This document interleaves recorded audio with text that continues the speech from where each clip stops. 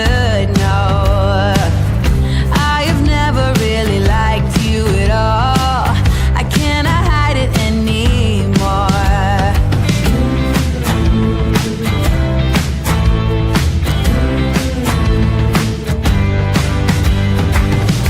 I've been thinking about the future, trying to forget about the past. So many ways that I could change for the better. Don't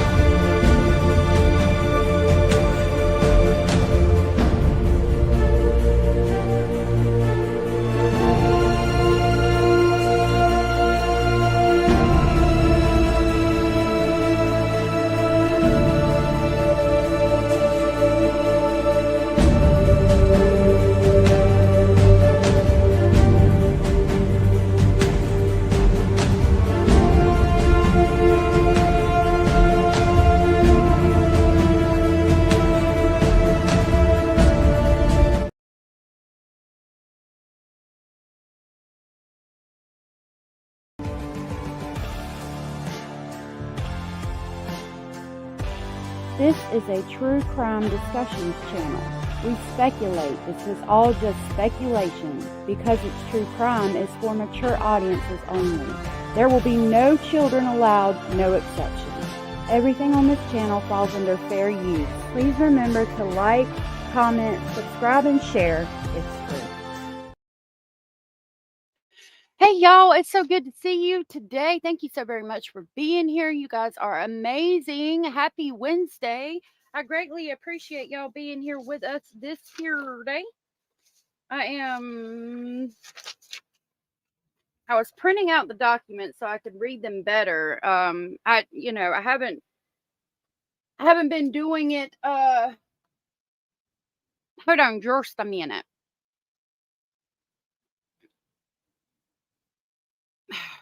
Let me try to get this printed out correctly. Hold on just a minute. Sorry about that, y'all.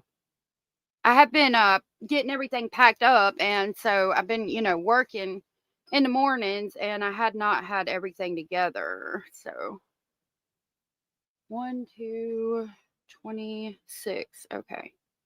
Okay, now it should work. All right, thank you so much for being here.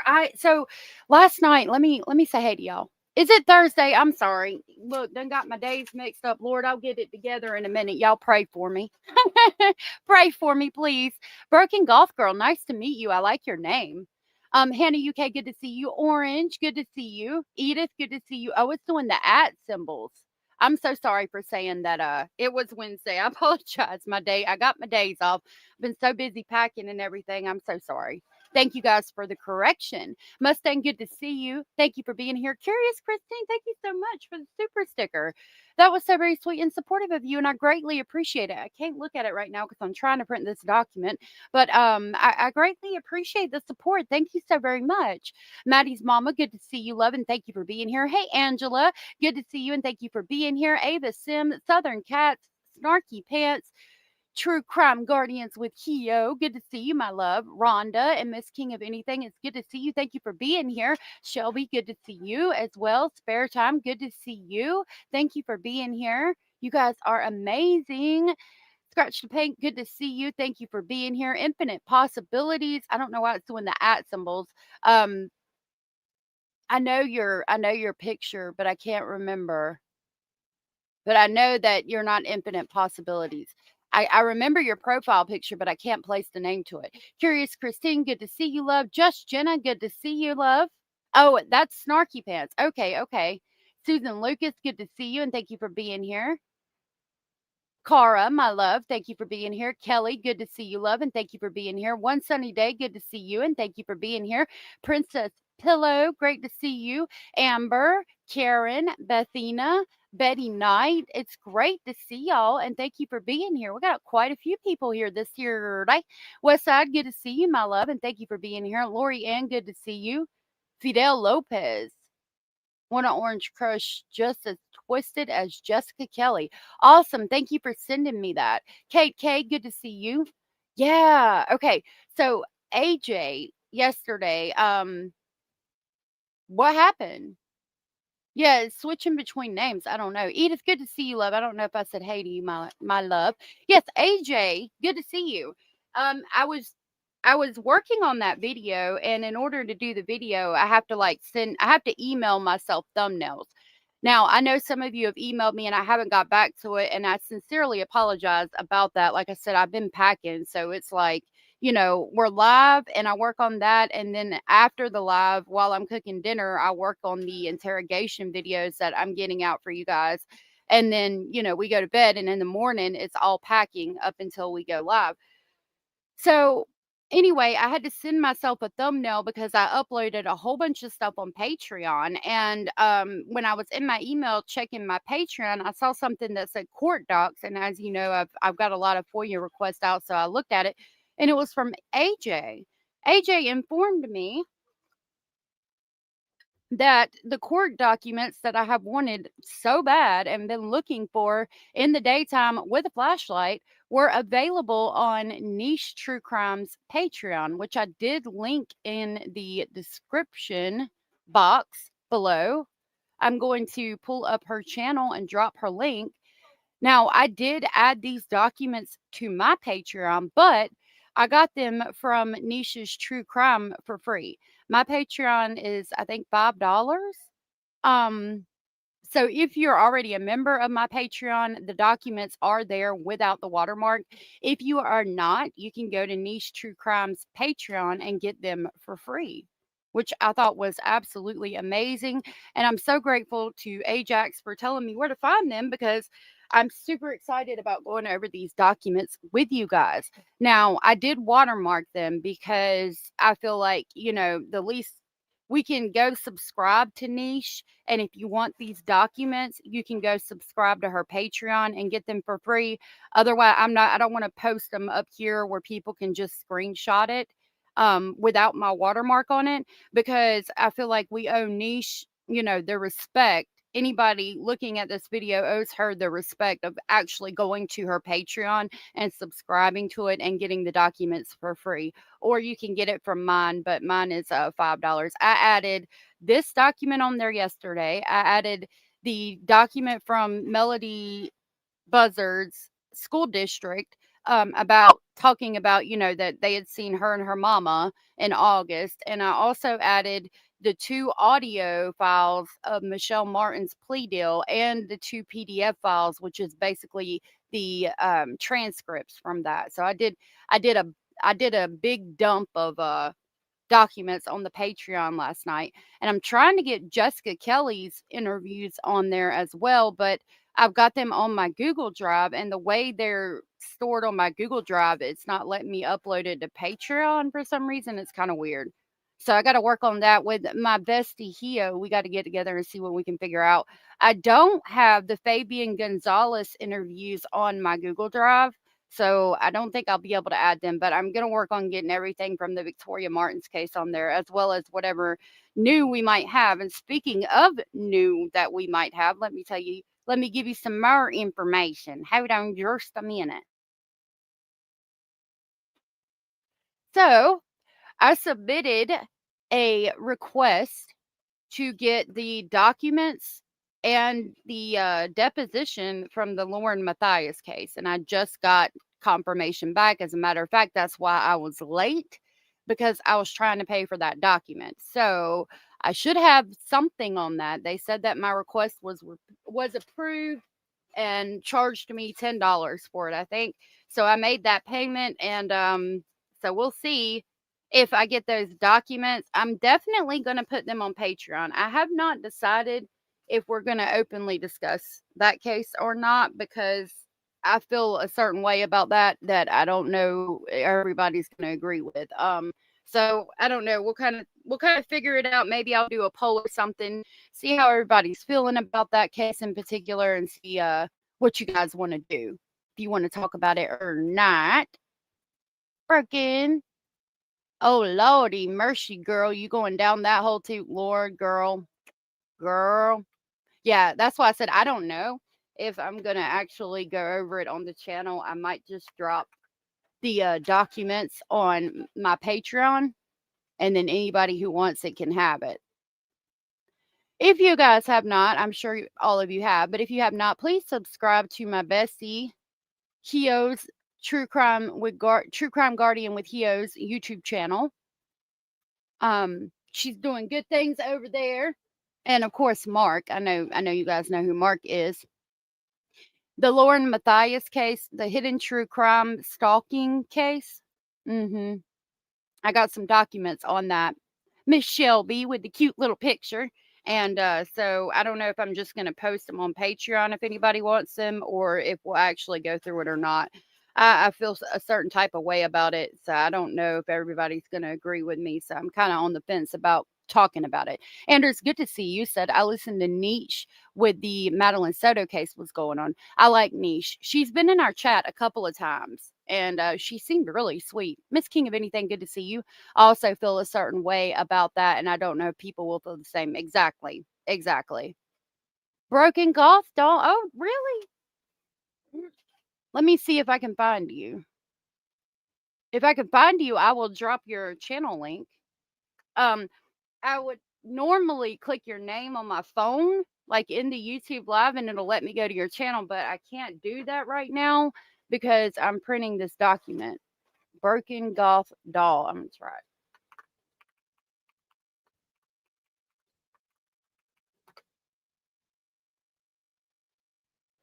Is this you?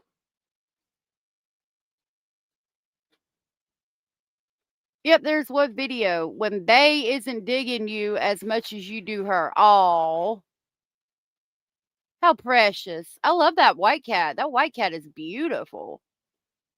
Let me grab your link. All right. It says, we are 4 rescue kitties from the UK. Lilith, Gotcha Date 2007. Minnie Bear, Gotcha Date 2014. Butters, Gotcha Date 2015. And Casper, Gotcha Date 2016, aka Classy, Sassy, Fighty, and Bitey.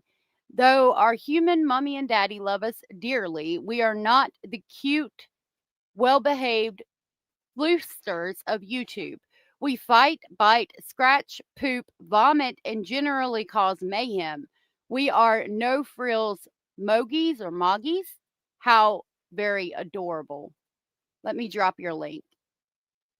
Oh, what happened? Hey, Glitter is Forever. What happened to Casper? Oh, no. Poor baby. So I did just drop the link to Broken Goth Doll. If you guys want to go subscribe and check her out, make sure you do so. Okay, we just printed page 2 of 38. So I'm going to make sure I've got them in the correct order, and we will get started on that. Casper died of old age in 2023. In 2023, all were rescues. That's amazing.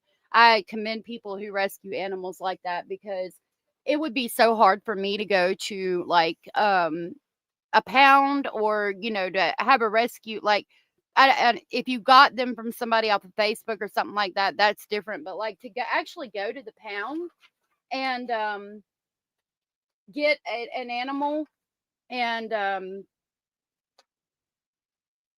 it would be super hard for me, because I would see all the animals and want to take all of them home with me.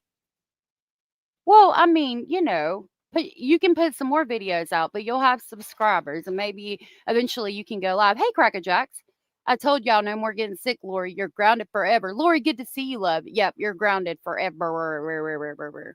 2 of yours are rescues. That's so cool. Like I said, I commend y'all for that. That's amazing.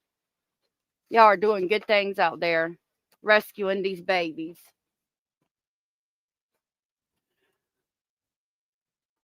Oh, yes. Thank you, Hio. I didn't know Mustang had a channel. Let me grab it. Sorry if you were saying that, love, and I didn't see it. Thank you so much, Hio, for dropping Mustang's link. Oh, I didn't get it that way. All right. So Mustang, I love Hio dropped Mustang's link in chat. If you guys have not subscribed, please make sure you go subscribe to Mustang. And I'm turning my printer off, so I should be able to get it, access my live now, because I have to turn my Wi-Fi to access the live stream. Hold on. I have to turn on my Wi-Fi to print, and if I have my Wi-Fi on while I'm trying to print and I access the live stream, it won't let me. Okay, I'm gonna pin Mustang's channel to the top of chat. Oh yeah, I had not subscribed to you yet, my love. So I subscribe to you now, and Mustang's channel is pinned to the top of the chat. Let me see if I can pull up one of your videos real quick, or pull up your channel at least. Yep, there we go. Hello everybody, I'm checking out some headphones, and I'm going to show you the part, the biggest part of it. I hope I can get it all on camera. That's so pretty, Mustang. It's the beginning. part of the creek. Of course. Here's the other part. Thank you. I'm sorry I had not already. I didn't know you had a channel. It's super cool. Thank you.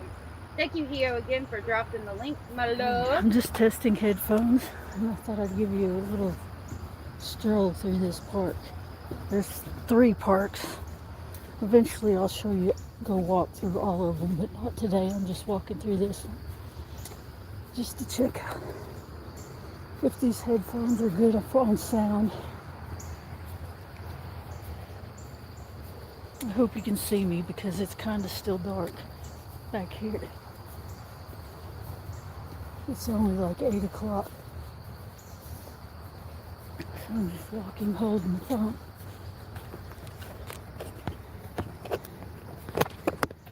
How's everybody's morning going? My morning's going good. Hope yours is. I've already been up a while doing laundry. So I just, Lord, I hate the laundry. I forgot to check the mail Checking my yesterday pages real quick, guys, and we'll get into it. and found out that Missing a I had couple, these but we'll read headphones. I'm them gonna on the thank screen. the person that helped me get them. So let me I won't grab say any the names document. because they asked me not to. They don't want their business out there. Oh Okay, yeah, here's that's the dog good. park. Don't There's want to be another one sharing over the there I business. forgot to show. Thank you guys. You guys are There amazing. used to I be really a appreciate baseball it. field right there. Look how pretty that is. Long Oh my time ago. goodness. I wish I lived there. There's a volleyball net.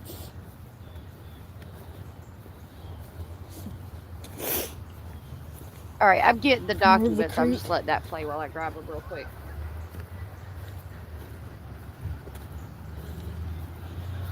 The reason I moved the cameras because somebody's running. I don't want to get in an argument this early in the morning. Mustang said I'd hate to have to I'm throw still them walking bows past this the volleyball morning. court anyway, and you guys seen that. Okay. I don't know if you're actually seeing the creek or just the trees. That's so pretty. I love that. I love that. Thank you guys for sharing the channels. I really appreciate it. Kelly says, I apologize if I ever misgendered you or called you sir. You know what though? I probably have done the same thing because I thought that Mustang was male as well. So don't feel bad because I've probably done the exact same thing. The Trials in Delphi, Anders? Is there something odd about the names like duplicates, but they already had the @ symbol? Broken, no, most of the time it doesn't. Good morning, Rosie. Most of the time in chat, in my chat over here, we haven't had the @ symbol. I've seen it on other pages, but like most of the time it's just like that without the @ symbol in front of it. So it's off-putting, like because that's the first time I've ever seen it with the actual @ symbol in front of it, and it's weird because um some of you have the @ symbol in front of it and then some of you don't. Shelby, good to see you. Shelby reposted the stream on X. I'm glad that you commented or it let me know that you're from X because the little symbol is different. Thank you, Shelby. I appreciate it. Nice to meet you. Nice to see you. Yeah, see, yours is like it's broken golf doll regularly, but up here it's got the @ symbol. So it's being weird today. Spare Time said you should do some dives into the Megan Fylon case from Ontario, Canada. She was 15 when she went missing without a trace. I wrote that down yesterday, I do believe, and so we will look into that at some point when I can deep dive into it. All right, so we're going to go ahead and get these documents pulled up. I'll be able to speak in a minute. Now, like I said, AJ, I keep wanting to call him Ajax. AJ sent me the link to get these from Niche True Crimes Patreon, and they are free over there. If you guys have not subscribed to Niche's Patreon or Niche's YouTube channel, please make sure you do so. I also have these available on my Patreon, but my Patreon is like I think it's $5 a month. But any kind of documents, and I'm learning how to do all the audios and the video files and things like that. All of the stuff that's on my channel, I'm working on putting over there and getting onto the Patreon. I mean, So if you join my Patreon, you will be able to basically start your own YouTube channel with all this stuff. That's where I put everything without watermarks, completely unedited, just in its raw format that I get the documents from, or the audio files, video files, etc., what have you. So AJ sent me this, and now we're going to talk about it. I have wanted to see these documents for so long, and I'm so very grateful to AJ and Niche True Crime for these documents. And Niche True Crime, like I said, I got them for free, which I think is super cool. Blue giraffes, Nishi, after her dogs, but I don't know. I mispronounce it all the time, and I mean no disrespect. Hold on just a minute.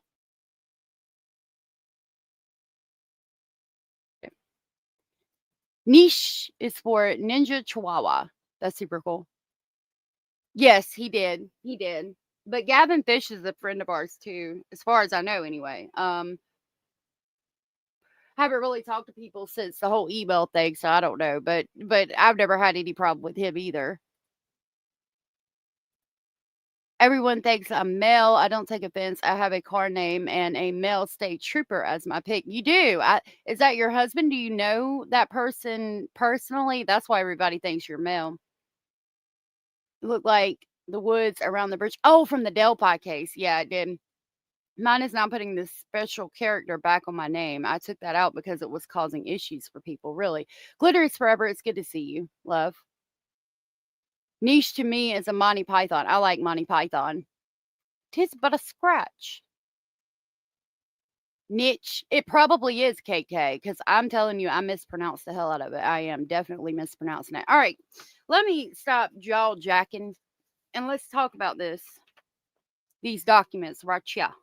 So these, as far as I know, are the most recent documents that have been released with less redactions. So the CDC talks about documents that they were able to get from the court system that the RCMP had filed. Basically, the RCMP filed these documents to explain why they wanted to get a search warrant for the electronic devices and video cameras and, banking statements, all of the things around the area for the time the children went missing. The ones in August had redactions, and these have redactions. There's been redactions on all the copies, okay? But the CBC, if I'm understanding correctly, was going to go to court and try to have more of the redactions removed that were on the files from August. And the RCMP said, here, you don't have to go to court. We'll just go ahead and remove some of them, and sent out, from my understanding, this document. So this document should talk about the car and the information that we just got most recently. Girl, I'm telling you, I mispronounce everything. Tomatoes, potatoes, greens, beans, tomatoes, potatoes, yams. Okay, let me stop. Let me stop being silly. Right there, I gotta close this door. Basil is with us. Ow, that was my daggum knee. Basil's with us, chilling on the pillow. Okay. Look, 30 minutes in and I ain't even got started. All right, let me get started. Y'all, my loves. Thank you so much for being here. If you do not mind, quickly, twinkle, twinkle, baby, and hit the thumbs up. Come on, players, stop hating. Stop hating. Start participating. Start participating, Star. Come on, twinkle, twinkle, baby. Twinkle, twinkle. Twinkle, twinkle, baby. Twinkle, twinkle. Hey, Lori. All right. Shelby. Yes, he's little fat boy over there laying down. All right, so we're going to go ahead and get started. So this document, it shows that it is a copy. It's from Canada, province of Nova Scotia, written in English and French, pursuant to Section 6 of the Missing Persons Act, to Corporal Charlene Jordan Curl, the, quote, applicant, unquote, and or other persons in Nova Scotia acting on their behalf. Whereas this order was made by a justice pursuant to the Missing Persons Act of Nova Scotia regarding the missing persons Lilly Sullivan and Jack Sullivan. Upon reading the application of the applicant, a member of the Royal Canadian Mounted Police, or RCMP, who has applied for an order authorizing to or the release of copies of records that may assist the RCMP in locating the missing person. And upon being satisfied, having considered the application that A, access to or copies of records requested in the application may assist the RCMP in locating the missing person, B, records of the types of those requested are in the possession or under the control of the following, and says B3 delayed disclosure right there where it's redacted in Montreal, Quebec, Canada, H3B2MA. Okay, so again, they're filing this application because they believe that there are records that will assist the RCMP in locating Jack and Lilly, or records of the types of those requested are in. Okay, so they're requesting records because they believe that it will help locate Jack and Lilly, and the records that they seek are in the possession of the following: somebody in Montreal, Quebec, Canada. Therefore, to authorize that C, access to or copies of the records indicate below that contain information about the missing persons Lilly and Jack Sullivan. This one is a 3-page document, and then we get into the other one. See, I know your name too, but I can't think of it. But I know your photo, and you're very pretty. Good to see you, Nikki, Lala, and Kat came in. Good to see y'all. Thank you for being here. Now, I know that's, I want to say one sunny day, right? I could be wrong, though. Guess YouTube. Yeah. See? Good to see y'all. Thank you for being here. Okay. We're on the second page now.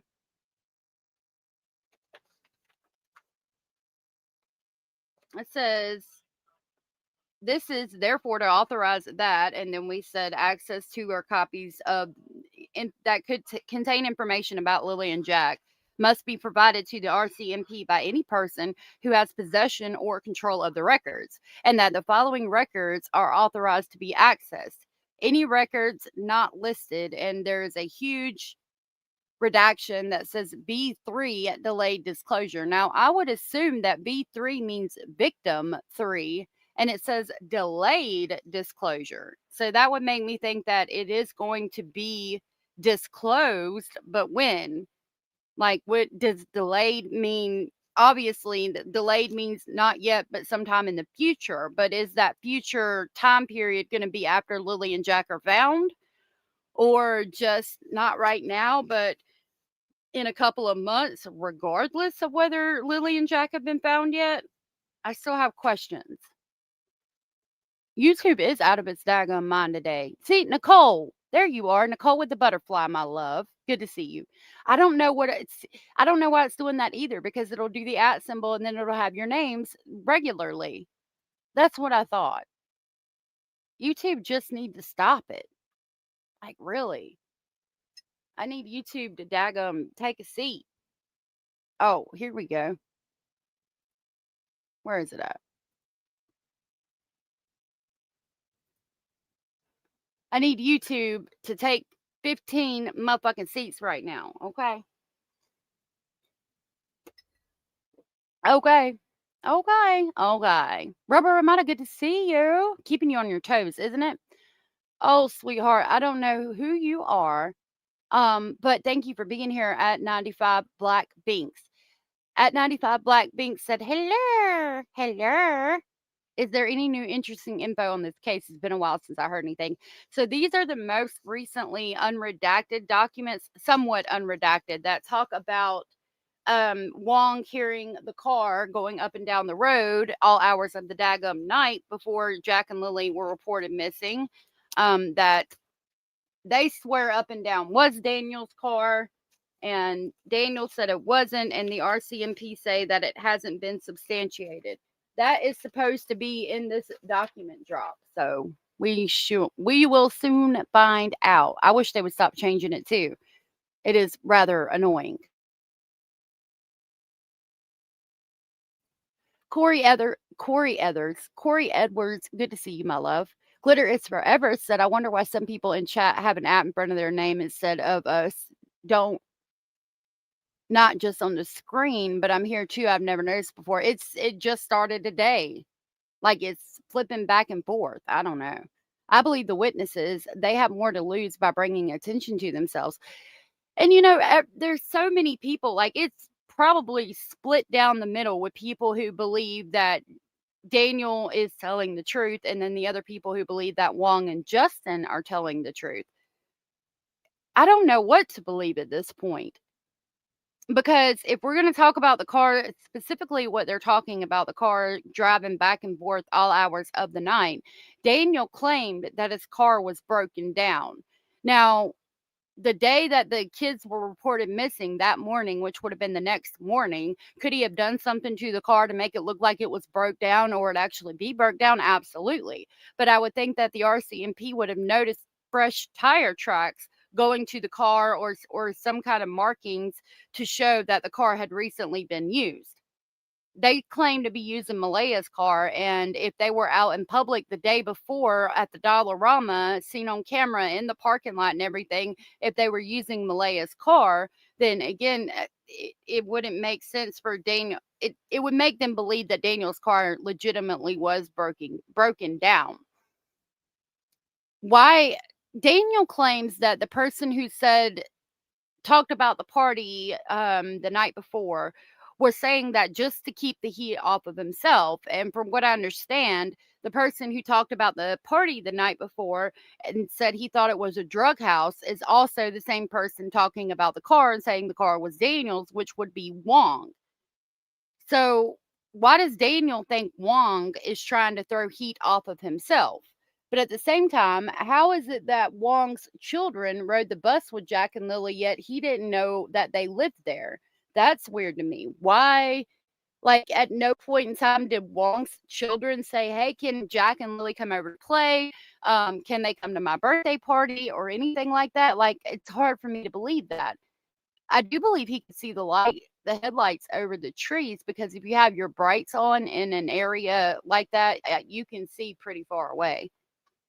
I mean, I don't know. I'm probably on the fence about it as well. Smack dab in the middle on the fence. Silly YouTube, said Miss King. Hey, Tammy, good to see you. Good to see you. Good to see you. Infinite Possibility said the neighbors also make claims that there was a party there, and I don't believe there was. I think they just have something out for the family for some reason. Odd time to pick to be jerks, though. Right. And I have that comment. And I'll be honest with you, I didn't believe that comment because it says they live 500 feet from me, eh? And I can't remember if it was the day before or the night of or whatever, but there was so many cars there that cars had to park on the side of the road. I thought they were all in there sharing a pipe, like a crack pipe, and et cetera, et cetera. But to me, to read that they live 500 feet from me, it made me feel like somebody was trying too hard to make themselves seem like they're from the area by throwing in the use of the word a. Like, I don't think normal Canadian, like, I don't think it would be normal for Canadians to be texting and throw in the word a just out of nowhere. That would make me feel like it was somebody from the States trying to appear to be from the area and would say the word a, because we know that that's something that, is that's a term that would be used. Holly, good to see you, love. If that makes any sense, you know what I mean? Wong is shady, not letting the RCMP do the search makes me think that he is hiding something. And I can agree with that. Oh, thank you. Look, let me show you while we're talking about it. Hold on. I've got a couple. This is my witch's cauldron. We're going to sidebar for a second. Oh, no. Hold on. I got to yeet myself. It's not letting me spin. I'll be right back. I got to yeet.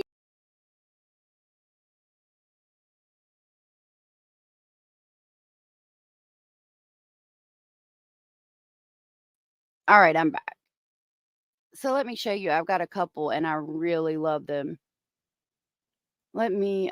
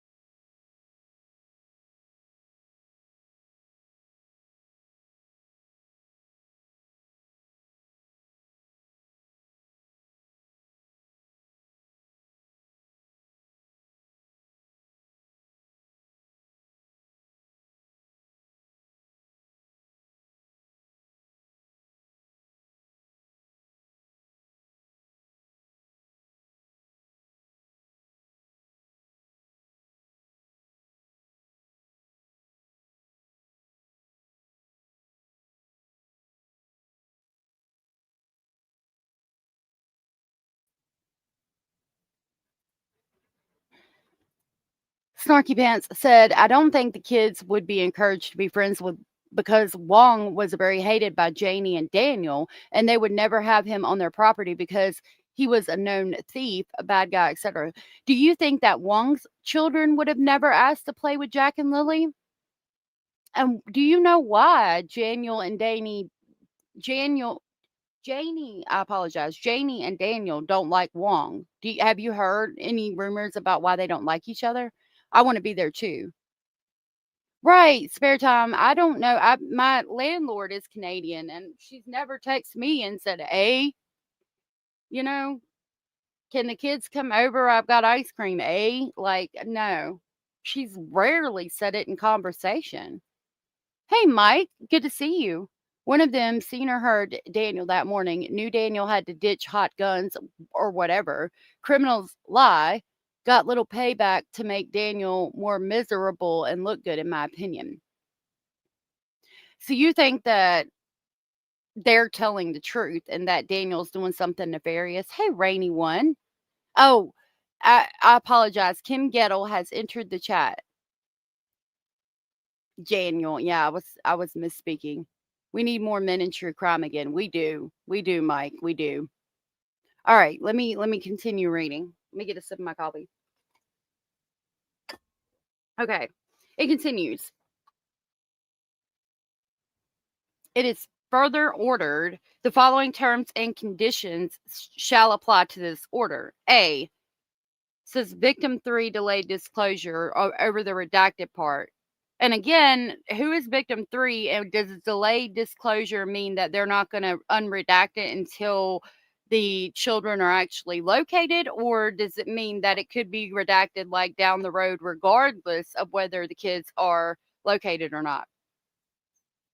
So, redacted shall produce the documents and or data listed above to Corporal Charlene Curl of the RCMP at Northeast Nova Major Crime Unit at 283 Pictou Road, Bible Hill, Nova Scotia, or any other peace officer acting on her behalf as soon as reasonably possible, but in any event no later than 7 days from the date of this order.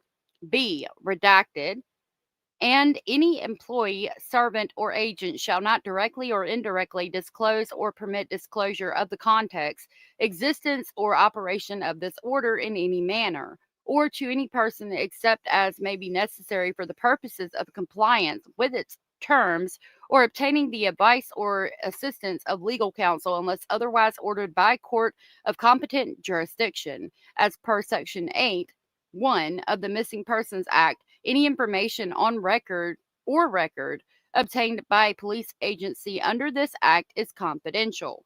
C, any data required to be produced by this order may be produced in electronic form, recorded on a machine-readable electronic storage media in a legible, readable, or otherwise accessible and usable form, or recorded in documents certified by affidavit to contain true copies of the data.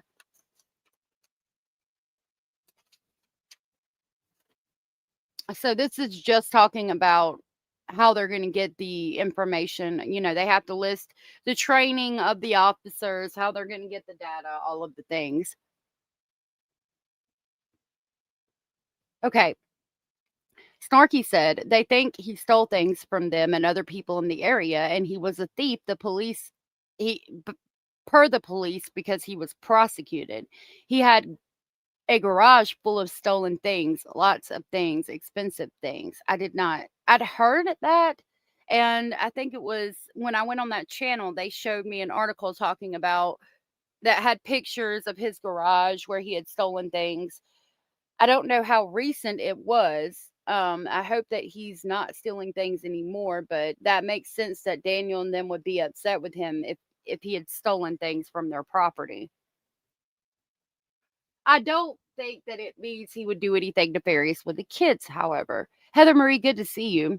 The day we heard the kids missing, I read online that Justin and his wife were having issues and he was staying with Janie. And he also has a dog. How come we haven't heard anything else about him? That's a good question. And you saying that is the first time I've heard that, unless the brother's name is Justin. I knew that the brother of Daniel was allegedly staying with Janie in the camper. And yeah, I've questioned that myself. Why haven't we heard anything else about the brother who was allegedly staying there? Scratch the paint, it would be like no, like it's looking kind of cloudy today, eh? Looks like it might rain. Like a sentence like that. Shelby said, I say it all the time. Do you text it? YouTube is haunted. I will back that. Yes. Let me grab my, yep, exactly. YouTube is haunted. Yes, ma'am. Broken golf doll. Boom, boom, boom, bam. Absolutely. The brother, Justin. You know, that's a great question. That's a great question. I would love to know why we haven't heard anything else about him either. Mariska, good to see you. He stole guns or rifles. Wong or Daniel? Wong? Men just understand men thinking better, just like women do. Women is all. Stupid or not, sadly. No, I get it, and I agree with you. Infinite possibilities. Could they be referring to Daniel, Malaya, and Janie as victims? Possibly. It could be. I think they might be talking about the officers in this specific document. I'm not sure, though. Yes, I heard that very early on, but then nothing else about the brother who was allegedly staying in the camper. Doesn't make sense. Smith was having issues with his wife or girlfriend, and he may have been kicked out. Is his name also Justin? I think so. I think Justin Smith, and that's what I don't know what the brother's name is, Daniel's brother, who was allegedly staying with Janie in the camper. But I know Justin Smith was having issues with his wife from what I've heard. And so that's why I was like, are we talking about the brother or the dude Justin? Because you had told me he was staying at the park or something to that effect. And so I wasn't exactly sure. Right. Yes, Shelby. I don't think Wong had anything to do with the kids being missing, but I'm sure he didn't encourage any kind of friendship with his own kids. He's like, I'm not sure, he may be lying. Right. I don't think that he necessarily had anything to do with Jack and Lilly missing, but I don't think he was. I can agree with that too. But to not even know that children live there or to say that is a little bit weird for me. I believe they think Wong is a liar, said Lorianne. And it appears that way because they, disputed his claims. Yes, Justin is the brother, and then there's also Justin Smith, the neighbor. Thank you, Shelby. Yep, and Snarky told me that too. Hey, Sunshine, good to see you. I think people were getting the Justins confused as well. He said there was a party, he thought, the night before, but maybe Wednesday, so he didn't really know which day. Yep, I've got the comment if I need to pull it up. Okay, continuing with the document. D says, redacted shall ensure that any employee, servant, or agent charged with carrying out the terms and conditions of this order shall record his or her name, the date and time he or she copied or otherwise recorded the requested documents and or data and provide same to the investigating officer. So in this part where they're referring to V3 delayed disclosure, that I think that person might be part of law enforcement, because they're talking about that person needs to make sure, that everything's done correctly and give the documents to the correct people, et cetera, et cetera. Redacted may produce any document or data by electronic transmission to the electronic mail address Charlene Curl at rcmp-grc.gc.ca within 7 days of the receipt of this order, provided that all necessary certificates are duly completed and transmitted by the same or other means prior to the expiry of the term of this order, and that the electronic mail transmission be encrypted or password protected. F. Nothing in this order shall be so construed as to require the production of any data or documents which are subject to solicitor-client privilege, and that the person on whom this order is served must provide the RCMP with an accounting of the efforts taken by the person to locate any records that cannot be found. So they were delivering this saying that they needed these documents, and if you can't find these documents, then you need to prove that you have legitimately tried to find these documents and you cannot find these documents. And it was signed by the judge or justice in peace. Now we have the actual application. Drippy Thoughtstickle, good to see you. Wong, I don't know about, but I believe Justin Smith may have heard something. I find it interesting what he heard is verbatim, where Daniel said he initially searched, just the times are different. And I don't know if it's been just you, but I've heard that quite a few times, that Wong and Justin are describing the vehicle driving the exact same route that Daniel says he drove that morning looking for the children. The only issue is the neighbors remember it being, between like midnight and 5 a.m. And Daniel says that it was right after he realized the children were missing, and about like 10 o'clock in the morning, but it's the exact same route taken. I find that very interesting, and I appreciate you pointing that out. You said this is a little bit weird. I think that's a bit of an understatement. Yeah. Understatement of the century, my dear Watson.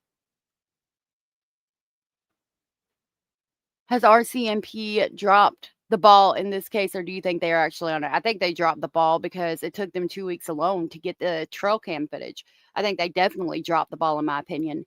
Daniel admitted the guy was busted with hot guns. Both had a history. I did not know that. Thank you for that information, Mike. I mean, I'm thinking about it being a poverty-stricken area. Allegedly, Daniel was on substances. I don't know if Wong might have been on substances, but I mean, having been somebody on substances in my past, I committed illegal activities to support those habits. So I could see, him doing some illegal activities to make some money, or because being on substances and making all the bad decisions that you make to continue to stay on substances so you're not sick or whatever. I could see it happening from both of them. If it did happen from both of them, I hope that if they were on substances, they are not on substances anymore. And I just, regardless, I don't think that has anything to do with the kids missing personally, but that's just my personal opinion. That's my speculation, and you guys are more than welcome to speculate as well. Mariska said, Drunk Turkey Show shared a picture of the firearms and stolen stuff. You may check it out there for proof. Yeah, he pulled up that article. It's from the Chronicle Herald, I do believe, and showed it to me. Busted with hot guns could mean there were families and there's no paperwork. Canadians a stickler on the gun law sometimes.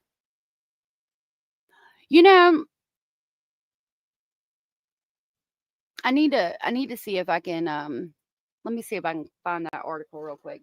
Because I'm thinking if he got busted with hot guns, if they were stolen, would he not still be in prison? Like, it does make me think it's a technicality type thing. Hold on. CRON.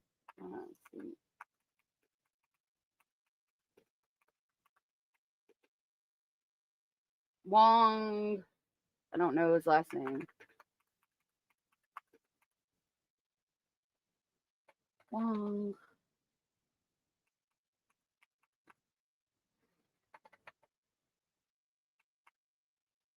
Oh my gosh.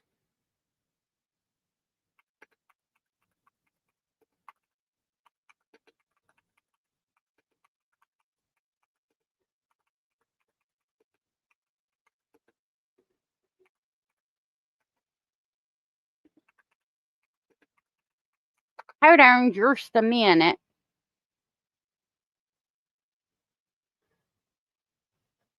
It's not showing me anything.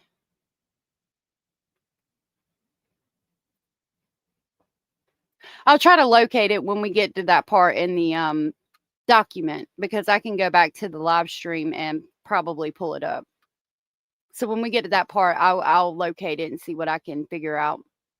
Look at Nova Scotia history, the mass shooting, for instance. So sad. Brad Wong. Thank you. Let me go ahead and write that down. I knew it was something simple. I appreciate it. Being a person who steals doesn't make you a person who hurt a child. Right. I mean, I can tell you that. Yeah, 100%. I have stolen things, not from people. I stole things from stores in my past, but I would never hurt a child ever.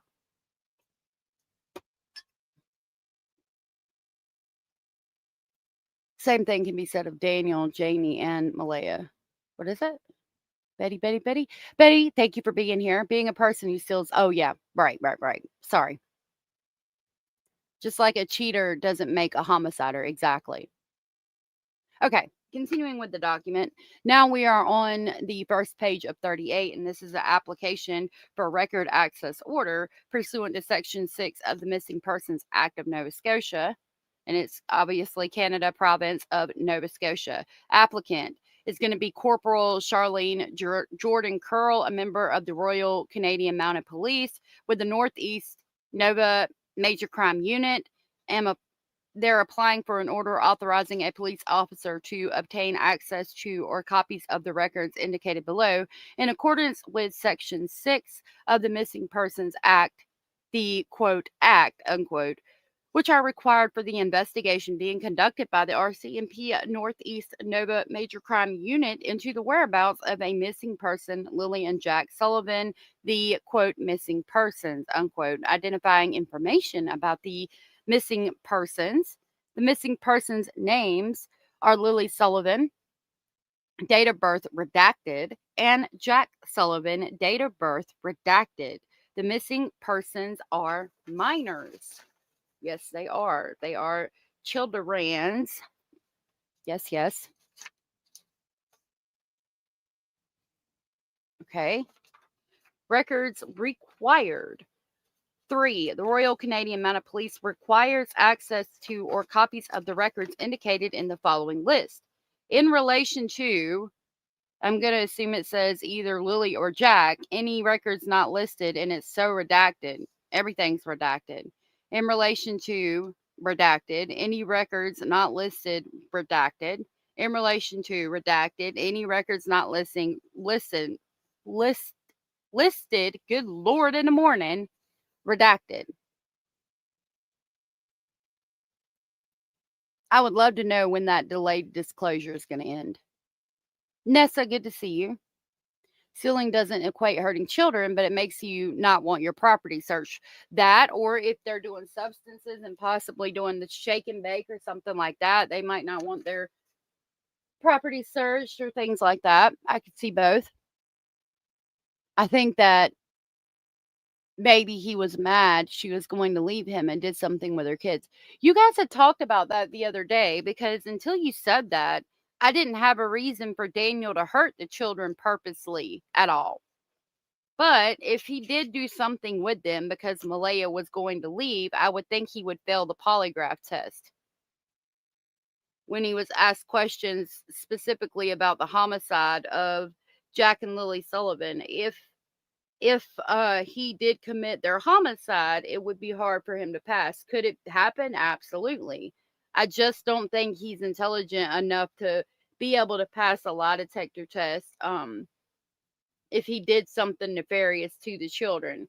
Now, the fact that they only asked questions as to the homicide of Lily and Jack is interesting too, because if it was an accident, as some of you pointed out, that could maybe um make it where he passed a lie detector test, because they didn't ask the right questions. But I would think if the children were dead and he knew they were dead, that something would have popped up on that lie detector test. I just don't see him being smart enough to fake that lie detector test like that.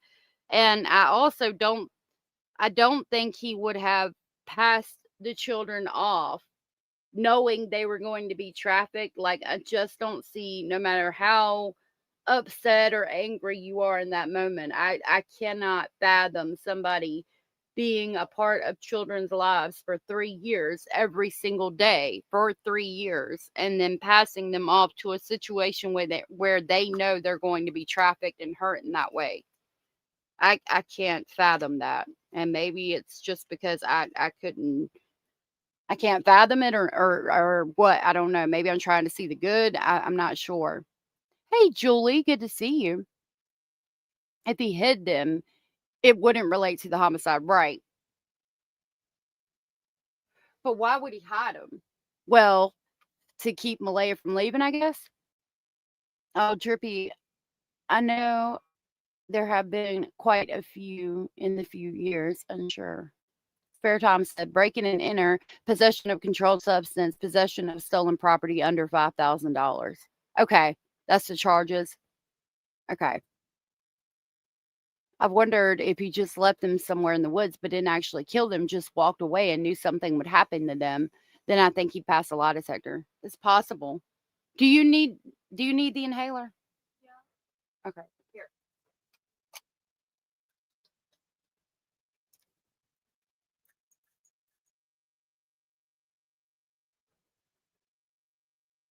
Very possible. Psychopaths can pass a lie detector test. Daniel is a practiced liar. You don't lie with the ease he does without lots of practice. And I mean, that's possible. I don't know. We're just speculating at this point, and there's a lot of speculations that could be made. Here, take this one. You need to wash it because you got your sickness on it. Yeah, maybe I don't want to believe. Snarky Pants said, I strongly think that's a possibility too. He knows all the good fishing holes. Yeah. To make her stay. Yeah. Oh, okay. Thank you. Do you mean the old residential school? We had the biggest one in the Maritimes, but that was a long time ago. Yeah. If he gave them to a predator unknowingly,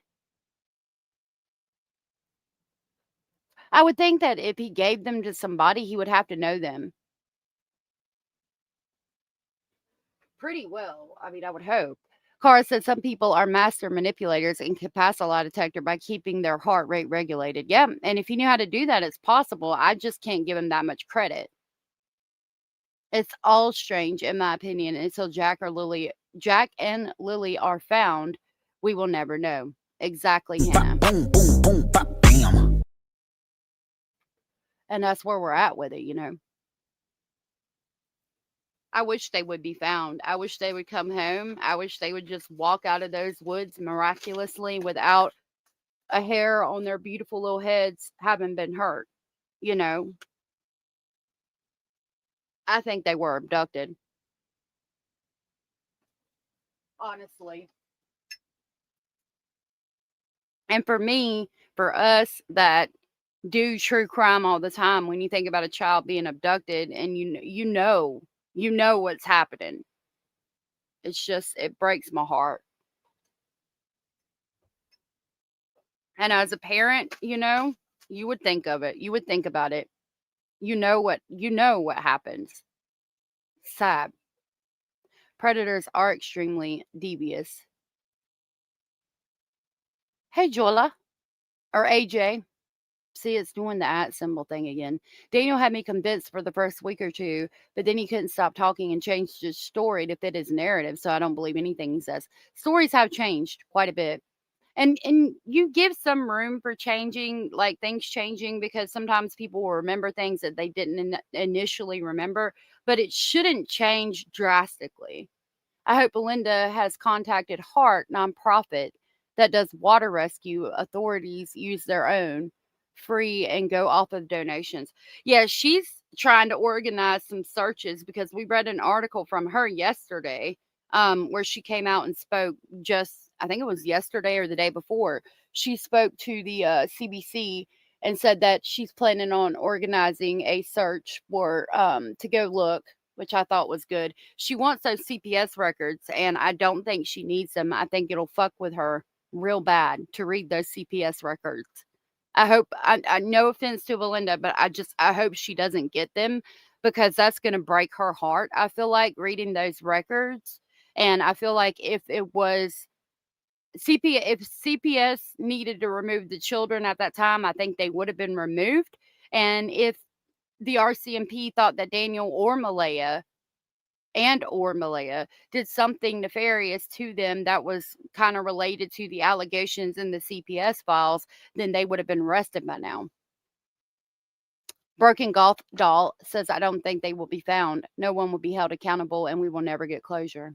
I hope to God that's not what happened. Summer Wells and Sebastian, I know. I hope all of them, I wish all of them would just walk out of the woods holding hands and just be here. I still have a problem with Malaya leaving as soon as her kids were gone. Makes absolutely no sense. That's a big one for me too, Southern. Boom, boom, boom, bop, bam. You could not pry me away from there.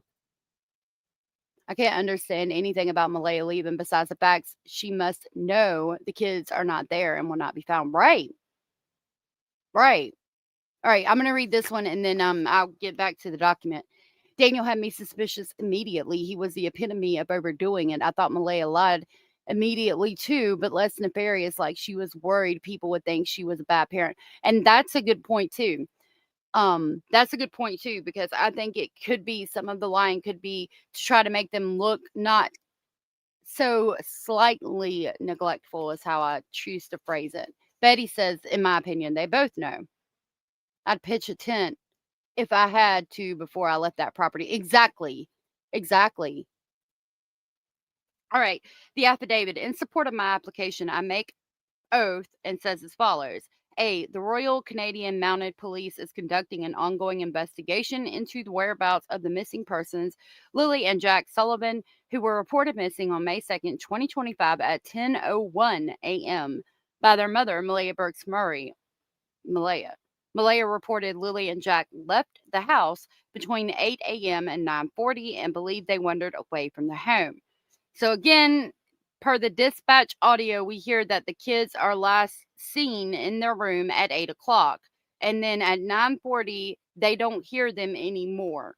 Between 8 and 9:40, Lily is poking her head in and out of the room where Malaya's laying down with Meadow and Daniel is laying down too. And Jack is in the kitchen playing because they hear him in the kitchen playing. And then at 9:40, they realize they don't hear him anymore, hear the children. And from 9:40 to 10:01 is when Daniel is looking in the culverts, driving the area. Everybody's looking for them. And then at 10:01, they call.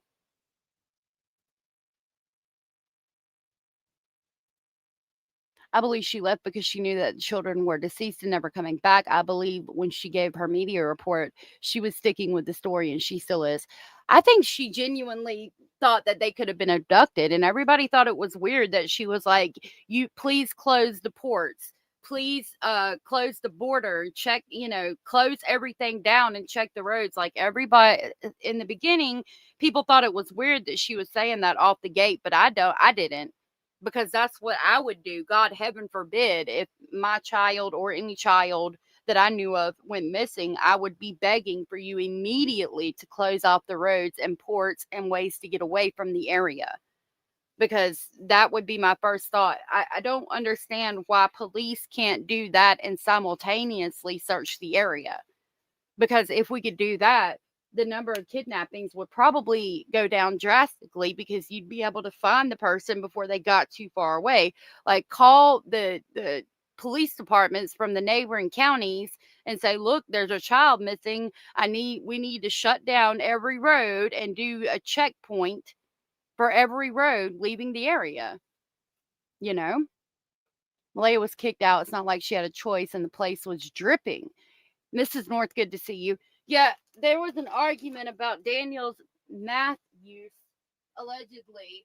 And she went, and then the RCMP was talking about areas that they had searched for the children. The children had not been found. Malaya gets upset, sits in the back of the ambulance, and then leaves with her mother. With Meadow and her mother, Daniel says goodbye and tells Meadow that he loves her through the back window, as Malaya and her mother are pulling away from the property. And that's the last I remember hearing about that. That's what I remember. I think there was a handoff, said that since day one, collateral. But why? For what? Collateral for what? Just wondering. Whew. All right, I'm going to grab these three. I'm trying not to read too many comments and get through the documents, but you guys are on point today with your thoughts, opinions, and speculations. Drippy said the only reason I could think for her leaving is she thought Daniel did something. Situation was more abusive than she let on, and or she knew the kids were gone, in my opinion. Very possible. Very possible speculation. I thought Daniel or the ex had something to do. Had someone do something first days as well. See, both have a possible motive. Mother believed. It's possible. I mean, I think somebody knows what happened. Somebody has to know what happened, obviously, but I think somebody on that property knows what happened. But I don't think that Daniel or Malaya could have passed a lie detector test. I just don't. But it's entirely possible. I mean, they're not admissible in court for a reason. Hey, Carol Johnson, good to see you. Nice to meet you. I wonder if there was collateral for a debt, but most people are going to take that 2017 Pathfinder to pay off any debt. They're not going to loan or front that much to someone who's piss poor. I agree. I don't think, again, having done substances in my past, most dealer people are not trying to hurt children. They're not. I mean, I don't know who would take children in exchange for substances. Not saying that it's never happened. I mean, it happens, unfortunately, more than I probably would ever even fathom, but I don't know. It's a possibility. Possible speculation. I think the kids could have been gone for hours. I bet they have no clue when they disappeared. I can agree with you on that too. Whew, I had to scroll down. Malaya never asked to have the borders closed. That was Daniel, and it was several days in once they wondering that story wasn't going to fly. Malaya was lying to dispatch. I think she might have lied to dispatch because we don't know exactly when the children actually went missing, but like, as in it could have been hours. But I remember her asking for, in her only interview that we have, she was asking for an Amber Alert.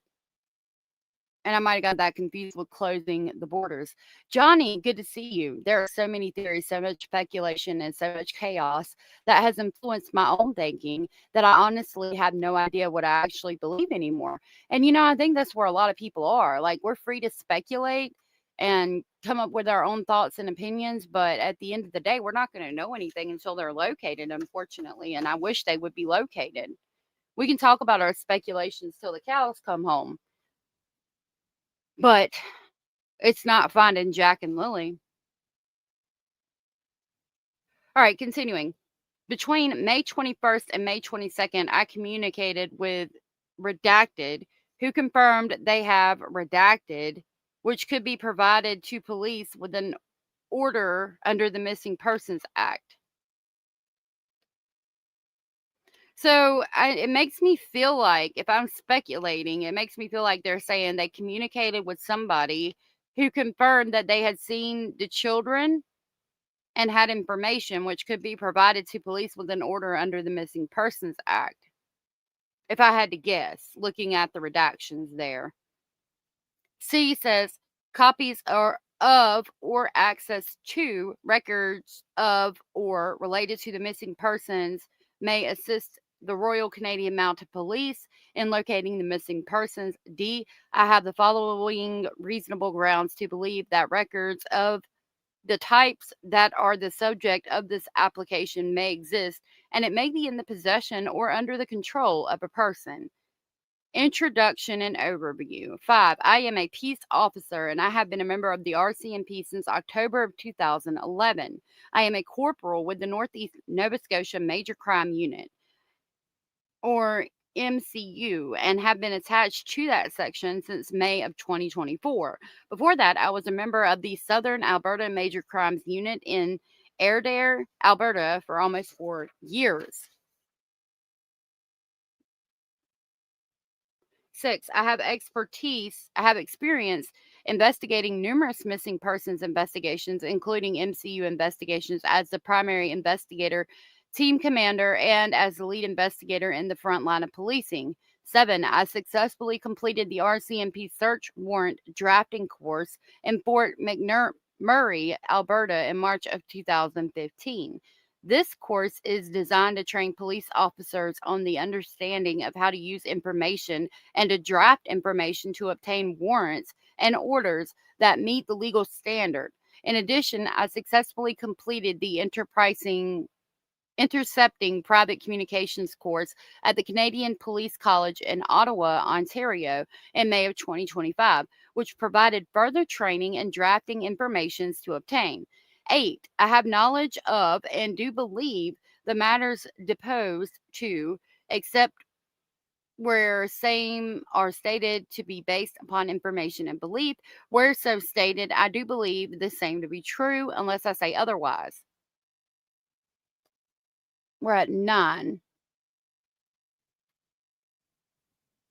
Debt and human trafficking. Hey, Cash.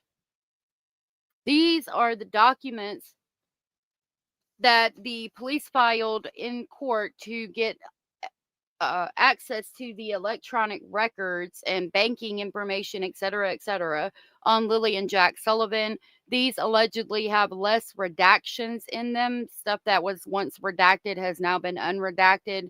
And it should talk about the car and Daniel and Wong and Justin there and their conversation about the car that they heard driving to and fro in the morning before Jack and Lilly went missing.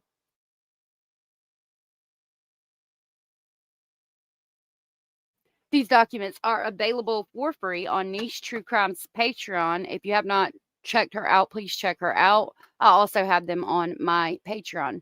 Mander, it's good to see you. Nightbot, the stalker. The stalker. Mander's good to see you. Air Dare or Dree or Dre. One of my friends works at the detachment there. That's super cool. Air Dre. I'm still probably mispronouncing it. I apologize. I mean no harm. The sort of victim that gets trafficked are from homes where they are not reported missing. And I think they would have been reported missing. I think they would. I think they would have been missed. But Malaya just rolled the fuck out, which is concerning. So much so. People who are doing breaking and entering or small-time math transactions is a big jump to abduct you children. And even if the parents handed them over, it's still criminal. Exactly, Carol. Bop, boom, boom, boom, bop, bam. Like, it's a big difference in talking about using math and stealing things here and there to get the math, right? That's one thing, but going into trafficking of a little child, especially when you have children of your own, like that's a whole nother ball game with a whole nother set of years and crimes and charges that don't nobody want to be involved in. You got to be a callous, non-caring mofo in order to be able to hand children off knowing what's going to happen. I think if there were multiple people involved, this will be solved by now with a $150,000 reward and people with black. Yes, yes. A secret is a secret until you tell somebody. I don't think anybody would have kept this quiet this long. Absolutely not. Great point. Again, Drippy. Bop, boom, boom, boom, bop, bam. It's not even that she left, it's how quiet she's been. She hasn't been actively searching for the kids. You're right. As far as we know. These kids are loud and unruly from the video taken. Absolutely not, says Lorianne. They are loud. It would be difficult to believe that. But they said that they would go with anybody. Mike said all involved families involved are goofy. In my opinion, there's poor kids I know. The story that has been told by all three primary persons of interest about seeing one child, hearing both, never laying eyes on Jack, then the inconsistencies. Why are they lying? And they are. Yeah. Will we ever know the truth? Potentially in future will be best choice she ever made. T-Bird, good to see you. I enjoyed the theories. I think you're all brilliant. I second that. Me too. Bop, boom, boom, boom, bop, bam. And I enjoy discussing them with you guys. I do. Okay, continuing. On May 2nd of 2025, 6-year-old Lily Sullivan and 4-year-old Jack Sullivan were reported missing from their house at 1407 Gerlach Road in Lansdowne Station, Nova Scotia. Lily was last seen by her mother, Malaya, and stepfather Daniel Martell that morning sometime between 8 a.m. and 9:40 when she came into their bedroom. Jack had not been seen since the night before, but Malaya and Daniel heard him playing in the house that morning during the same time frame. An extensive search involving ground search and rescue, air support, and underwater searches was conducted between May 2nd of 2025 and May 9th of 2025, and again between May 17th to May 19th of 2025, but was unsuccessful. Their whereabouts are still unknown, and the investigation is continuing. 10. The investigation confirmed Lily and Jack were last seen outside the family home on May 1st, 2025 at 2:25 p.m. at a local Dollarama, which was confirmed by video surveillance. Police were called to report of them missing on May 2nd, 2025 and arrived on scene at 10:27 a.m.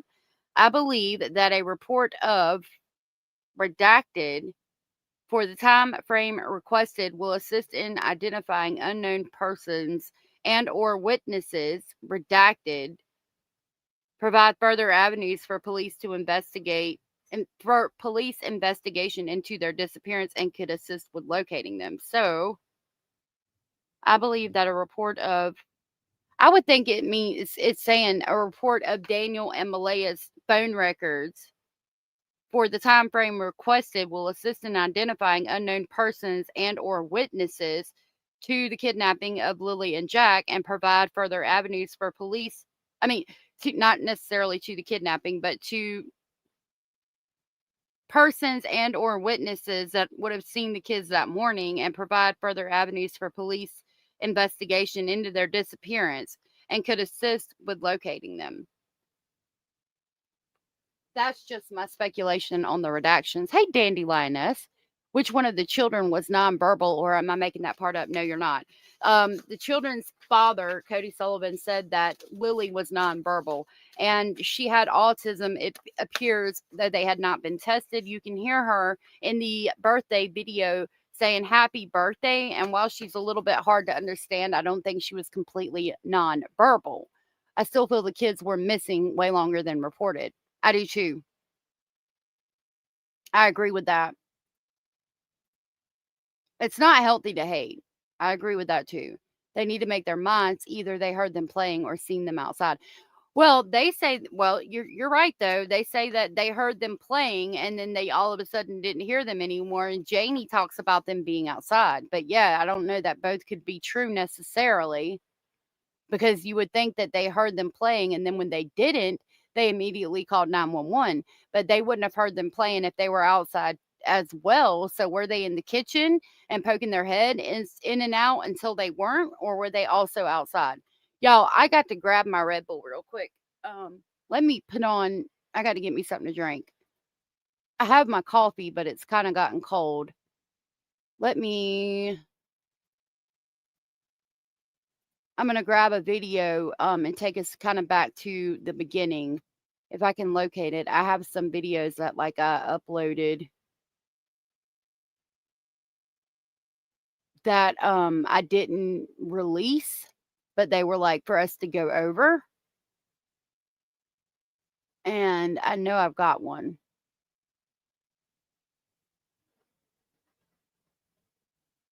Hold on just a minute. I'm trying to locate it. I don't think I would have deleted it. Yep, here it is.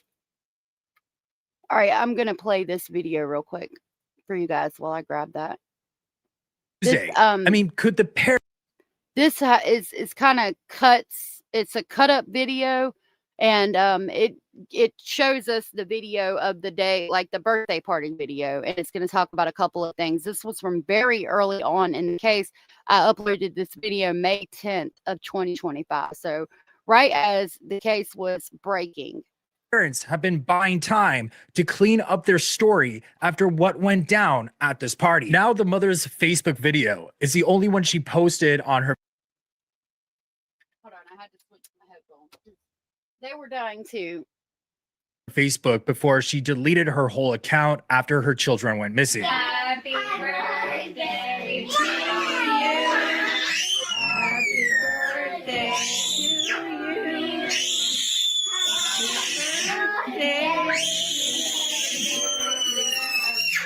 Jack,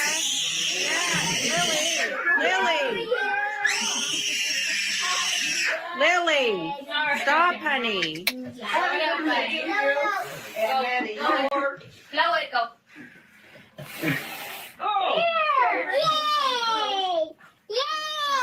Yay! Everybody's awake.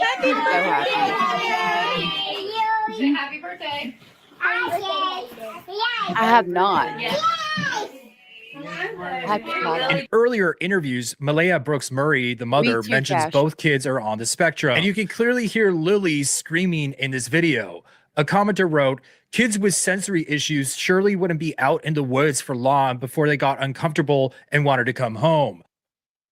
To their 18-month-old baby, after they stopped hearing their children in the home, they realized that their children actually disappeared. That's when the 911 call went out at 10 a.m. But the dispatch says the kids were last seen at 8 a.m., which is a conflicting report. In the bedroom, we called this morning, and they haven't been seen since then. I need to get a good statement and figure stuff out. The dispatcher said that he was told they were last seen at 8 a.m. So the stepdad told Global News on May 7th that he estimates it took them up to 20 minutes to notice the two children were gone Friday morning. So that's around 9:40 a.m. because they said. And we just read in the document it was 9:40 a.m. Carol said she only screams when the candle is lit and moving toward Jack. If anyone had been burned in that house on accident or on purpose, that's a very natural protective behavior that she was fine and happy. That's interesting, and I've never thought about that. I've never looked at it that way and would have never thought about that, and I appreciate your perspective on that. I genuinely think she was just excited for the birthday, but when she stopped screaming, I could understand her say happy birthday. So I don't think she was necessarily nonverbal, you know what I mean? 20 minutes they are willing to admit to.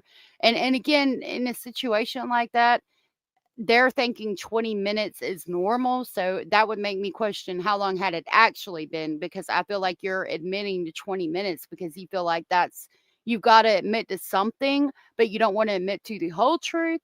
So 20 minutes is about a good medium. Was it actually like 40 minutes up to 4 that hours? they called the Who knows? police at 10 a.m. So there's about an hour and 40 minutes discrepancy between the two reports. The stepdad was brought back in for questioning. The RCMP is scaling back the search, saying there's a low chance Lily and Jack are still with us. The major crime units are now involved, calling it suspicious, but it wouldn't comment on if there's foul play. Cadaver dogs might be next. The stepdad told the Globe and Mail, "My story has been consistent. When you tell the truth, it's always consistent." Hey, End quote. Kristen. Prior to this questioning, tensions flared when Malaya Brooks Murray and her mother, Cindy Murray, confronted Daniel Martel outside their home, holding him responsible for the children's disappearance. Malaya has since left Lansdowne Station to stay with her mother in another part of the province and has blocked Martel on social media. Sleuths, though, are side-eyeing a scratch on the stepdad's face in his recent interviews. Then there's the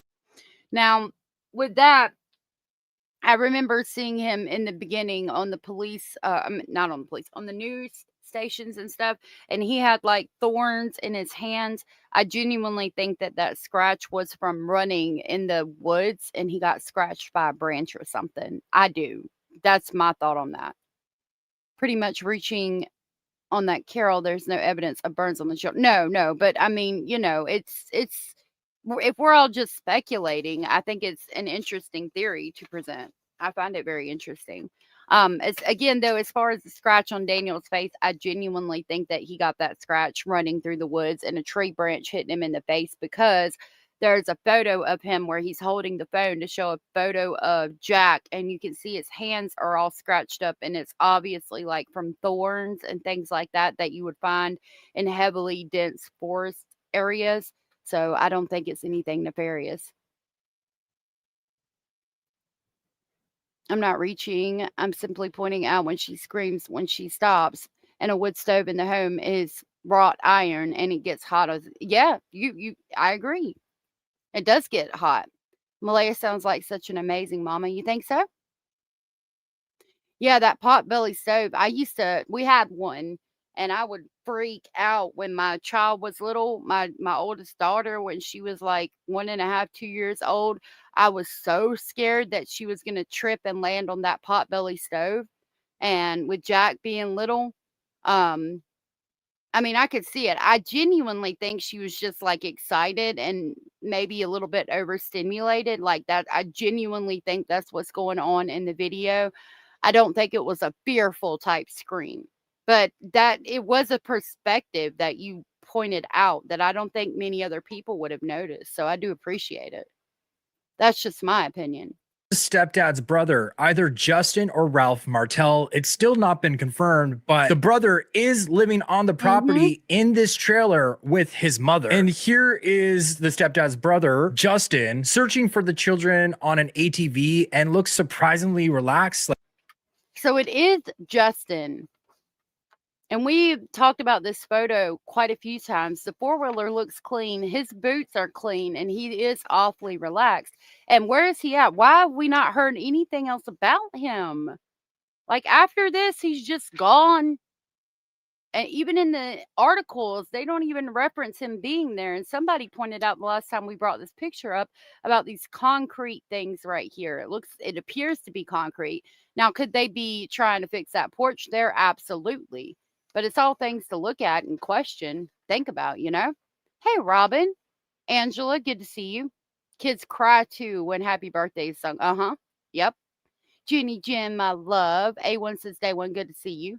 Like, this caught some sleuths off guard. Like, why is he just kicking back and relaxing when those children are missing? And sleuths have discovered that one of his brothers, who may be the one living in the trailer, we don't know yet, Ralph, has a rap sheet. So in 2023, the RCMP's got a warrant out for him over some messy relationship drama. And the charges are pretty severe. Sleuths have also dug up that a known predator who is high risk was recently released just 10 minutes away from their property. And get this, the dispatch call mentioned a strange bald guy around 50 years old with a mustache lurking nearby, and someone dialed 911 over this suspicious character. There's call via 911 from a Karen's on a cow. I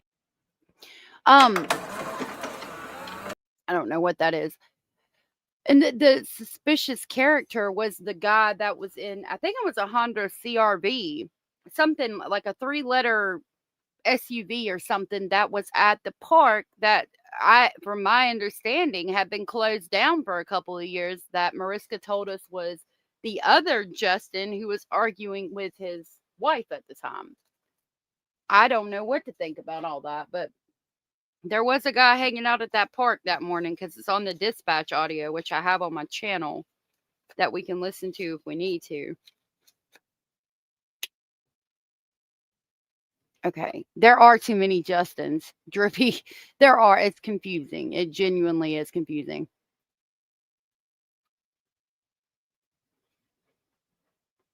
Boomer, good to see you. I wonder if anyone saw Daniel's pants or shoes drenched since he said he was waist deep in water. That's a good question.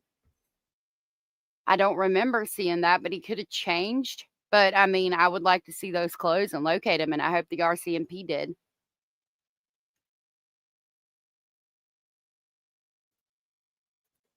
What? What's wrong? Am I wrong on something? What happened, Mariska?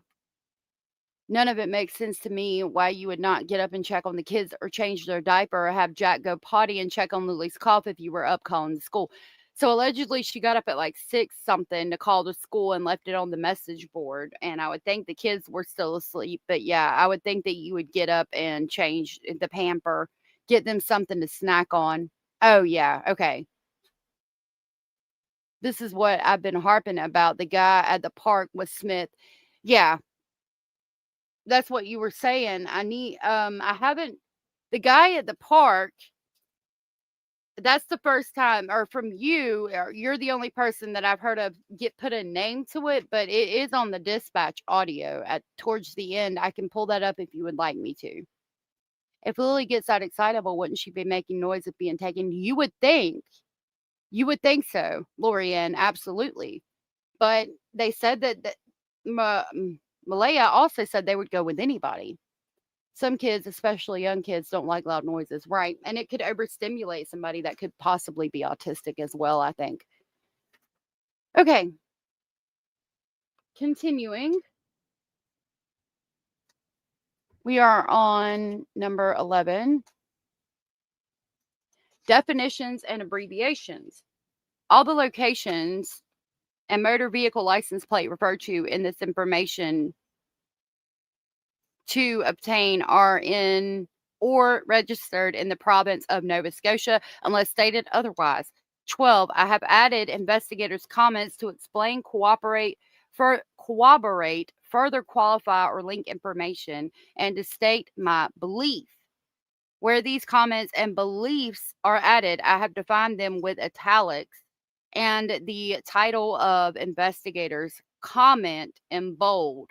Previous applications. There have been 2 previous applications under the Missing Persons Act. On May 16th of 2025, I presented an application for a records access order for the cell phone records of Malaya Brooks Murray and Daniel Martell. That authorization was granted by Justice of the Peace Bruce McLaughlin of the Justice of the Peace Center in Dartmouth, Nova Scotia.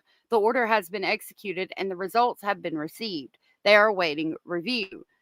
On May 17th of 2025, I presented an application for a records access order for school bus surveillance in the area of Gerlach Road.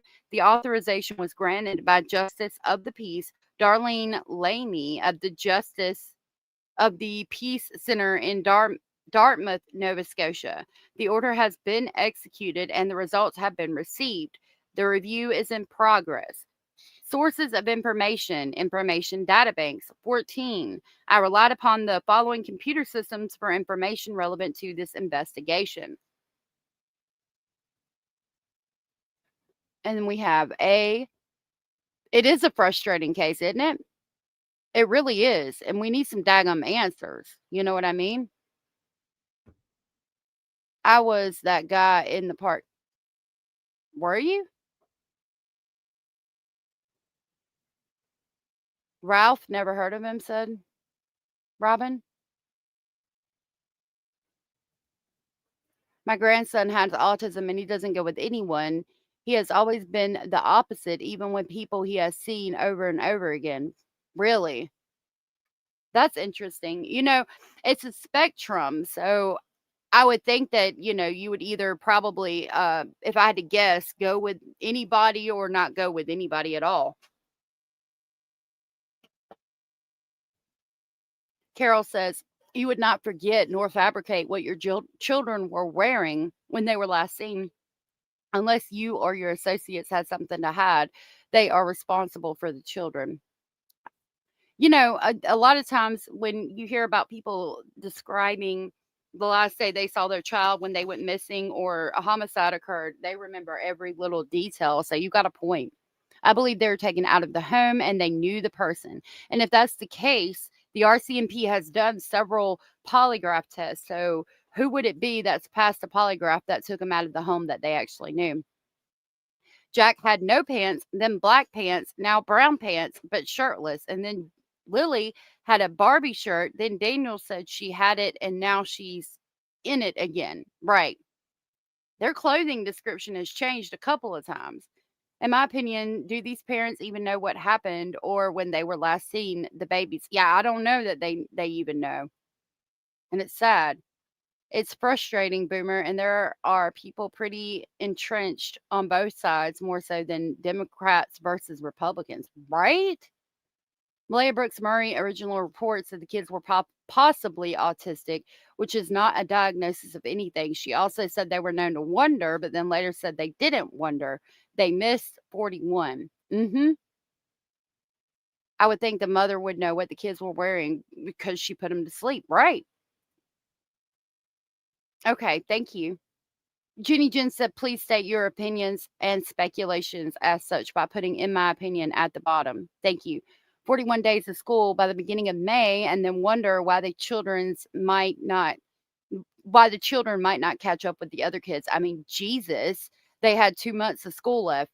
I agree with you there. 41 days of school being missed is a lot. Where is Daniel's brother? Again, back to the brother who is their uncle. Yeah. Anyone wonder why Janie's dog didn't bark?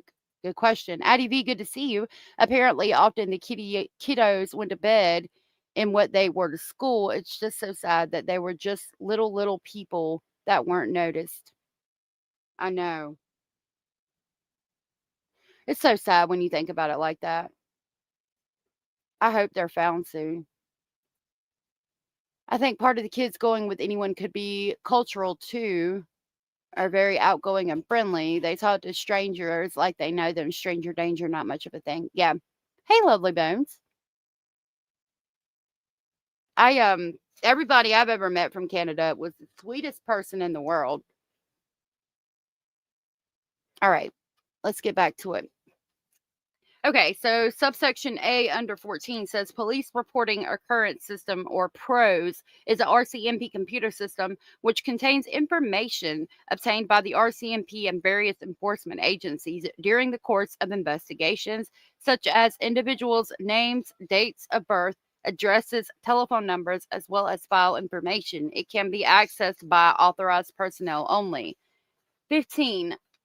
Data input into the above mentioned computer system is carried out by designated personnel who are under duty to accurately input data. I have read the contents of these reports relied on for the purpose of this application. I believe in the accuracy of these reports, and I have summarized the relevant information from them in the body of my information to obtain. Okay, and then we get a list of police officers that she's relied on. I mean, all the way A through M. There's an underwater recovery team, truth verification person, Sergeant Jerry Rose of the RCMP Nova Scotia Truth Verification Section. I'd like to know what the truth verification section is. People from Masquadabat Harbor, Constable Dan, Colchester County GIS, Southwest Nova MCU, Pictou County Integrated Street Crime Enforcement Unit, Infield RCMP, Commercial Crime Emergency Response Team. Let's look up what the Nova Scotia Truth Verification section. That's interesting.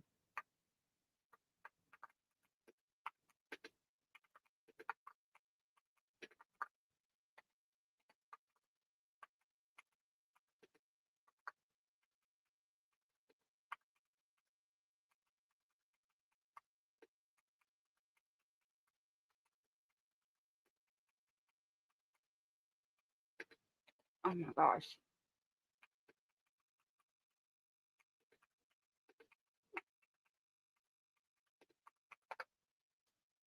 I asked, what is the Nova Scotia Truth Verification section that police officers are employed by? It says the Truth Verification section within the Royal Canadian Mounted Police, or RCMP, in Nova Scotia is responsible for detecting deception and verifying statements from suspects, particularly in high stakes cases like missing persons investigations. This section employs various methods, including behavioral analysis, polygraph testing, and cooperation with physical and digital evidence to ensure the truthfulness of suspects' claims. The section plays a crucial role in investigations, such as the recent case involving the disappearance of 2 children in Nova Scotia, where polygraph tests were administered to the suspects. That's really interesting. I've never heard it called that before. Aren't they supposed to search on November 15th again? Let's see. There is a way. I can't remember. I think if you look up RCMP, they do media release.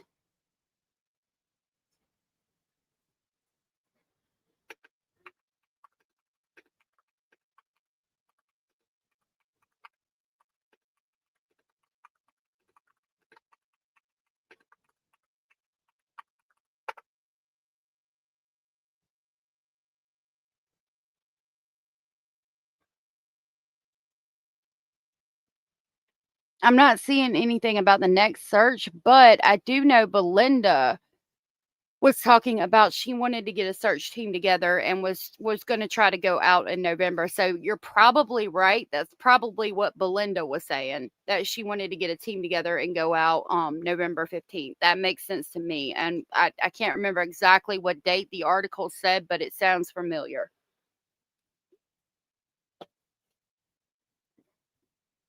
Oh, Cara said we got 85 people watching, but only 65 likes. Let's smash that like button. Wonderful people. Yes, twinkle, twinkle, baby, please. Lord, hold on.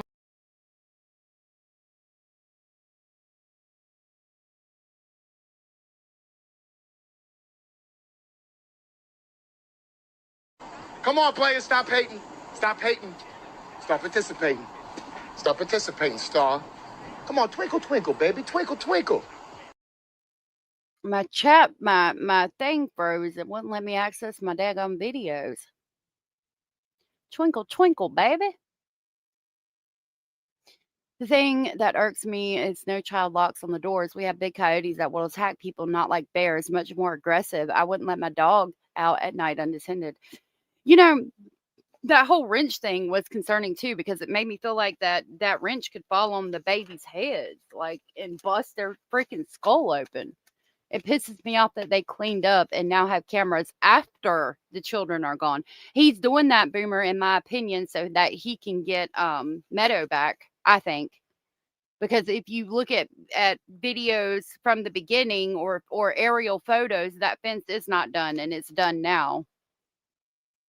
Grace is free, but the children has caused them at very least their security, if not their lives, and the people who last saw them aren't being honest. I don't think coyotes took them, but there should have been child locks on the doors if they were getting out and wandering unsupervised. I agree. Pound that like button, please and thank you. Shine bright like a diamond. Okay, let me stop fucking around. Okay, grounds for belief. Initial police dispatch. On May 2nd of 2025, Pictou County RCMP were dispatched to report of missing children in Lansdowne Station, Nova Scotia. There is a little number 1 right here beside that. When you see that in a document, there is going to be a thing down here. So we're going to jump down there. Number 1 says, on May 15th of 2025, I read the PROS event details report for this file. The report details the dispatch information compiled by the Operations Communication Center upon receiving the report of the occurrence. So continuing after that, we're going to go back up. It says the following is a summary of the dispatch information. A. Malaya reported her children, Lily and Jack, may have left the residence and were missing. She said they were both possibly autistic and were known to wander. She said their boots were gone. B. Malaya reported them missing at 10:01 a.m. C. The dispatch information reported that police arrived at 10:27 a.m. Witness statements of step-grandmother, mother, and stepfather. 18. Janie McKenzie provided 2 statements to police on May 2nd of 2025 and May 5th of 2025. Now, there is a number 2 beside that, even though it's hard to see. If we go down to the bottom, number 2 says, on May 11th of 2025, I listened to Janie's initial statement taken by Sergeant Rogan, on May 2nd of 2025 and read his report dated the same day. I also listened to Janie's second statement taken by McIntyre and Corporal Brown on May 5th of 2025. Going back up to where we were, it says the following is a summary of what she said. A. Janie McKenzie, further known as Janie, said Lily and Jack were her step-grandchildren. She lives in the camper on the same property as the residence from where Jack and Lily went missing. She said she saw them all week. B. Regarding Friday, she said the following. On Friday morning, she got up around 6 a.m. and had tea and cigarettes. Around 7, she went out and tended to her chickens and let her dog out. She went back inside and played a game on her phone. She got a call from her brother, Ron McKenzie, at 8:48 a.m., and they talked about going to town. After she was done talking to him, she went back to bed and must have dozed off after scrolling on Facebook. She originally said she might have learned the children were gone around 8:48 a.m. before she talked to Ron, but later clarified the timeline in her second statement. Wait a minute now. She originally said she might have learned the children were gone around 8:48 a.m. before she talked to Ron, but later clarified that in her second statement. So, I mean, just thinking about that, what you find out the children are gone and you're not bothered about it at all, so much so you talk to your brother Ron and y'all just have a discussion low key about going into town, no worry, no concern at all. But it does say she clarified it in her second statement. I says her dog started barking and that woke her up. She heard Lily and Jack in the backyard playing on the swings and laughing and then dozed off again. She woke up when she heard Daniel yelling for Lily and Jack. She didn't think anything of it because Jack liked to look for bugs and gets into things when he's doing that. She thought Daniel might have been yelling at Jack for that reason. When she came outside after waking up again, she saw Malaya standing at the rock pile holding Meadow. Malaya said Jack and Lily were missing for about 20 minutes and she had called 911. Janie got her coat and boots and walked around looking for them. Daniel was searching for them. Her brother called again around 10:19 a.m. after all this happened.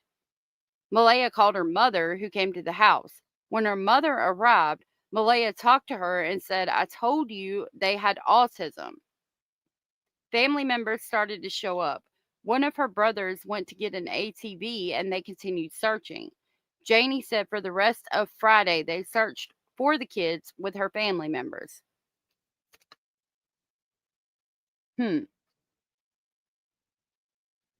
Who did Malaya say that I told you they have autism? Malaya called her mother, who came to the house. When her mother arrived, Malaya talked to her and said, I told you they had autism.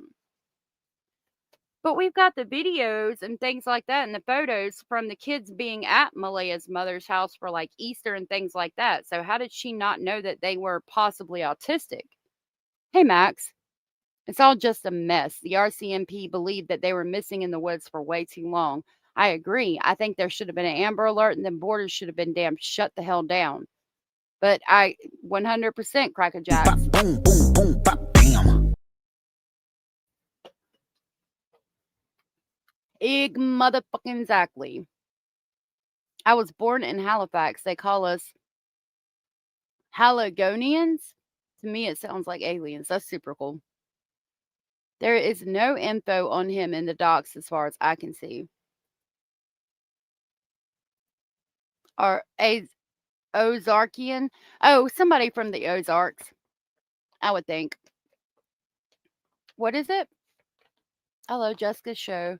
She's such an upbeat person while sharing information, and she's an Ozarkian like I am, I'm pretty sure. I'm originally from North Carolina, Addie B, but we will soon be Ozarkians together because we are going out to Arkansas.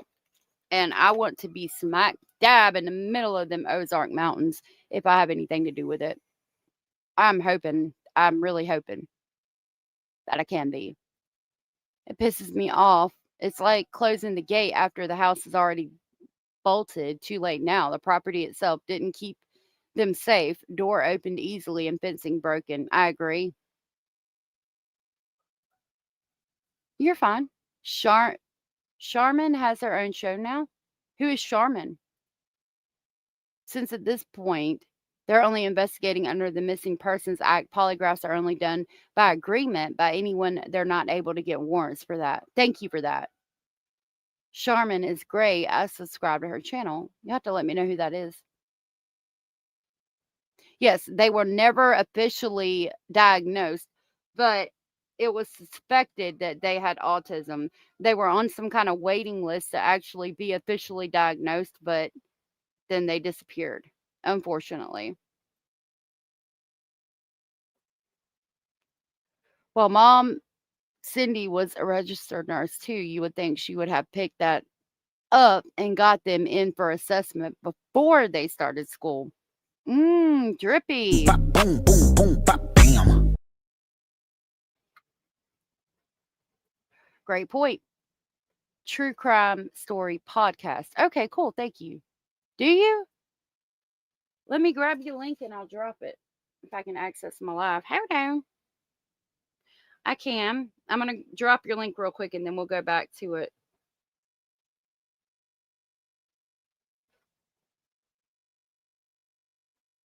I love your picture. I can see it now better that I'm on your channel. All right, here is the link to our very own Lovely Bones. Make sure you guys go subscribe if you would like to. Boomer said, in my opinion, if Janie heard them playing by the swings, why didn't she check up on them knowing all those wood parts were piled there and they could get hurt? I think they were used to it and it was something that was always in the area and the kids probably knew they weren't supposed to mess with it. All right, continuing with the article C, Janie provided some background information. Janie was concerned about the timeline because there was no way the kids could have walked from the yard up the road where Daniel was in the vehicle without her seeing them. Janie said when the kids were in the yard, she usually watched them the most. And then it's redacted, but it says B1 personal information. So who is B1? Because that's different than B3 that we've seen up to this point. She said the kids were in school on Monday and Tuesday because the bus picked them up right outside of their house. Wednesday was an in-service day and they were home. But they went to their grandmother's house to do laundry and didn't get home until 10 p.m. Thursday, they didn't go to school, but they were in the yard playing through the day and she gave them snacks.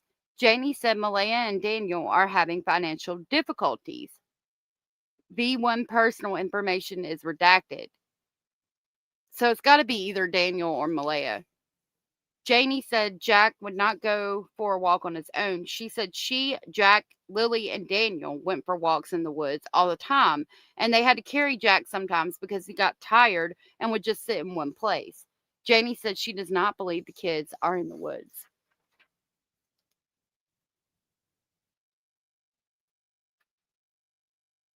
Oh, Scratch, yes. Scratch the Paint. Let me drop your link too. I'm subscribed to you.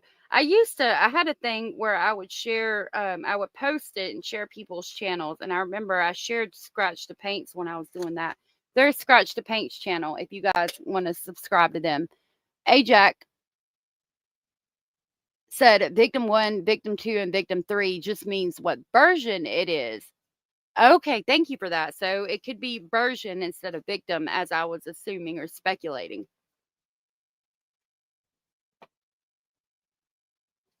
Okay, now we're at number 19. Malaya provided 4 statements to police. 2 statements were provided on May 2nd of 2025, one on May 3rd of 2025, and one on May 4th of 2025.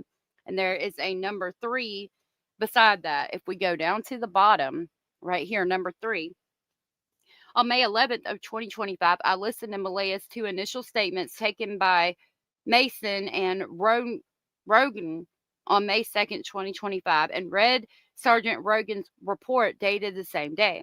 I also listened to Malaya's 3rd statement taken by McIntyre and Brown on May 3rd, and a follow-up 4th statement, they took on May 4th of 2025. I did not mean to burp like that in the microphone. It's because I was drinking a carbonated Red Bull. I sincerely apologize. I didn't think it would be that loud. Okay. The following is a summary of what she said. A. On the day Jack and Lily went missing, she heard them playing in the other room and was going in and out of sleep. Lily came in the room around 8:20 a couple of times. Daniel was sleeping the whole time and didn't really wake up. She didn't hear them anymore around 9:40 a.m., so she got up and they couldn't find them, so they called 911. The police came and got statements. Everyone was frantically searching for them. Malaya did not think this would take days. B. Malaya discussed what happened earlier in the week. The kids went to school on Monday and Tuesday, but Wednesday was a professional development day, and so they were off. She kept them home on Thursday and Friday. Malaya said she doesn't remember what they did on Wednesday. Specifically, she gave detailed description of what happened on Thursday. Malaya kept Lily and Jack home from school on Thursday morning because they had a cough. She contacted the school through the app at 6:18 a.m. The kids got up and came into their bedroom. Meadow was already up and in bed with Malaya. They got up and headed out to get the kids breakfast. They wanted the TV on and they wanted to play with their toys. Everyone woke up around 9 a.m. Malaya said she tidied the house throughout the day and looked after the kids. She said she also scrolled her phone at one point because she was overstimulated. She had redacted in New Glasgow in the afternoon on Thursday. She and Daniel went with all the kids. They drove her 2017 Nissan White Pathfinder. They went to the big stop for gas, and she thought they might have gotten the kids bagels at Tim Hortons. Daniel stayed in the car with the kids when she got redacted. Then they went to Starbucks drive-through before going home. In the evening, she was going to do some cleaning, but she was too tired, and the kids were watching a TV show. She put Lily and Jack to bed first, then Meadow, and then went back to bed herself. I want to pause there. Oh, sorry if I was reading. Yeah, we're down here right now. So talking about them being financially strapped, if they've got enough money to go to gas and New Glasgow and all of the things, Tim Hortons and Starbucks the day before, that would make me think they had plenty of money at that point in time. Oh, Lovely Bones, it was good to see you, love, and I hope you have an amazing day at work. My love. She doesn't mention calling her mom Cindy at 8:30. Jamie's first statement had everything happening earlier too, but later she changed it. Interesting, Drippy. Very interesting. I was watching a Nova Scotia lawyer doing an interview, and he said Daniel said he never knew that the CBC knew about the neighbors or something, so it sounds like he's a suspect. Talk about Daniel? That's interesting. I'm not sure, Lori. Hopefully, Abellis and Abraham will come in at some point today. That would have been Adam Rogers. He has a podcast called Dispersing the Fog. I think I've heard of that podcast. I heard Malaya called her mom at 8:40, but no answer. Yep, that's what they're talking about. Okay. Malaya said they were late going to bed that night and went around 9 p.m. They usually go to bed around 7. Lily was wearing a pink sweater and pink pajamas with white shapes and a Barbie top with pink socks. Her hair was shoulder length and her backpack was beside her. Jack was wearing black sweatpants and a t-shirt and a diaper as he was only partially trained. Daniel stayed up. He was going to clean the house for her, but it wasn't clean when she got up and she doesn't know what he did. Normally, he did little projects around the house at night and fixed things. And the next part is redacted. Malaya said she was not woken up throughout the night and does not know when Daniel came to bed. D. She continued by giving a detailed description of what happened on Friday. On Friday morning, Malaya's alarm went off at 6 a.m. and another one at 6:15, which was when she used the school app to mark them out sick for the day. Malaya then went back to sleep. Daniel and Meadow were still sleeping, and there was no other noise in the house. Malaya heard the kids playing in their bedroom around 8 a.m. They woke Meadow up, so she took her into bed and turned the TV on for her, and then faded in and out of sleep. The kids were giggling, laughing, and talking to each other. The kids were in the room right next to theirs, so they were loud. Around 9:40 a.m., she heard silence and told Daniel she didn't hear the kids. They got up together and checked in the living room and outside. Then they started yelling for them. When they didn't hear any answer, she called 911 at 10 o'clock a.m. She had to turn off Wi-Fi to get the bars of cell service and call from one spot in the house where there is good service. Daniel walked around yelling for them to see if he would get a reply and eventually took her Nissan Pathfinder to go look for them in the woods. Janie was also out looking for them. She had the baby, so she could not go look. Malaya said she did not think the kids had changed their clothes from the night before, and Lily's backpack was gone, so she assumed she had it with her. She described it as a corduroy cream-colored black backpack with strawberries on it. Lily and Jack's boots were gone. Lily was wearing a size 13 rainbow pink boots, and Jack was wearing a size 10 blue dinosaur boots. Regarding their normal routine, she said the following. Oh, sorry. I didn't scroll down. She claimed on a regular morning when the kids go to school, she is up at 6:15 and she gets the kids ready, fed, and their teeth brushed before having them out to the bus by 7:28 a.m. The bus stops in their driveway. She also clarified the sleeping arrangements. Meadow, Daniel, and Malaya share a room. Lily and Jack also share a room, but they divided it in two because they would be up all hours of the night when it was an open concept. Redacted are Daniel's children. They do not normally live with them. They stay with their mom. They were not there at all the week Lily and Jack went missing. The next section is completely redacted. F. Regarding the children in general, Malaya said the following. Lily and Jack did not have a relationship with their biological father. He had not seen them since October of 2021 when Malaya left him because redacted. He did not pay child support. The next part is completely redacted. Next part completely redacted. G. Regarding Daniel, Malaya said the following. They have been together 3 years. Redacted. Next two parts are redacted. Redacted.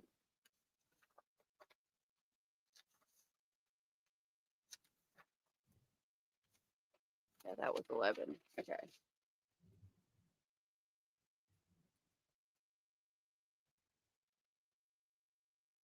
One of the behavior panel did a separate show, a Canadian consultant to the show from Nova Scotia, and he seemed very sus of Daniel. Interesting. I'll have to check that out too. Thank you for the information. Drippy Thoughtsicles. I like your name. It's like it's trippy to me. Trippy, Drippy Thoughtsicles. Scratch said, I like Starbucks. Lacking money does not go well with Starbucks. Exactly. Just Snarky Pants said, in my opinion, it's the people on the property who can't get their story straight. Nobody else matters. If they don't make sense, then it's time for them to sit in jail and get to the truth. And wouldn't it be nice if we could just make everybody sit in jail until we got to the truth? You know what I mean?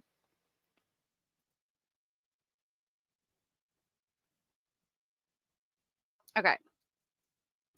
Daniel worked every Monday at the sawmill. It's redacted, hardwood sawmill. They were having a hard time getting wood in, so he only worked 1 day a week.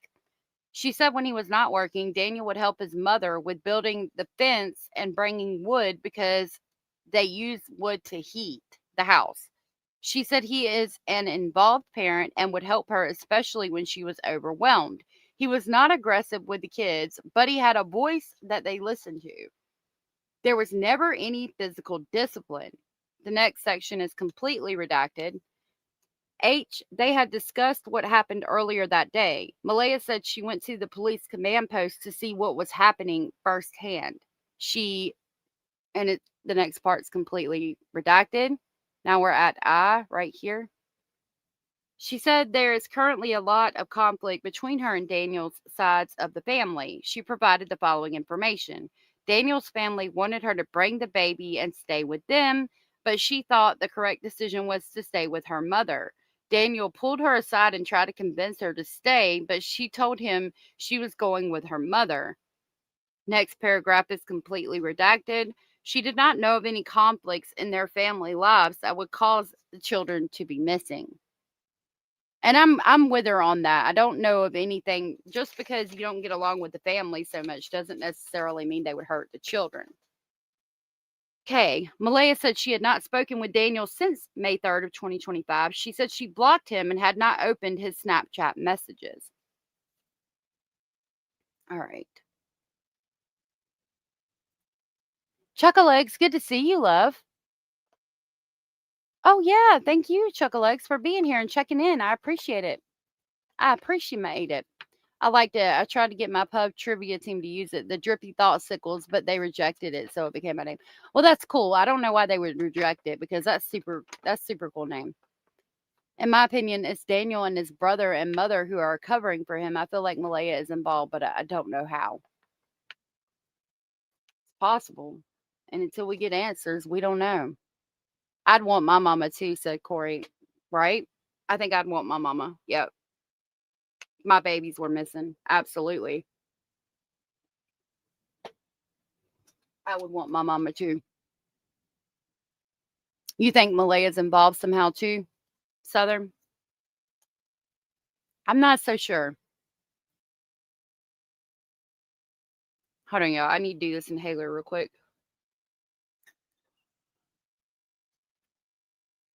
And we'll continue reading.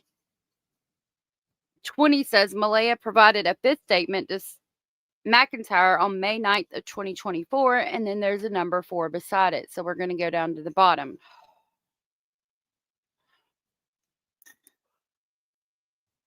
Okay. On May 11th, 2025, I listened to Malaya's fifth statement taken by Sergeant McIntyre on May 9th of 2025. 20.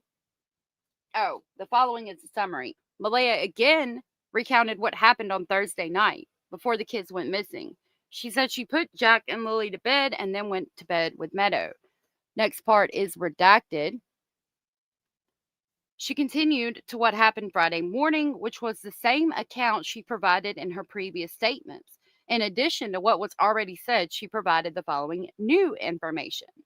She said when Daniel was looking for the kids, he opened the front door. He put a wrench on top of the door the night before and it didn't fall down, so Daniel said they must have gone out the back sliding door. The door was shut, but the kids would normally leave it open if they went outside because it was so heavy. There are times when they would close it. Malaya said Lily and Jack did not normally wander on their own. They would if redacted were there, but not by themselves. So they would if one of Daniel's kids was there, but not by themselves. And we are now hearing, which is, I always found it really weird from the beginning that they always left the door open, but this one time they magically closed it. But here I'm reading there are times when they would close it. So they had closed it behind them before, which makes me feel a little bit better about that statement. Malaya said she had a conversation with Janie in the yard and told her the kids were missing. Janie got ready and went to look for them. She told Malaya she heard them outside playing and Daniel yelling. Malaya said she does not think she opened her phone or sent any messages around that time. She did call her mother and her grandmother after she called police. She said he used Text Plus because it allowed Wi-Fi calling. She said she since deleted the app because she doesn't need it anymore. She did not use Text Plus to call 911 because it does not let you. Malaya said during the day, Daniel had erratic behavior towards the police officers. She thought he was very standoffish and Daniel thought they weren't doing enough. Malaya said she was up late on Friday night. She put Meadow to bed but then stayed up. Daniel came in and just went to sleep. She thought he was tired from searching all day. She said he only got a couple of hours of sleep. It was after 3 a.m. the last time she checked her phone, and she was up again around 6 a.m. All of that seems normal to me. If your child's missing, not sleeping very much, stressed out, putting the kids to bed, concerned. Well, they said they put a wrench above the door to keep the bear from coming in or something, but that would make me think that, so basically the wrench would fall and you would hear it, I guess. But what if it fell on the kid's head? Like, Lord, you'd have to go get stitches at the least. At the worst, it could kill them.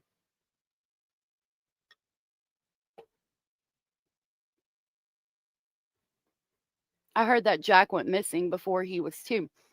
It seems to me, looking at how they were trying to like close off the yard to keep them, what it seemed to me like, kind of closed in, that it could have happened before.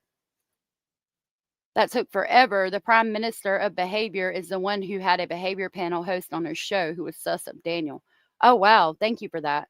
Bratty little me, good to see you. Hello. Okay. Will you have a good day, Bratty little me? Yeah, please click the thumbs up. I greatly appreciate it. Okay. Now we're at B. This is crazy. It's interesting to hear what their the RCMP is saying and see the actual court documents. And again, thank you, AJ, for this. Greg Hartley was on her show about 4 months ago. Interesting. Okay, B. McIntyre asked Malaya to look in her phone to confirm her timeline for Thursday. She provided the following information. At 6:29 a.m., Malaya received a message to confirm the kids were marked absent from school. Malaya said it was a slow morning. They didn't do a lot other than get breakfast, watch TV, and play. Malaya had a video call from her mother, Cindy, at 3:37 p.m. on Thursday to see the kids. Cindy would have seen the kids on the phone. Malaya went through and showed Sergeant McIntyre her banking transactions on Thursday to see if they could narrow down the timeline, but she said Daniel used his card for their purchases that day. Malaya showed McIntyre her Google Map timeline, which tracked her movements on Thursday.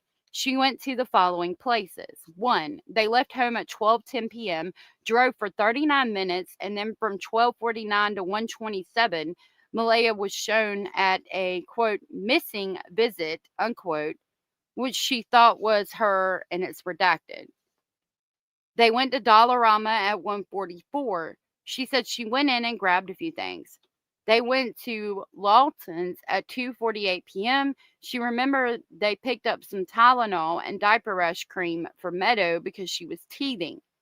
they drove between 2:52 and 3:11 p.m. and arrived at home.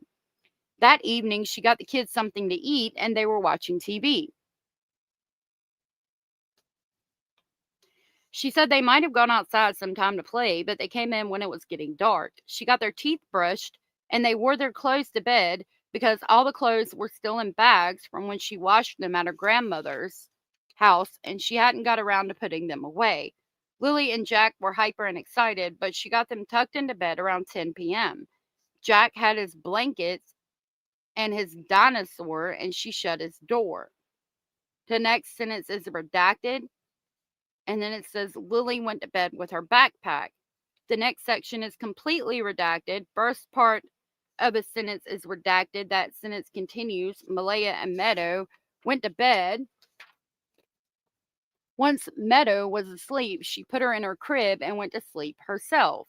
Malaya and McIntyre looked at the Google Map timeline for Wednesday on Malaya's phone and learned the following about her day. The whole family left the house at 12:51 and they went to the Irving Oil in Westville where they got $20 of fuel. They drove to Malaya's grandmother's house and arrived at 2:01 p.m. So I'm going to stop right there. So far, the timeline's making sense, especially talking about the clothes and her not having had time to put them up yet. They're still in bags because it was the day before, that Wednesday, that she went to Grandma's house and washed them. Allegedly, Southern Cats, the wrench was above the door to fall, I guess, to make noise so that they could hear if a bear came in. I don't know.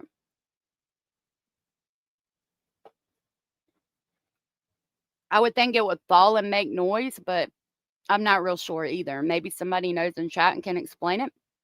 I don't think the kids are in water, by the way, because analysts ran with a few water references Daniel made. In my opinion, he started using more of them just to screw with people. It appears that he does do things to screw with people sometimes, in my opinion. Why mention a child taking a backpack to bed and then it's backpacks, the kids are gone? Some kind of leakage, possibly?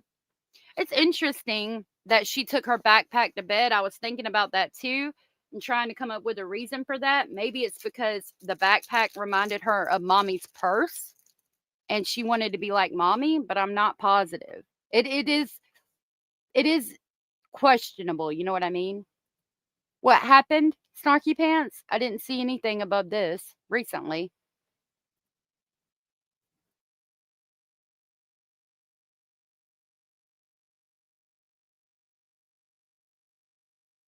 Okay, sorry, y'all. I had to take a bite of something real quick. I was feeling sick. I don't want to be eating in your ear.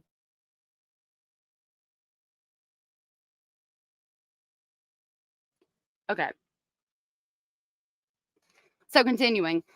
At 3:18 p.m., she went to access Nova Scotia and Truro Heights with Meadow to get a plate for her car.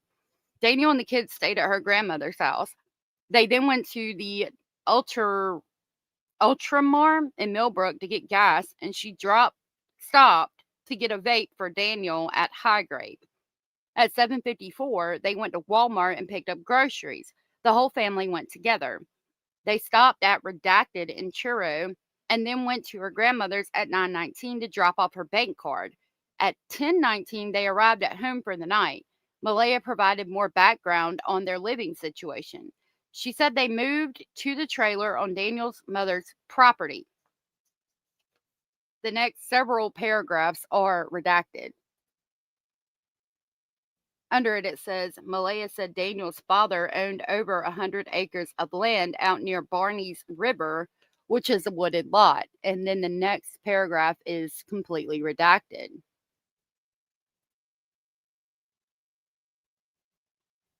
You think I used to have bells on my bike when I used to mountain bike in the woods here specifically so bears could hear me coming. I would have never thought about that. That's a good idea. I have bells on my door. My daughter has days where she wants to do everything with her backpack because of Dora. Maybe Lily like Dora. Oh, yeah, that makes sense. Infinite possibilities. See, I was thinking something possibly like that. I didn't know the backpack was corduroy, though. Maybe I did and just don't remember. I knew it was white with strawberries, but I didn't know it was corduroy. Because if you're talking about a backpack being white with strawberries and it's like a normal backpack, I would think the strawberry was just printed on there. But if we're talking about a corduroy backpack, that would make me think it's a white corduroy backpack. And the strawberries on it are like little strawberry patches, like a patch of a strawberry. Y'all know what I'm saying? Does that make sense? Are you picking up what I'm laying down?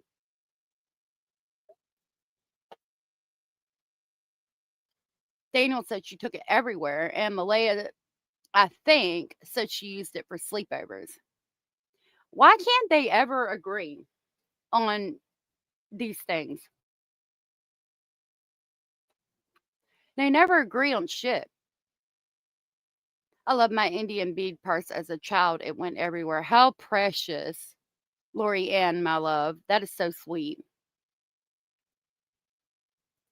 It's her going to grandma's bag. Thank you, Scratch the Paint. I appreciate that. And she probably loved grandma very, very much. I'm headed to Branson on a beautiful day. Please solve Jack and Lilly before Saturday. Can we pray for that to happen? Lord, please let this case be solved before Saturday. Addie V, I hope that you have a good day, love. And that your trip to Branson is amazing and you get to see lots of leaves changing on the trees. If you're leaving out for the day, love, have a good day. Should we look on Temu, their addiction? Ooh, I didn't know that they had a Temu addiction. Let's see.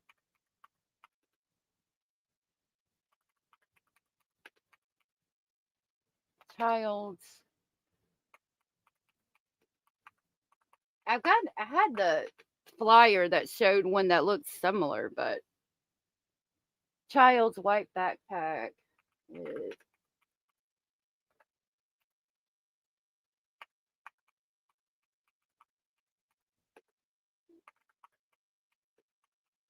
oh Lord, I'm gonna try to spell corduroy. C-O-R-O-D. Cord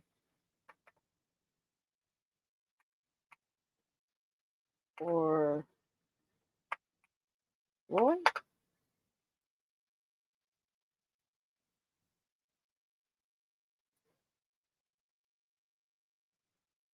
Well, these are like Etsy, but that could be the same type of backpack she had. And then, this person is getting them and just engraving them. Because that's what I was talking about. Like, it's the strawberries, those are printed, it looks like, are sewn on. I was thinking it would look more like a patch, but the corduroy of it is a little bit different. And it makes it to where it's not like a flat printed strawberry like the other ones we kind of saw. That's probably it. Something very, very similar to this one, I would think, without her name on it. As opposed to like something like this one. That's kind of what I meant. Well, no, those are corduroy as well, but they have cherries instead of strawberries. They're very cute, but yeah, they probably came off of Temu, and then this person here is just, stitching the names on it.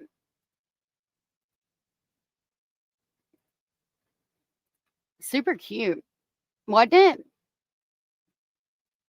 For $8.51. Yeah. Okay. Daniel provided 2 statements to police on May 2nd and May 4th of 2025. And then we have a little number 5 right here after that. If we go down to the bottom, on May 12th of 2025, I listened to Daniel's initial statement taken by Rogan on May 2nd of 2025 and read Rogan's report dated the same day. I also listened to Daniel's second statement taken by McIntyre and Brown on May 4th of 2025. The following is a summary of what he said, going back to the top. A. Daniel said Malaya took the baby, Meadow, and left with her family. She blocked him on social media and he couldn't get in contact with her. Daniel said he rarely used or checked his phone, but he has done so more in the last 3 days since the kid went missing. When I asked about Friday morning, Daniel said the following. Daniel said he was in the bedroom with Malaya and Meadow, who were in bed with him. Lily came in a couple of times, but he did not check his phone to see what time. The television was on and it was daylight outside. Lily didn't say anything. She would just open the door and look in and then leave again. She did that 2 or 3 times. They used to remind her not to rush into the room because they wanted to make sure Meadow got a good sleep. Sometimes the kids would wake her up. Daniel said he got up and he didn't hear the kids. He thought it was only a few minutes since Lily had poked her head in the door. He went out and saw the back sliding door was closed. The kids didn't usually close it when they went outside. Their boots were gone. Daniel ran around the house looking for them, but they were not there. Malaya got up when he got up as well and was looking for the kids. Daniel ran outside, but they were not in the yard. He couldn't see them. He got in the car and ran. Hold on, Basil's trying to eat my papers. Here, baby.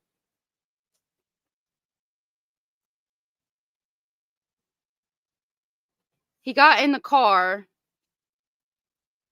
and drove around, then ran around the woods looking for them. He searched for hours. He said he did not look at the time and didn't even take his phone. You know, as I was just reading this, I thought about something. What if somebody walked up in the backyard and walked up on the back porch and slid the door, like got them to come out? Like, you know, you could see through that clear glass sliding door. So if they motioned, you know, with their finger over their mouth, like a shh type motion, or even standing way back in the woods, motion for them to be quiet, and then like motion for them to come outside. And then when the kids come out the door, if he motioned for them to close the door behind them, or, you know, close the door himself if he's actually on the porch, that would kind of explain the back door being closed more so to me than the kids closed it themselves when they weren't known to do that.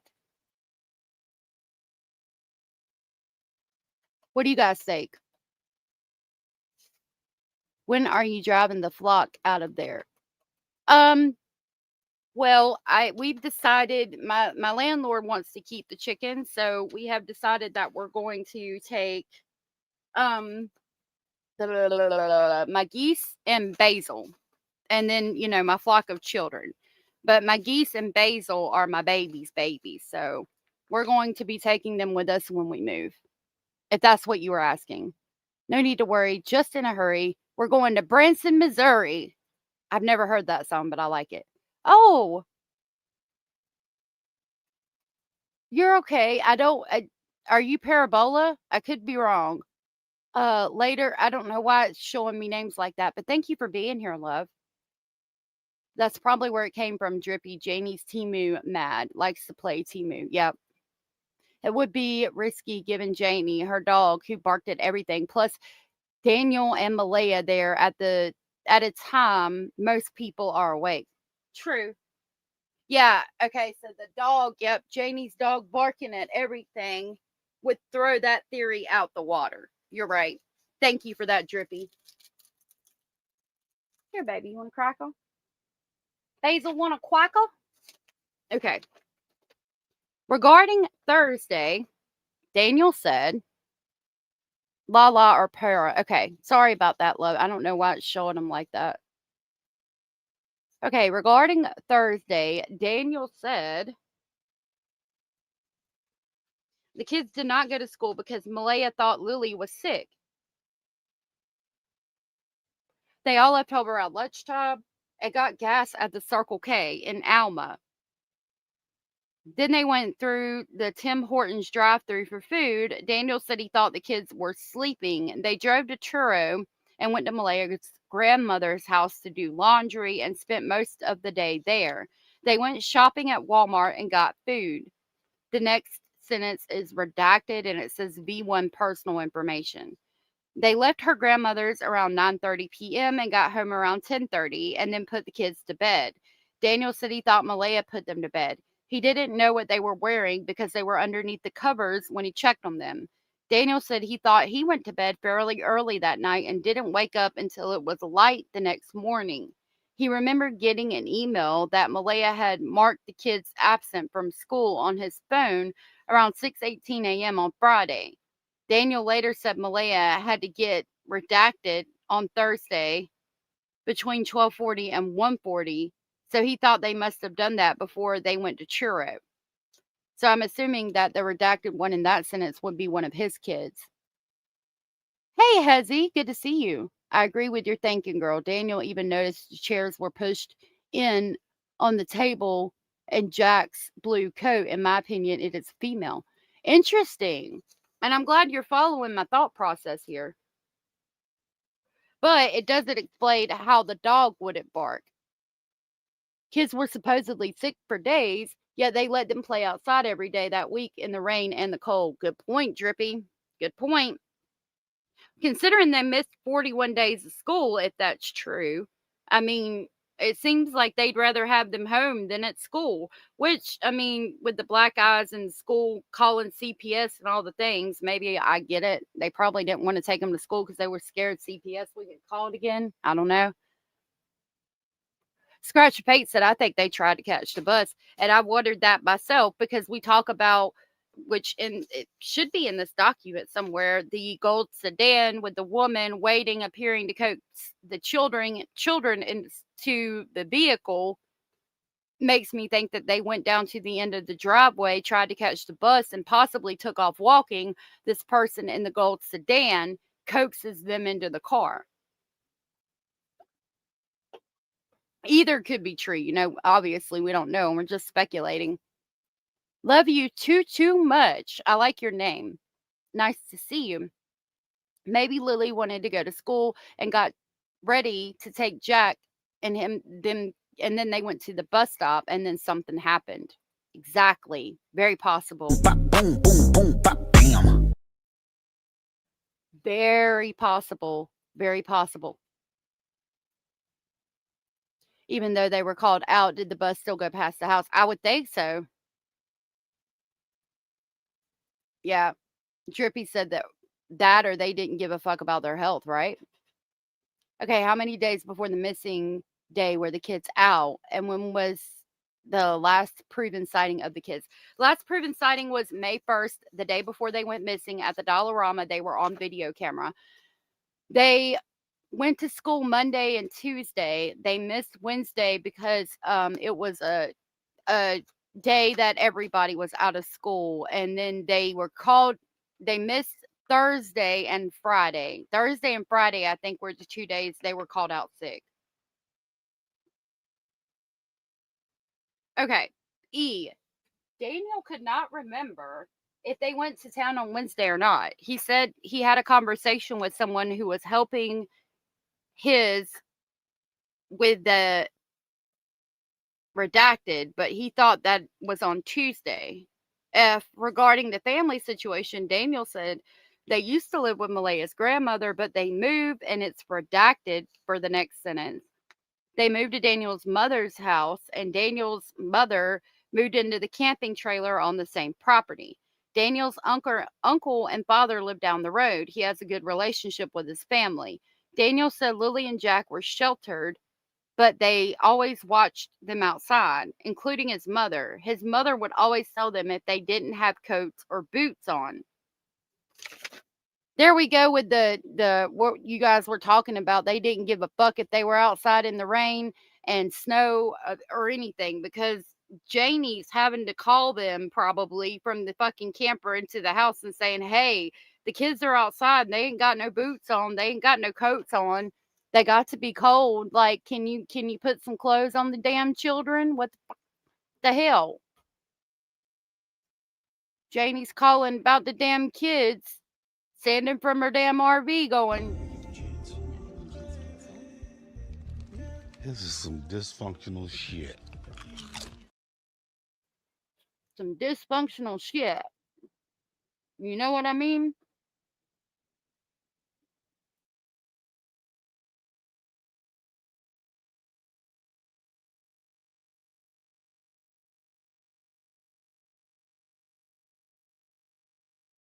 Sorry, I had to eat something real quick. Hold on. Again, I try not to be chewing in y'all's mouth. The only time Elle used that particular pack, the only time Lily used that particular backpack was for sleepovers. I think the kids were so excited to sleep that night. 1,000 hours. In my opinion, those bags of clean clothes were never to be put away. Do we know that they have planned on going on a sleepover that weekend that you've heard of? I haven't heard that. You think that the clean clothes were to send them off with somebody else?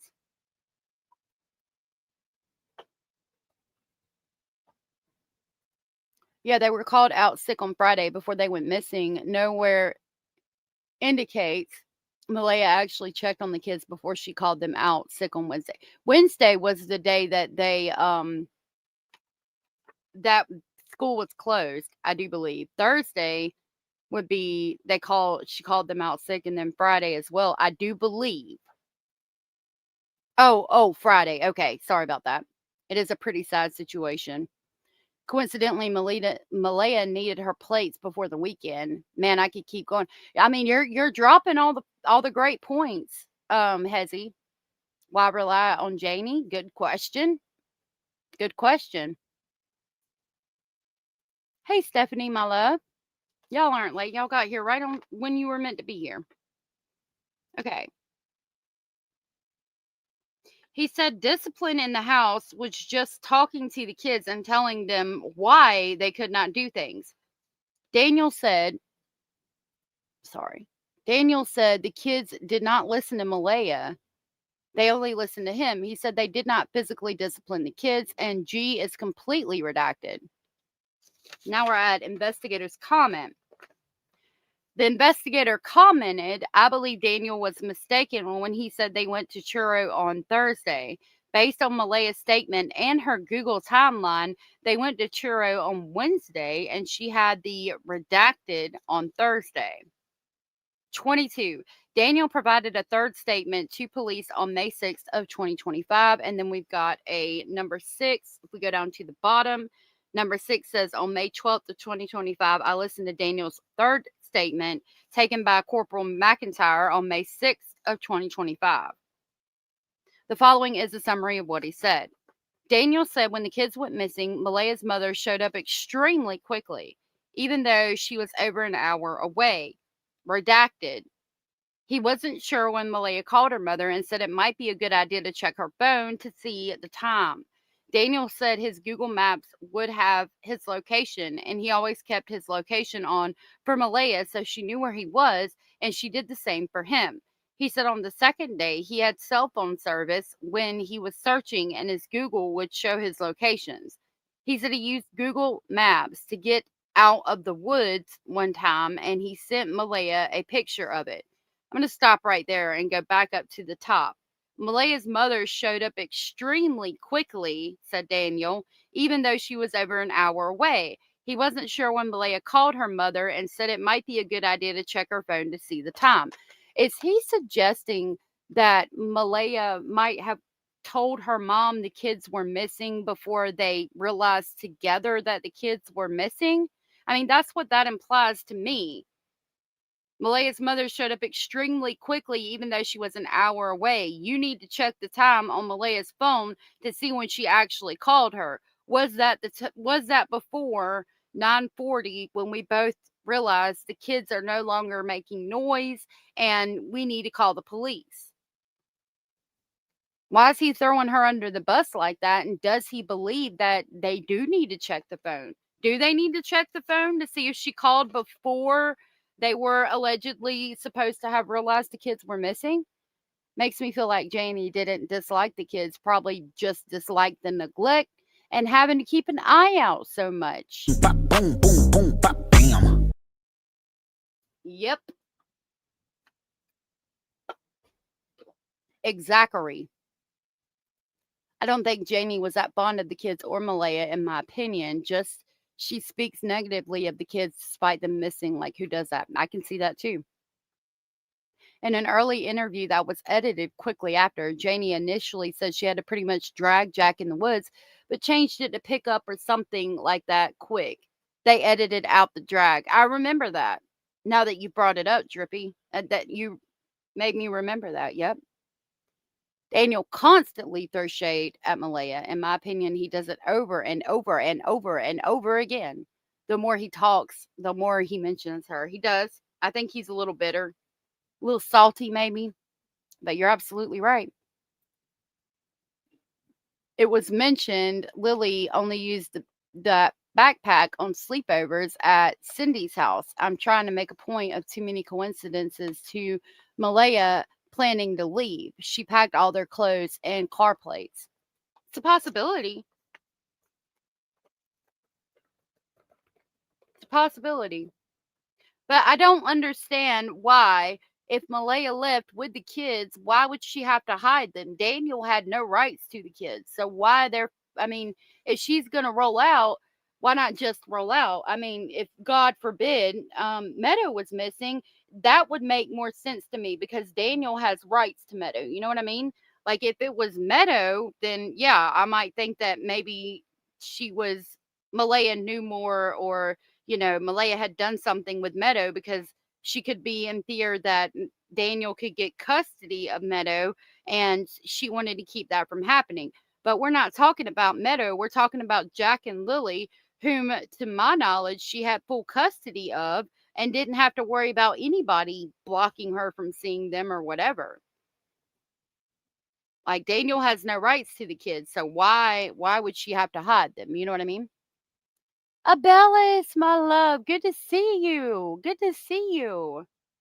Just so you know, we're having YouTube's being an a-hole, and we've got the @ symbols in chat sometimes, and sometimes it'll say people's actual name. So I don't know what's going on. I'm going to try to figure that out later. Okay.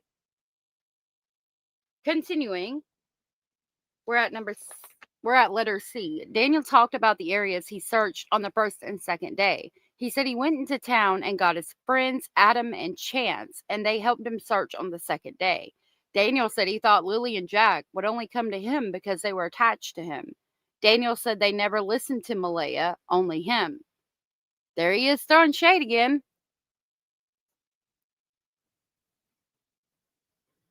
Drippy said, almost rolled out prior to this. Cindy and Wade rented her a U-Haul truck to move her, and she changed her mind. No conspiracy to hide the kids at that point. I agree with that. Yeah, they did from what we heard, and she changed her mind. They got the U-Haul and everything, and then she changed her mind, and there would be no reason to hide the kids at that point either, so why hide them now? We got a 664 instead of 666. Thank goodness we don't got a 666. Oh, yeah, it's 644. Yeah. Okay. Daniel said he is trying to be completely truthful and tell police everything, but it's hard to remember everything exactly as it happened. Daniel said he is having a hard time because his whole family is gone.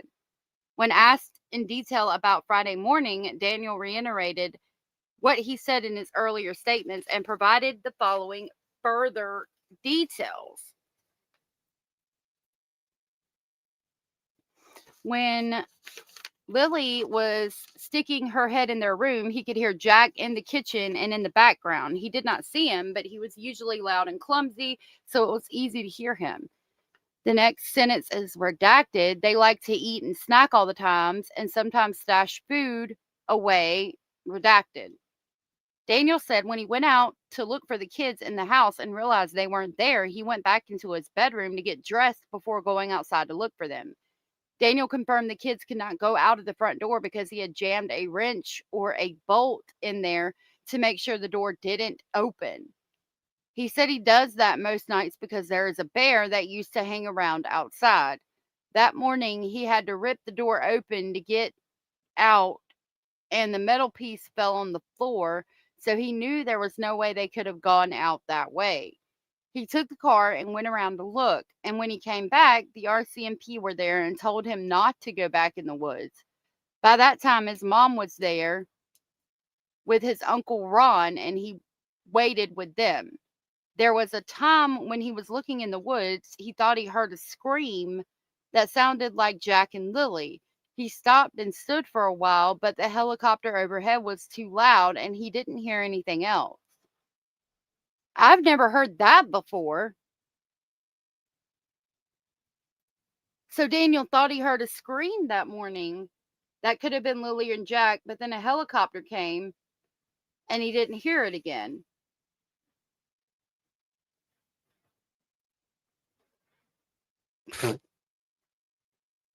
First time I'm hearing Daniel having friends. Seems like Daniel started throwing shade after Malaya left him. Exactly. Yes, she could be using help to get away from Daniel and the CPS? Maybe. Kelly said could have been because she didn't want him showing his ass in front of the kids. He would have had a smoother escape with less drama. Would have been a smoother escape with less drama. Maybe. I mean, if it's true what Daniel says about them being attached to him, maybe. Okay. A scream that sounded like two kids, I doubt it. If he heard anything, likely a rabbit being attacked. You got a good point with that. For me, it's using my name on my other YouTube account that's got a whole different email attached and everything, so I don't know how it's doing that. YouTube is being a badango today. Yeah. You like how I make words up like that? Yeah. All right. Da da da da da. At one point on Friday before dark, he took a half an hour video on his phone of where he was searching. It was a steep part of a hill, and he does not think that Jack and Lily could have gone that way. He was using the flashlight on his phone to try to see in culverts, but he didn't see anything in the water. They talked about what happened on Wednesday and Thursday. Daniel initially had the days mixed up, but he then confirmed through online banking on his phone that they spent Wednesday in Truro with Malaya's grandmother and went to run errands, including Malaya's redacted on Thursday. I think that's going to be like a doctor's appointment or something. I'm sick from the booster, fever, joint pain, shivering. I spoke too soon about not getting sick. I'm so sorry, Abellis. Oh, no. I'm so sorry, Abellis. I'm sending you all the hugs and love in the world, that you feel better soon. So sorry you're going through that, sweet pea.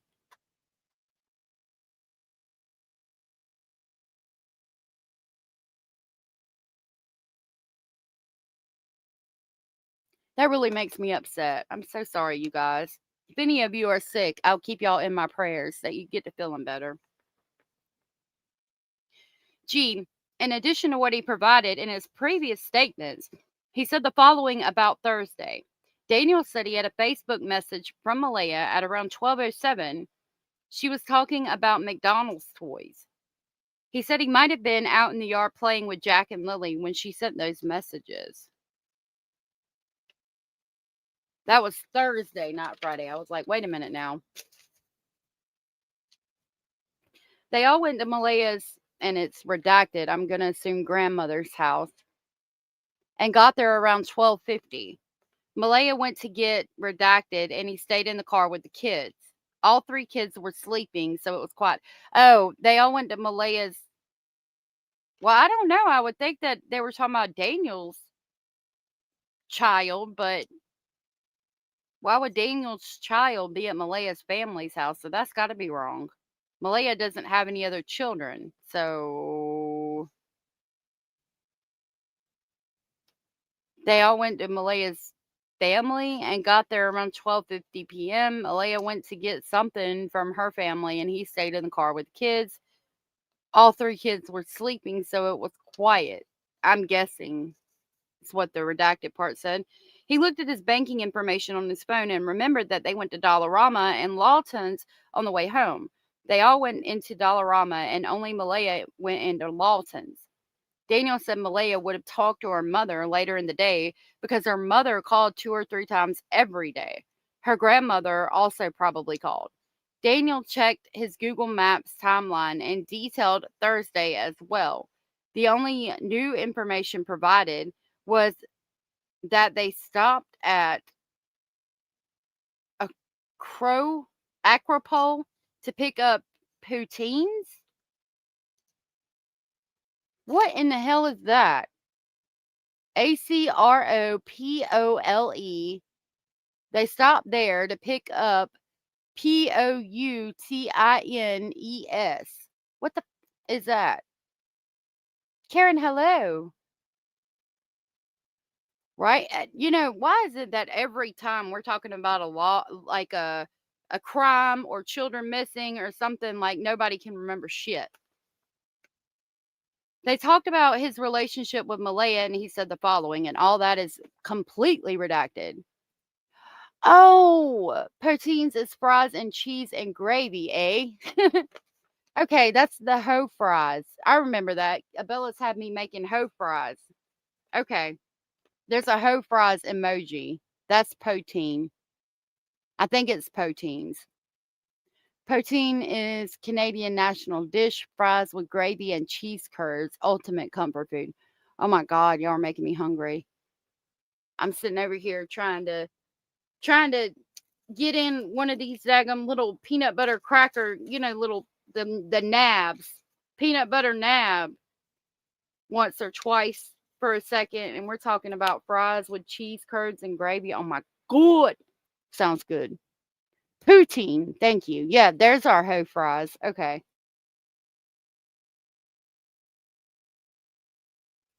Corey said, I could see being upset and not sure with my babies missing, but not plan to forget. Right. What? Even McDonald's sells poutine in Canada? It's not as good as real restaurant though. Wow.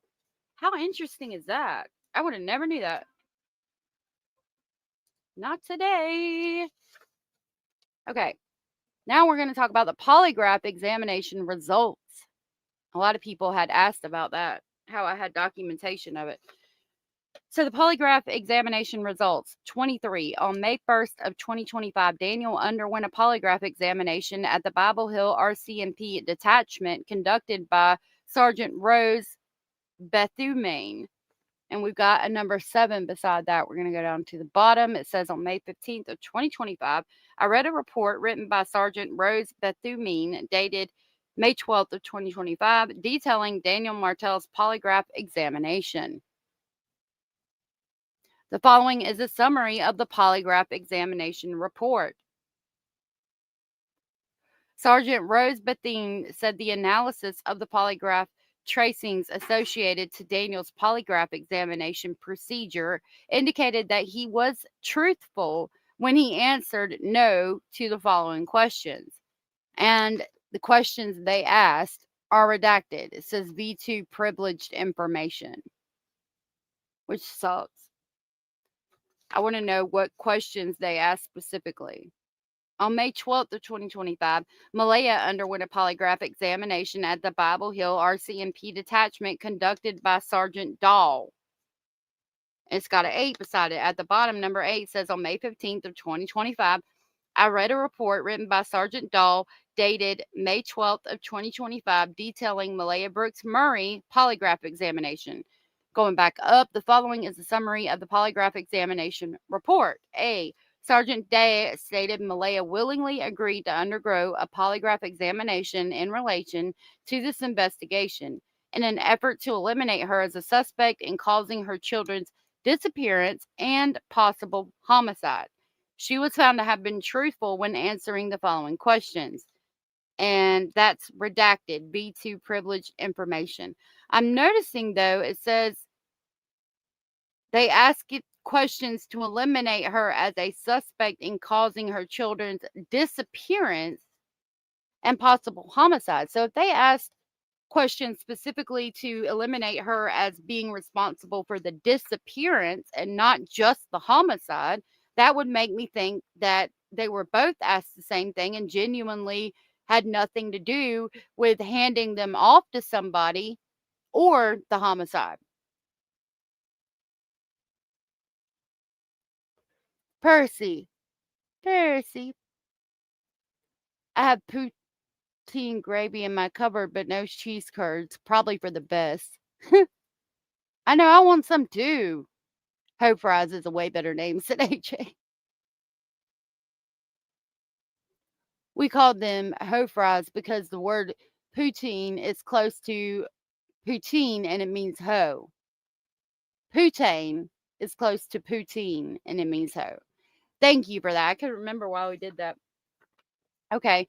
And then at the bottom, we have the investigator's comment. At this point in the investigation, Jack and Lily's disappearance is not believed to be criminal in nature.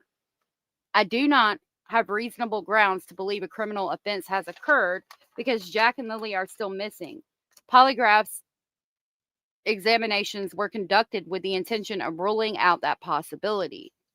Now we're following up with the biological father.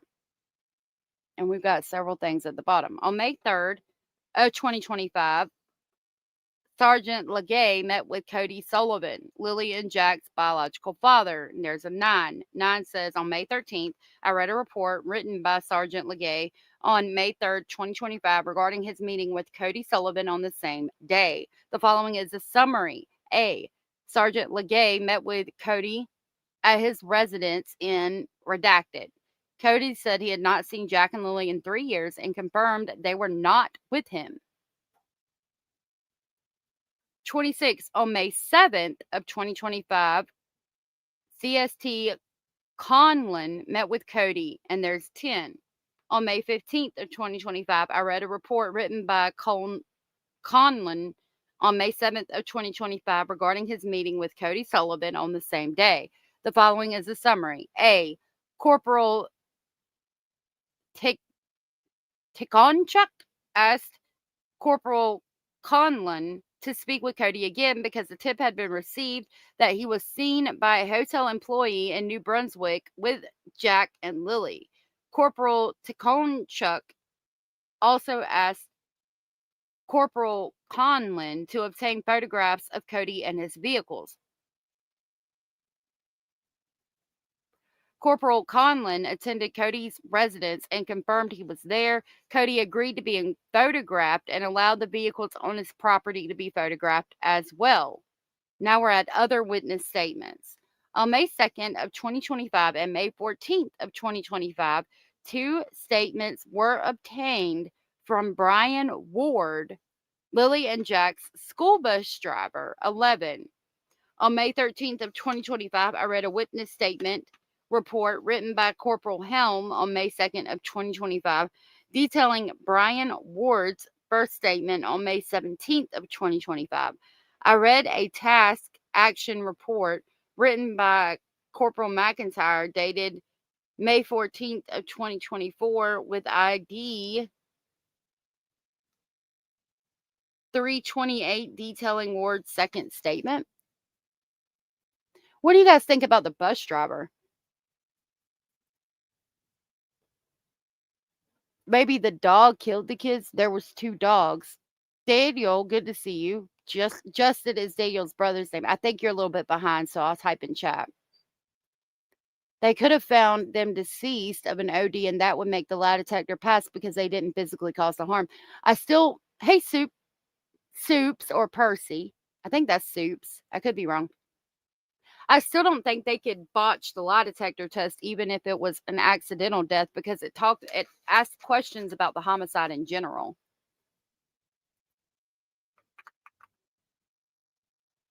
Danielle. I said Daniel, but it's Danielle.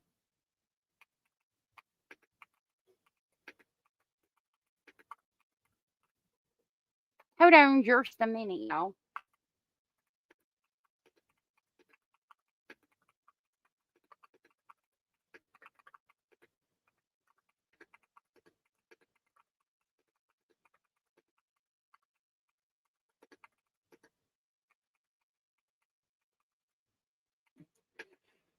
Okay.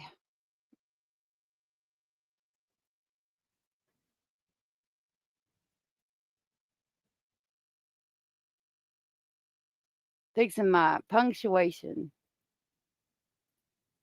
Okay.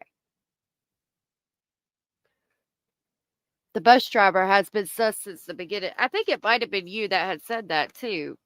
The bus driver is a little sus.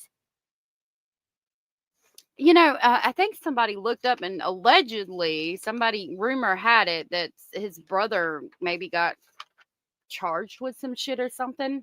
I don't know. Anyway, we're at the other witness statement, so we should be hearing about the cars and vehicles and things too. You meant 2 dogs, but the driver could have picked them up after his run. Yeah, I think it's a possibility. I don't know what Justin said. He was in tears, and I think his wife said, "No one blames you to Janie." This is around when cops wanted to search the RV and she was not being cooperative. And she ended up saying that she let them search the RV 3 times. 3 times. Okay, the following is a summary of what the bus driver said. A. Lily and Jack were at school on Tuesday when their stepfather Daniel took them off the school bus at 2:42. There was no school on Wednesday, and they were not at school on Thursday and Friday. It was the normal routine for Malaya or Daniel to take the kids off the bus because Jack was buckled in and needed to be unbuckled as the drivers were not allowed to do it. Oh yeah, Mustang, are you rolling out? Thank you for being here if you are. Thank you for the compliment too. The buses have video surveillance. He pulled the video and dropped it off at the bus depot. He found out that Lily and Jack were missing from his daughter and went to help with the search on Friday and over the weekend. 28 on May 4th of 2025, Corporal Donaldson and Corporal Spears took a statement from Nancy Galliant, Jack and Lily's teacher, and we've got a 12 beside that. 12 at the bottom says, on May 13th, 2025, I read a task action report with ID 46 written by Spears on May 3rd detailing Nancy Galliant's statement. And then if we go back up, it says the following is a summary of what she said. A. Nancy Galliant, further referred to as Galliant, said she had, and the rest of that is redacted. B says Galliant never met Malaya, but she spoke with her. She was polite in conversation, and the next part is redacted. Galliant asked Malaya about the kid's biological father, Cody Sullivan. Malaya said he did not have contact with them, and the next part is redacted. D, the first part of D is redacted, and the second part of that says they were marked absent by Malaya by email on Thursday and Friday on the week they went missing because of illness. 29 says on May 5th of 2025, Sergeant Haynes and Sergeant Hall took a statement from Patty Pearson, Malaya's grandmother, and we got a 13. On May 13th, I read a task action report with ID 55 written by Hall on May 5th, 2025, detailing Patty Pearson's statement. The following is a synopsis of, when we go back up to number 29, it says, she said the following. A, Patty Pearson, hereon referred to as Pearson, said she last saw them all when they came to visit. She was not sure of the date, but said it was early in the week, 1 or 2 weeks before when they came over. Daniel stayed in the car and Malaya did laundry. Wait a minute now. She was not sure of the date, but said it was early in the week, 1 or 2 weeks before when they came over.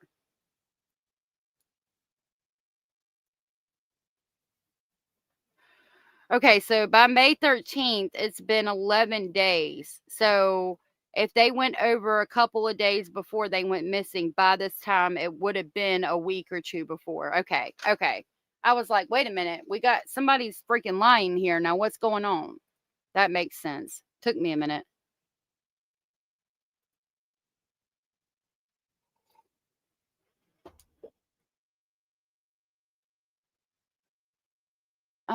Janie always said Justice was crying and then he went silent. I'm pretty sure in that first video, Janie had 2 dogs. I think I remember that too. I want to make sure that this person knows that they're behind, and because I don't think they can hear me. Hold on just a minute. Again, sorry, y'all. B1B.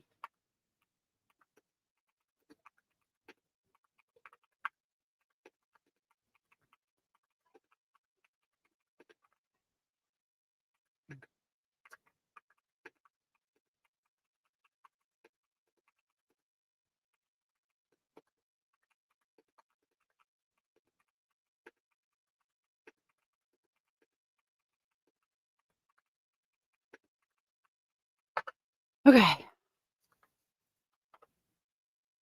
This is pretty interesting. I had not read this, and again, I appreciate so much you sending me this information, AJ.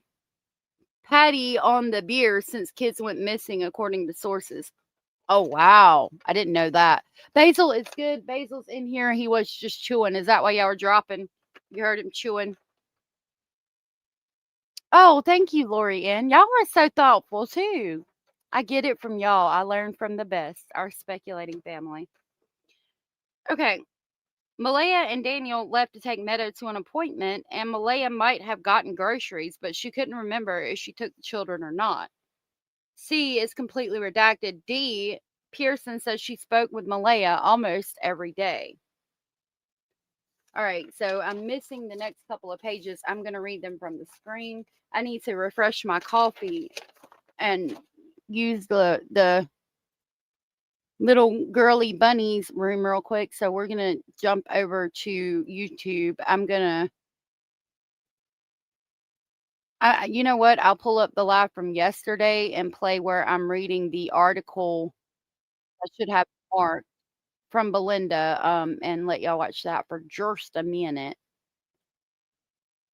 While I go do that. Yeah. Here's the new statement from Belinda. Hold on. I'll speed it up to 1.25 because I know I answered comments. Abella says, seeing Daniel's calm demeanor around the kids in the screaming birthday video and with Meadow, who looks happy in his arms, I don't think he hurt the children. I think if he hurt the children, that it would have been found out per the lie detector test. I don't understand why Malaya was still asleep. She never mentioned getting up any through the night with the baby. Yeah, and maybe she was depressed, because they were fighting and stuff. Being depressed makes you sleep more. I don't know. M to the J dog. Good to see you. Thank you for being here. Belinda breaks my heart, said Shelby. I know. It's sad. The article continues. Gray is a paternal grandmother of Lily and Jack, who reported missing from their Pictou County home on May 2nd. She says their father, Cody Sullivan, has chosen not to be involved in their lives for the past 2 years. She describes Lily and Jack with a mix of warmth and heartbreak, noting Jack is, quote, going to be 5 this month, unquote. Gray remembers them as bright and curious. Lily, a, quote, happy little girl, always laughing, unquote, and Jack, a, quote, more somber, quiet, and thoughtful, fascinated by these bottles, unquote. The last time they were here, they were basically babies. Lily was 4, Jack was starting to walk, unquote, Gray recalled. Gray said the relationship with their mother, Malaya Brooks Murray, became distant over time before the children went missing, as Brooke Murray moved to rural Pictou County and didn't always have access to cell service. A few weeks before the children disappeared, Gray said Brooks Murray called her, cheerful and apologetic for being late with getting in touch. Quote, she said she thought she'd be bringing the kids by for a visit. The call, Gray says, was in March, but the visit never happened. I wonder why. Like I've heard accounts of Daniel being somewhat controlling, and I wonder if that's why. Daniel's brother. That's another thing, Connie, and thank you, Karen. Thank you for pointing that out. Nobody talks about Daniel's brother. Daniel's brother was living with Jamie in the trailer in the beginning, and was there the first day of the searching when the police were called out. He was there. We saw him on the 4-wheeler with the clean boots, and I can pull that picture up if anybody needs to see it. I'll have to dig through all of the thousands of files, but I'll find it. Okay, I'm back. Why does nobody talk about him?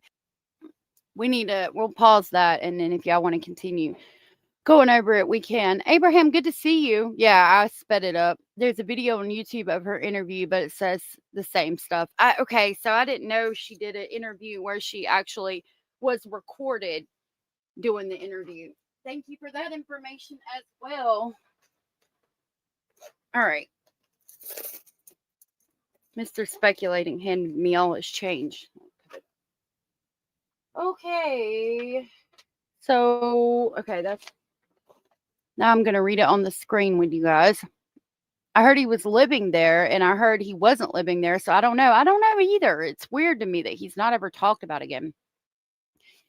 Okay, 30. On May 8th of 2025, Corporal McKendrick and Corporal McKenzie took a statement from Ron McKenzie, Janie's brother, and we got a 14. On May 13th of 2025, I read a report written by Corporal McKendrick on May 8th detailing Ron McKenzie's statement. Going back up, the following is a summary of what he said.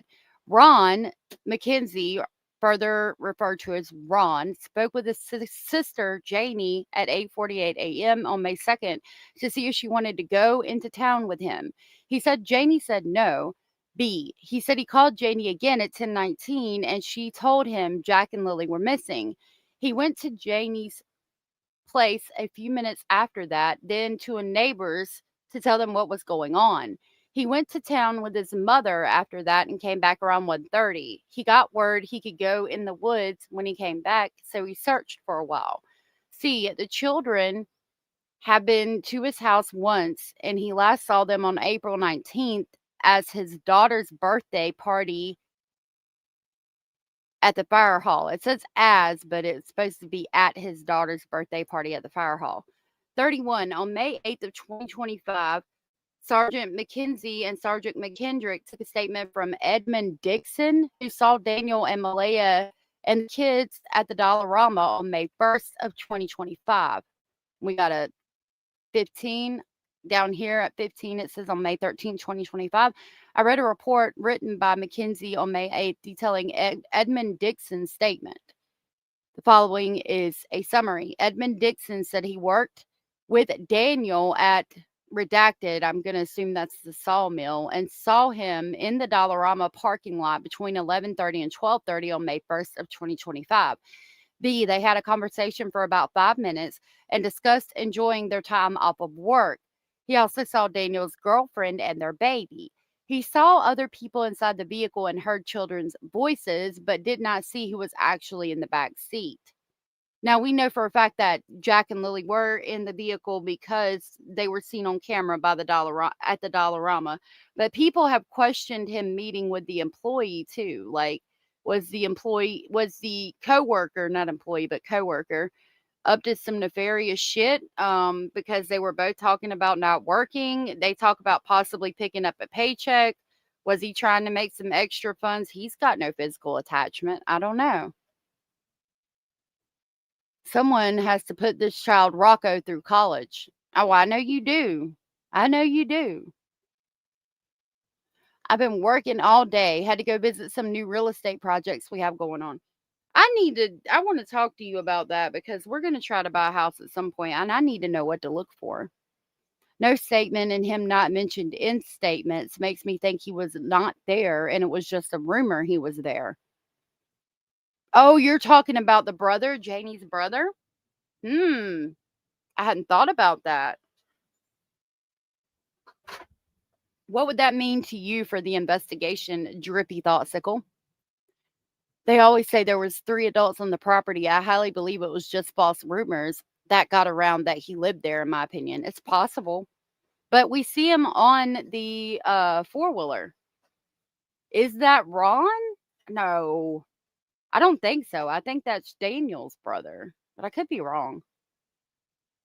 Keep it warm. I'll be there in about 24 hours. Give me about 24 hours. Lord have mercy. Hold on just a minute. Okay.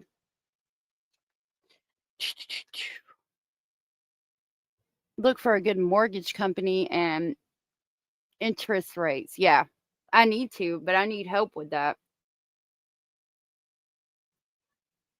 All right.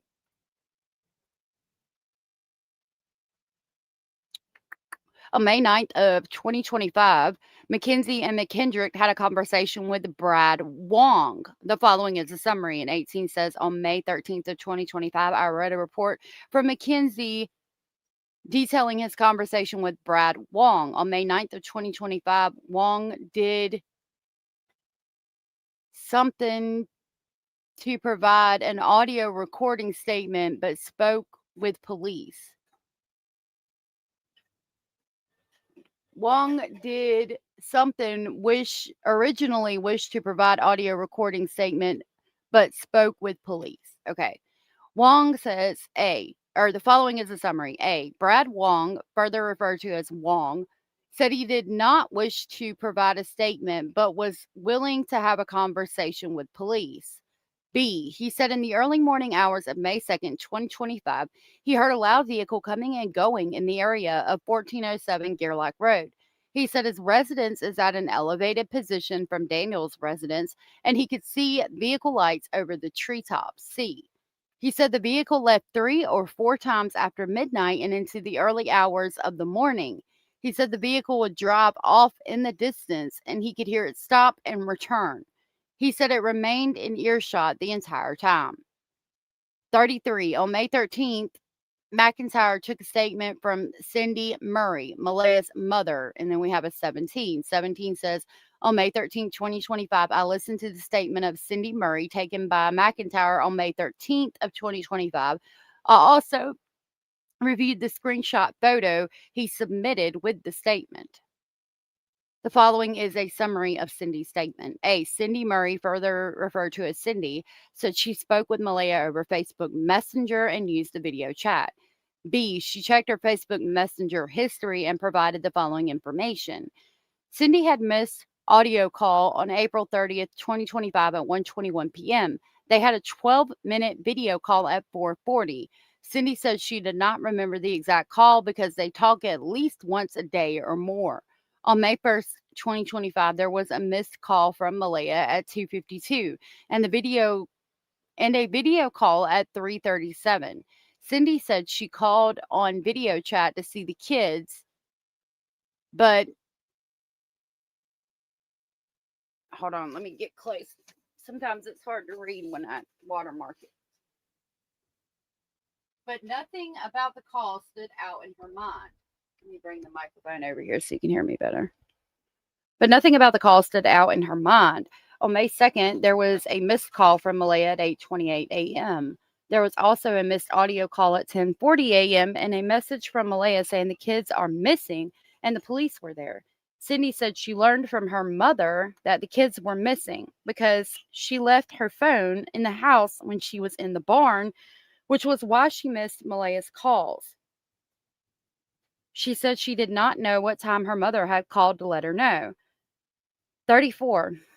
On May 17th of 2025, CST McIntyre took a statement from Chance Lays, Daniel's friend, and then we have 18. 18 at the bottom says, on May 22nd, 2025, I read a task action report with ID 487 written by McIntyre dated May 17th of 2025 detailing Chance Lay's statement. The following is a summary. Chance Lays, later referred to as Lays, said Daniel called him on Friday night to tell him the kids were missing and asked if he would help with the search. Lays, Daniel, and their friend Adam Roy went out and searched on Saturday. B, Lays used to work with Daniel at redacted, I'm going to assume it was a sawmill, and found him to be a hard worker who was reliable. The next paragraph is completely redacted. It could have personal information about Lays, I guess.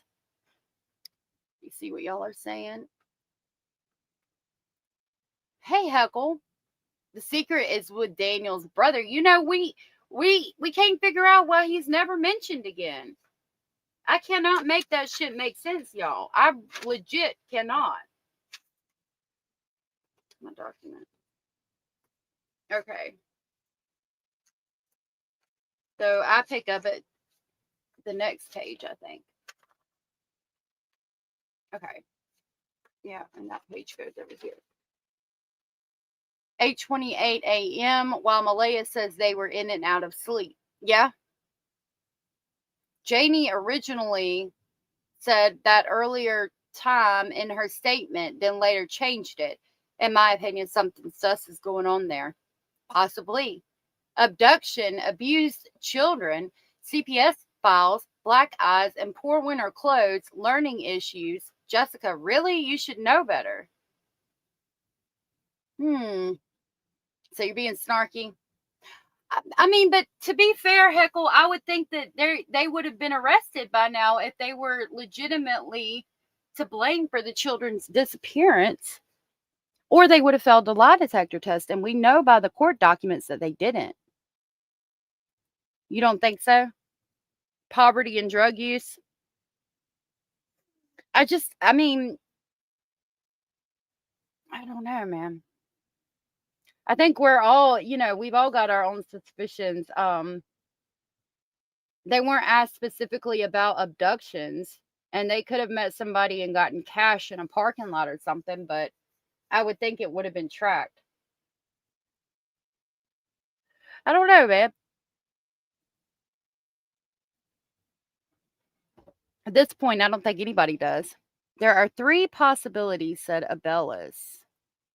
There are 3 possibilities. They're lost in the ecosystem, maybe fell in a well. They were abducted by stranger or strangers, or family did something or an accident. Woods, not ecosystem. What the fuck? Autocorrect. Yeah, those are the only 3 possibilities. I mean, really, that's it. That's all. They were either abducted, something happened with the family, some kind of accident, or they were homicided, or they're out in the woods, they fell in the well. Now, though, it could be a couple of those combined or just one. Abuse, poverty, drugs, flies, black eyes, possible malnutrition, and stepdad. You think so, Heckle? Maybe aliens took them, not the. Hey, you know what, though, Heckle? Maybe aliens did take them. There are too many missing pieces to the puzzle at the end of the day. I agree with you, Corey. 35B is what Daniel said in his early statements about where he searched, but after they went missing 9:40 a.m., pretty big coincidence, and Justin didn't hear Daniel's comment at the time he made the statement. Hold on, let's read it. Let's go back over here and continue reading. Okay, on May 17th, Sergeant Donaldson took a statement from Justin Smith, who lives in the area where Jack and Lilly went missing, and then we've got a 19. 19 at the bottom says on May 22nd of 2025, I read a task action report with ID 515 written by Donaldson dated May 17th of 2025 detailing Justin Smith's statement. Back at 35, the following is a summary. Justin Smith, later referred to as Smith, said he was on good terms with the McKenzie family and helped Janie out in the past. He did not know Malaya, Daniel, Jack, or Lily specifically. B, on Thursday night into Friday morning, he was up until around 1 a.m. on Facebook. Around 1:30 a.m., he heard a car on Highway 289 turn around by the railroad tracks near the area of Gerlach Road and Lansdowne Station Road. It made noise, then went quiet. The vehicle was quiet for about 2 minutes and then drove toward Larrig Road. He later spoke with Brad Wong, who informed him Daniel's vehicle came and went 5 or 6 times that night. Wong said the car Smith heard was Daniel. What the fuck, y'all? God damn! God damn! God damn! I had to do it again. I had to do it like I did in the video. Now, if we could have talked to Justin before he had a chance to talk to Wong, I think that it would have been better. I would have known that that statement was genuinely 100% him. However, I don't think that like Wong is going to get Justin to lie to the police for him. Like if Wong doesn't like Daniel and he wants Daniel to get in trouble for something and he just made up that story to lie, I don't think that Justin is also going to lie. I would have liked to have heard that statement from Justin Smith before Wong had a chance to talk to him and tell him that it was Daniel's car. I would like to know if he indeed thought it was Daniel's car before Wong talked to him. But again, I don't see Wong talking Justin into lying if that's not what they heard. Aliens, said Bruce Banner. Why would they travel thousands of years with high speed and crash somewhere in a desert where there's no trees at all? I don't believe Brad Wong. He's lying, but I don't think he had anything to do with the disappearance. And I could see that too. That's also where the blanket was found. Where? Let me see.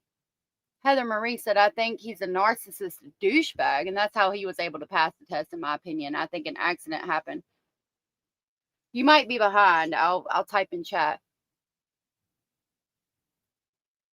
Oh, yeah, make sure everybody's kind to each other. Abella said, aliens don't come here. There's no intelligent life on Earth. They can pick me up, though. It'd be so cool. Right? I don't think Wong knew it was Daniel. I think that was all shit talk after he heard Justin's legit story, in my opinion. See, that's what I'm wondering, if something like that happened exactly, Drippy. Exactly. Wong wouldn't sign a statement, but would only talk informally to police about what he saw. Yep. Great points. And you're absolutely right. Where was the blanket found exactly? Do we know? Yeah. Where exactly was the blanket found? If you don't mind, I don't remember, and I don't know if I've read it anywhere. And aliens can't change air inside. It must be very stinky. They said. Ugh. Brother, ugh. What's that? What's that, brother? They said, what's that, brother? And passing by Earth, and just kept it moving. They just kept it right the hell on moving. Yes, we do know. It is pointed out on a maps on some YouTube channel. They also showed the area this car was heard that Daniel searched, and stopping quick is enough time to ditch the blanket. Ah, okay. I'll have to find the YouTube channels that show it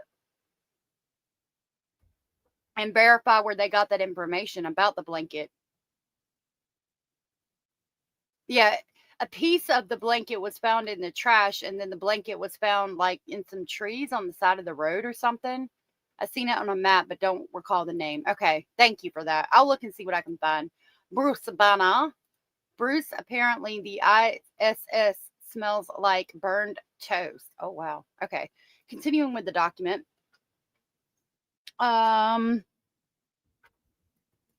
Searches, ground search and rescue, GSAR search.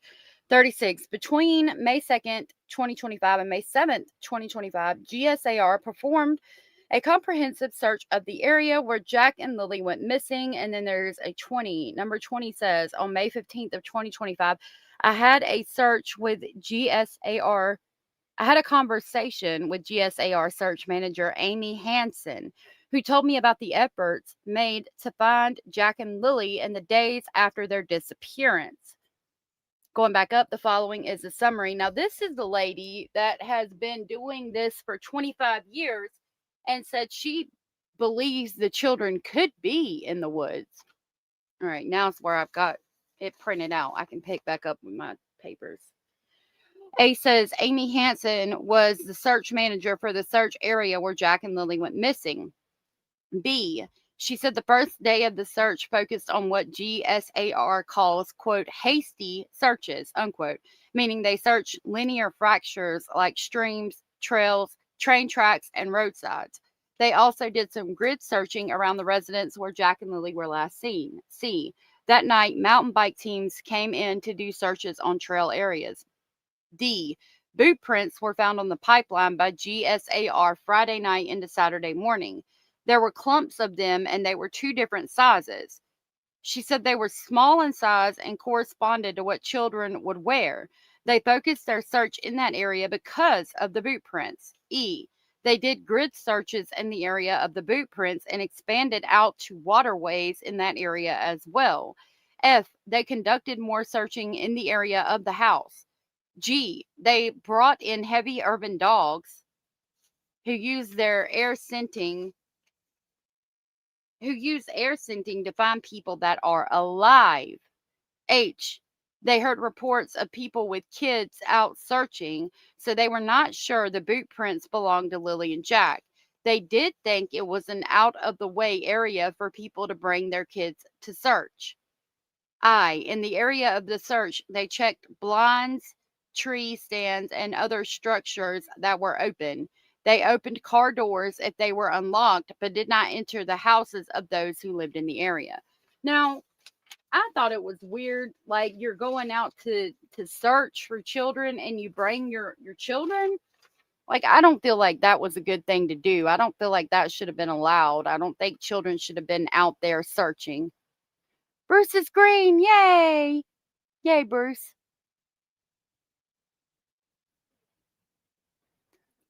Clutched and Pearls showed it, and I think, okay, awesome. Thank you for that. Drunk Turkey has a map of the area with the blanket marked. I think it's on his channel too. Okay, I'll look. Yeah, clumps of them. Clumps of boot prints or whatever. You know? I don't know. Yeah, Drippy, thank you. Sorry, I visit too many channels on this stuff. Hard to remember who reported what. No, you're good. I appreciate the information. I'll see if I can locate through their videos which one had it up.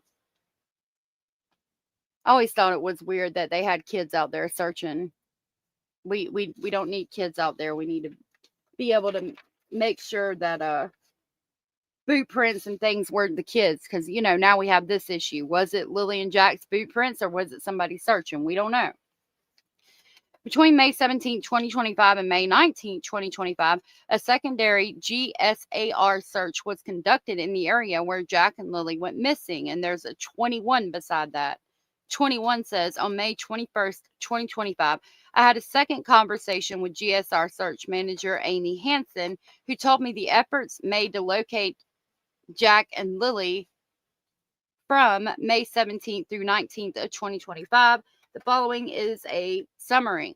A. GSAR conducted another search from May 17th to 19th, 2025 in the area of Jack and Lily's residence. B. The area they searched had previously been done with hasty searches and a dog, but were not grid searched. They conducted grid searches and overlapped in a few areas already searched to ensure they had not missed anything. C. Nothing was found related to Jack or Lily. D. They have about 70,000 drone photographs to review. If something is located on the drone photograph that needs further inspection, they will let the RCMP know, and a GSAR resource will go with an RCMP member to check that area specifically. They did this on Monday, May 19th of 2025, when items were located in a drone photograph, but it turned out it was not related. Now we're at the underwater recovery team search. Between May 8th and May 9th, the RCMP underwater recovery team checked bodies of water in the area of Jack and Lily's residence. There's a 22. Down at the bottom, 22 says, on May 15th of 2025, I had a conversation with McDonald of the underwater recovery team regarding searches of the bodies of water in the area where Jack and Lily went missing. Back at the top, the following is a summary. A. On May 8th of 2025, the underwater recovery team went to the area and checked the following. 3 ponds were checked, the area of the campground and park near Jack and Lily's house. The boat was placed in all 3 ponds, and they used sonar to confirm there was nothing in the lake. There was a pond that was not easily accessible that they could not put the boat in. It was not searched. On May 9th, 2025, the underwater recovery team went to Lansdowne Lake. They used sonar to check the lake, and nothing was located. They checked all of the areas they believed were easily accessible to small children. Okay, that's concerning, because just because you can't get back there doesn't mean that the kids couldn't have gotten back there to the lake that hasn't been searched.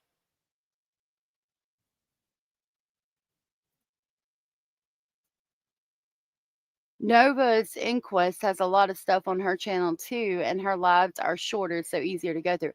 Okay, thank you. Nova's from the same area in Pictou. Thank you. Oh, no, you're good. RCMP stands for Royal Canadian Mounted Police. So basically the police in the area. Yep. Thank you, Drippy. And Corey. My neighbors were making a screeching sound for hours a day. Oh my God. I couldn't imagine. Mounted, I think. I might have it wrong. Can you tell me again how you prepared the canned tamales? Oh, I haven't prepared them, but I got them. I bought them at the grocery store. Oh yeah. I would put refried bean. I would line my pan with aluminum foil. I would put refried beans on the bottom, like spread it out on the bottom of the pan, and then I would open the can of tamales and remove the paper and dump all that red sauce over the beans and set the tamales on top of the beans and the red sauce and put cheese. Oh, let me back up. You spread the beans out and then you put cheese. And then you open your tamales, remove the paper, and pour the tamales and the sauce over top of the refried beans with the cheese. And then you put cheese on top of the tamales and you bake it in the oven at 350 long enough to where it starts bubbling, maybe 15-20 minutes to get all the flavors kind of put together. And then you eat it like that and put some sour cream or some salsa or whatever you want on it. Sorry. Now it's about 25 feet from my window. Oh my God. Mounties. People think of dressed in red horses, except they normally dress in red and not on horses except formal occasions. Yep, exactly. That's how I knew it. I think there's a possibility. I think if there's a possibility more than 0% that the kids are alive, they could be alive. They could be. It's like the poor kids disappeared off the face of the earth. I know. Yeah, they're good with chili too. If you get the canned chili and put on top, that shit's good too. Okay, RCMP remotely. Hold on. We're at B. On May 9th of 2025, the underwater recovery team went to Lansdowne Lake. Oh, we read that. Okay. RCMP remotely piloted aircraft system, or RPAS search. On May 2nd, 2025, Mugsford conducted a drone search in the area of Jack and Lily's residence, and we got a 23. On May 15th of 2025, I read a report written by Mugsford dated May 2nd, 2025, regarding his RPAS search of the area of Jack and Lily's residence. At 10:38 a.m., Mugsford launched the RPAS, which is remotely piloted aircraft system, from 1407 Gerlach Road and began initial searches utilizing both live camera view and thermal imaging of a nearby swamp and waterways adjacent to the property. Sergeant Mudsford continued grid searches of the area contained between Lansdowne Road, Gerlach Road, and Lansdowne Lake, approximately 0.5 kilometers north of the residence. The search included a low-altitude hover over Lansdowne Lake, performing a 360-degree scan of the lake and the water's edge. The results of the lake search were negative. At 2:07 p.m., Mugsford brought his remotely piloted aircraft system down due to battery depletion. Because of the Department of Natural Resources helicopter, the RCMP helicopter, and the remotely piloted aircraft system operator, CST-10 Naval, were all carrying out aerial patrols. Mugsford did not carry out any further flights. So they did, a lot of aerial flights. It appears they searched rather well. Oh, on this page, it gives us more information about the pink blanket. It says Mugsford carried out vehicle patrols on Lansdowne Road between Gerlach and Montreal roads. He checked a number of concrete waterways which passed under the adjacent rail bed. All were negative. 40. On May 9th, Hayes conducted a drone search of the underside of Jack and Lily's residence. And then there's a 24. Down at the bottom, 24 says on May 15th of 2025, I read a report by Hayes dated May 8th of 2025 regarding his remotely piloted aircraft system search beneath the trailer where Jack and Lily lived. The following is a summary back up at the top. Hayes was tasked to assist this investigation by searching the confined space under the trailer where Jack and Lily lived with his remotely piloted aircraft system. He arrived at the residence on May 9th at 6 p.m. of 2025 and was invited onto the property by Daniel. Hayes flew the remotely piloted aircraft system under the trailer, and with the assistance of the light on the remotely piloted aircraft system, was able to view the majority of the front and rear space below the trailer on the left side. The furthest space to the rear of the trailer could not be checked fully due to hanging insulation. He checked the right side and estimated he was able to see about 2/3 of right underside of the trailer. The ground was sloped and the RPAS, or remotely piloted aircraft system, could not fit in the remaining space. So that makes me concerned too, because the kids could have crawled in the insulation because it looked like cotton candy or something. We've got a waterway that wasn't checked, and they could be under the fucking trailer. I'm not liking this at all. You would think that they come up with something better to call that, wouldn't you? We have a 15-year-old girl missing here in Germany. She is missing 6 years now, like she vanished. There's no trace at all. I feel she could be alive somewhere. We've got a couple like that here, Bruce Banner.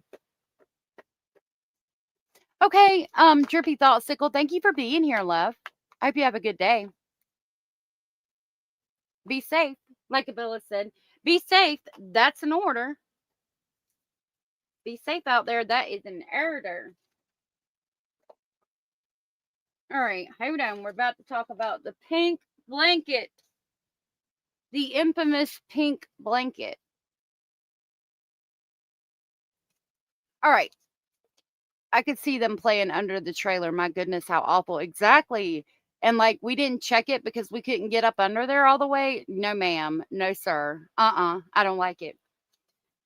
Pink blanket located during the search. 41. On May 2nd of 2025, family members taking part in the search for Jack and Lilly located a pink blanket, and there's a 25 beside it. Down at the bottom, 25 says, on May 15th of 2025, I had a conversation with Tanochuk detailing a pink blanket being found in the search area belonging to Lilly Sullivan. I also read Tanochuk's task action report ID 270 dated May 5th of 2025. Okay, Sergeant Gagnon and Sergeant Mason were at Jack and Lily's residence on May 2nd, 2025 around 4 p.m. when Haley Ferdinand, hereafter referred to as Haley, Hayden Murray Smith, hereto referred after as Hayden, and Hayden's girlfriend came out of the woods to say they found a pink blanket in the woods in a tree on Lansdowne Station Road. They showed a picture to Malaya and Daniel, who confirmed the blanket belonged to Lily. B. Sergeant Gagnon and Sergeant Mason drove Haley, Hayden, and Hayden's girlfriend back to the location where they saw the blanket. Sergeant Gagnon seized the blanket. Corporal Martin and his police dog were called to the area. He took photographs of the blanket. He walked for about 1 kilometer in the area with his dog on an adjacent trail. They did not pick up a scent to complete a track. So it was in the woods, or in a tree, in the woods in a tree off of Lansdowne Road. D. The other part of the blanket was seized from Malaya and Daniel's house by Corporal Rice on May 4th, 2025 at 9:09 p.m. It was located inside a trash bag at the end of the driveway. See, and if it was in the trash bag, do we think that maybe it was hanging out of the trash bag and an abductor grabbed it from the trash bag and possibly threw away Jack's pamper in there? Like, that's been another thing since one of our speculating family members pointed out. Had they checked the trash cans in the area to see if there was a pamper in there or anything? Right, exactly, Corey. That blanket being there makes no sense because it was supposed to have been thrown in the garbage. Exactly. It is marked on Google Maps scratch. I'm going to look it up. I'm still concerned about hidden old wells or caves somewhere. I'm going to look at old maps again, see if I see anything from years past. I know you had said something and we talked about it briefly, but I can't remember on what live. But there are some wells and things that somebody talked about. There was 3 old wells, caves, or mine shafts. I can't remember which one they said, but there was 3 in the area, if I remember correctly. The pink blanket is so weird. Abraham said, I think cadaver dogs would have picked up something under the trailer. Those dogs are highly trained and they are no joke. You're absolutely right about that, and that's a good point. But they just recently brought in the cadaver dogs. Yeah, I wanted to tell you that, but you weren't here that day, and I can't remember now where I saw it. Yep, septic systems too. Okay. On May 5th of 2025 at 11:07 a.m., Gagnon showed Chick Tinochuk the seized blanket, and she compared it with the image of the blanket seized from the residence. She believed they were pieces of the same blanket. After Corporal Tinochuk checked to confirm it was the same blanket, she drove to the location where the blanket was seized. She confirmed it was exactly 1 kilometer from Jack and Lily's residence. Video surveillance. Walmart and Dollarama video 42 on May 7th of 2025. CST Himmelman attended Walmart in Truro to obtain their video surveillance. 26. 26 at the bottom says, on May 13th of 2025, I read a task action report written by Himmelman dated May 7th, 2025 with ID 2 and ID 3. I also reviewed the still clips he created from the video footage. Back at the top, it says he learned the following. A. Hendelman met with Redacted in the Walmart office and obtained video surveillance from April 30th, 2025 and May 1st of 2025. He later reviewed the video from Wednesday, April 30th and saw the following. Malaya entered the Walmart at 7:54 p.m. holding a baby. Daniel entered the Walmart at 8:01 p.m. with 2 children believed to be Lily and Jack Sullivan. Malaya, Daniel, and all 3 children left Walmart at 8:48 p.m.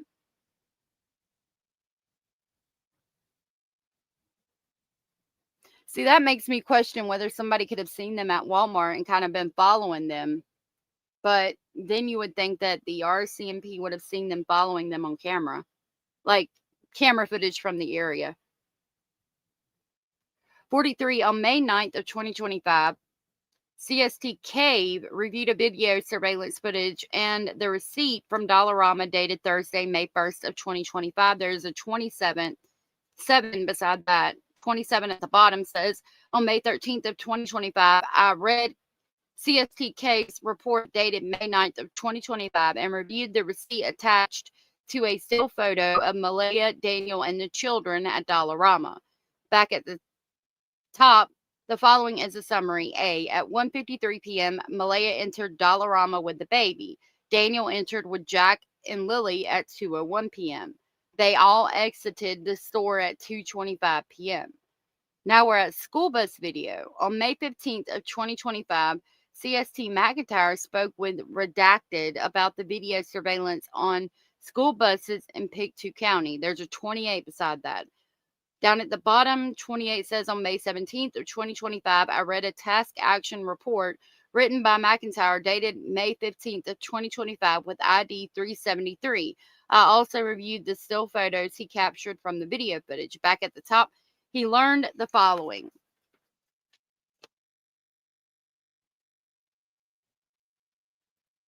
Shelby said the whole case is just a big mindfuck. Whoever did anything with those babies got away with it, and it's heartbreaking. And you're absolutely right.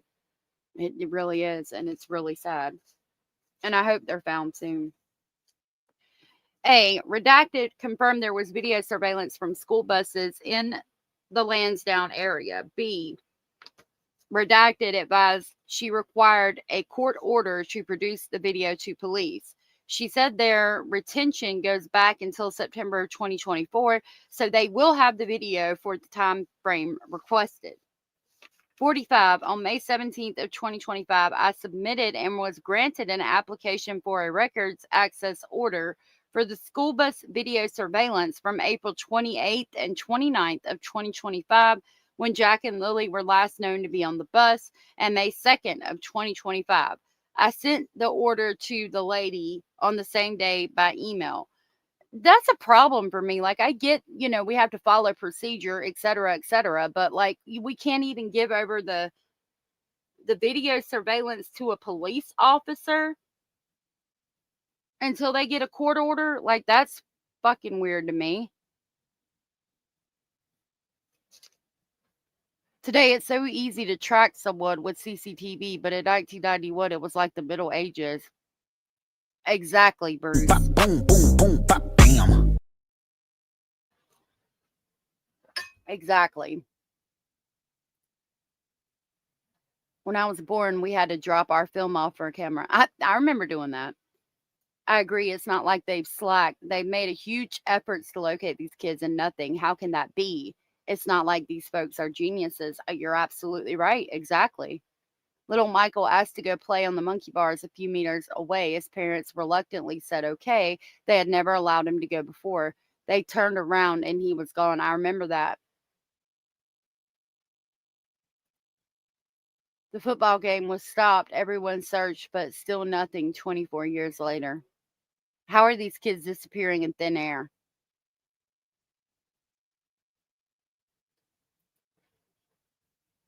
Continuing.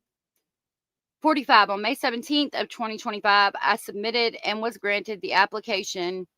Oh, I read that. 46. On May 20th of 2025, school bus video surveillance was picked up from Chignecto Central Regional Center for Education, or CCRCE, and there's a 29 beside it. Down at the bottom, 29 says, on May 20th of 2025, I spoke with redacted at CCRCE and received the video surveillance from McIntyre in person.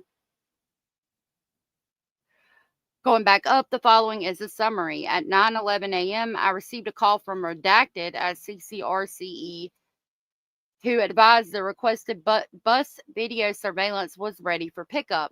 B, I called McIntyre and asked him to pick up the video surveillance. C, at 3:43 p.m., McIntyre provided me with a USB with the video surveillance. 47, on May 21st of 2025, I tasked Askew with the school bus video surveillance review and later spoke with him about the review. And there's a 30 beside that. 30 at the bottom says, on May 21st, 2025 at 4:02 p.m., I spoke with Askew about his review of the school bus video surveillance. Then we go back up and it says, I learned the following, and all that is redacted. Why is all that redacted? Again, with the school bus. I've got questions about that school bus. I mean, I don't know. Maybe I'm just being overly paranoid about that school bus driver. I got a lot of lingering questions. That whole paragraph is redacted, and they have unredacted. This document has stuff that's unredacted now, and it's unredacted now because, in my opinion, my educated guess, they've checked out the things that were redacted in the document we got back in August, and they verified that those things, were not true, or, not relevant to the disappearance of Lilly and Jack Sullivan. So why is the video surveillance stuff still redacted? We haven't had time to check it, or what? I don't like that shit at all. I'm not freaking feeling it. I'm over here when we talk about the bus and seeing all this shit that's redacted. This is me. Now what the fuck is going on? I mean,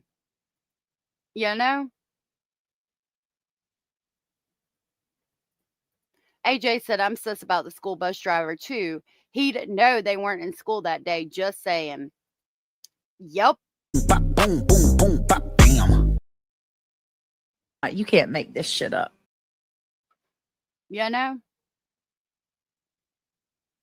Yeah, all our names are goofy today, Max.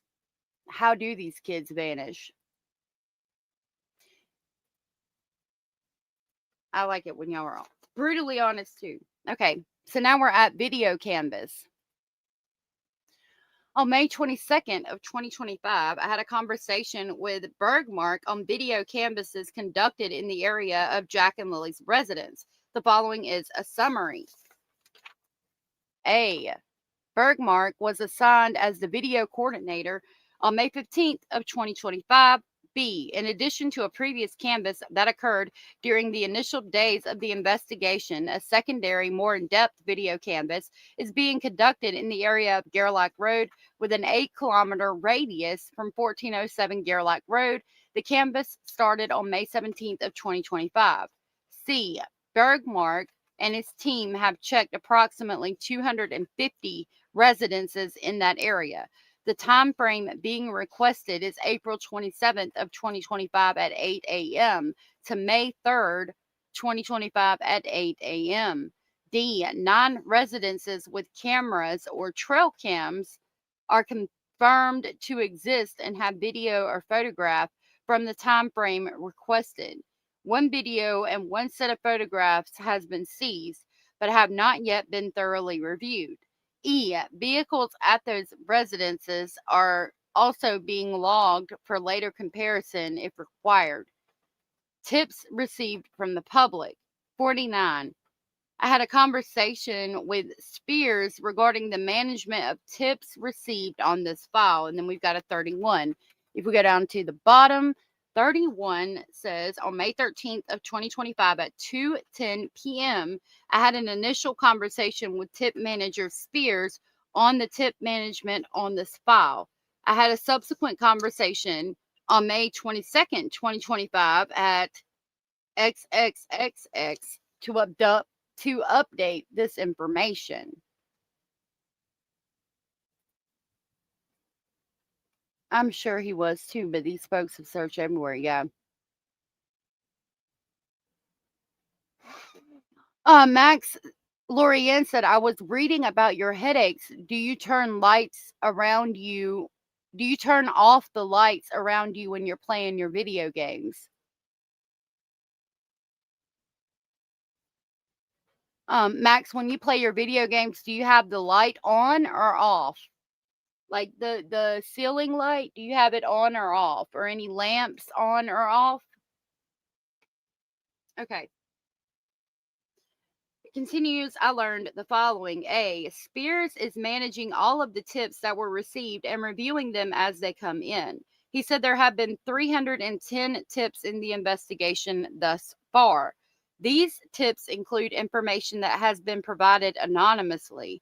Each tip is being followed up on by an investigator in MCU as well as documented on the file with Sergeant Spears having reviewed as well. C. None of the tips so far have led to Lily and Jack's location or have any information that has been corroborated by the investigation. D. There are some areas that have been identified to be searched, and a list is being made for follow-up.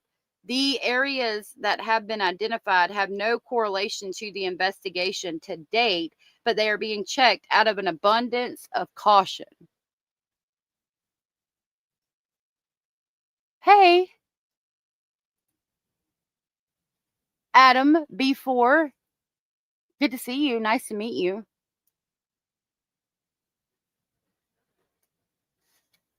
All right, let me continue.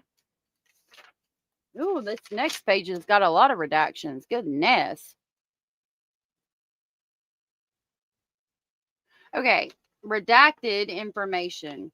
Again, I think the stuff that's still redacted is shit that they haven't been able to check up on and verify all the way.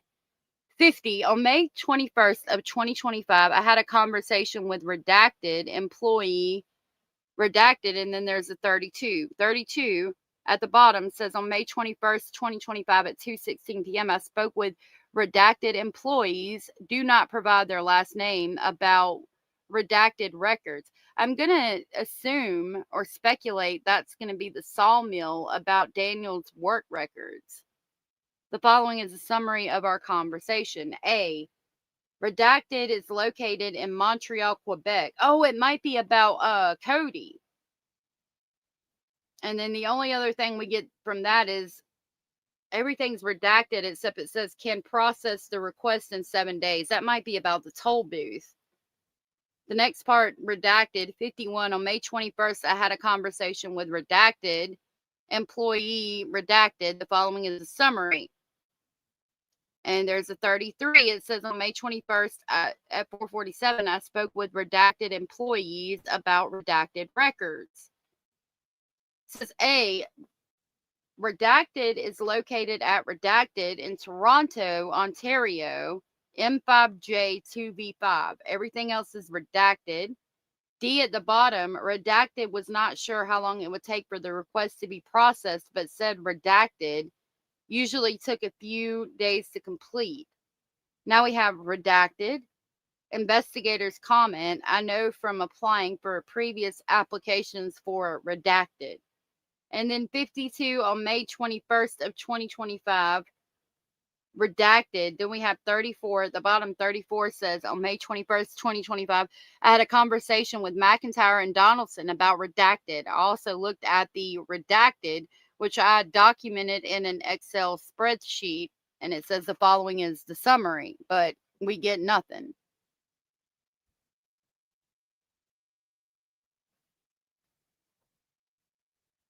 The summary says on May 20th of 2025, McIntyre and Donaldson completed, and then it's completely redacted. 53, between May 21st and May 23rd of 2025, I communicated with redacted employees by email and telephone, and there's a 35. 35 says on May 21st of 2025 and May 22nd of 2025, I sent emails to redacted requesting information from them. On May 23rd, 2025, I spoke with redacted by email. Redacted employees do not provide their last names by phone. I also looked at the redacted. This is irritating me. I don't like all these damn redactions. Hey, lovely bones. Goobers. Max, when you play your PlayStation, do you have any lights on in your room? I don't know if you can hear me, but that could be affecting your headache. 53. Oh, we read that. Hold on. Yeah. The following is a summary. A, redacted is located at redacted Toronto on M4Y2Y5. B, redacted records are kept for 13 months. C, redacted said they would work on the request urgently and provide the results as soon as they could. D, redacted provided the results of the redacted. Redacted. 54. On May 21st of 2025, I had a conversation with redacted employee redacted. There's a 36 after it. 36 says on May 21st of 2025 at 3:10 p.m., I had a conversation with redacted about redacted records. The following is a summary. A, redacted is located in Halifax, Nova Scotia, B3K5L2. B, redacted retains redacted for a period of 6 months. I'm going to assume that is the employment agency keeps or retains records or video files for a period of 6 months. C, redacted does not require redacted, just a civic address or GPS coordinates. D, it will take redacted at least 2 days to process the request, but they will get it done as soon as they can. Requested time frame. 55, I have read the redacted case, and I'm aware and have drafted this application with the 7 guidelines for police in mind as outlined in the case. So I have reviewed Jack and Lilly Sullivan's case, is what I'm assuming that is saying. You turn your lights off in your room. Okay, so Lori, he said he turns his lights off in his room when he's playing his game.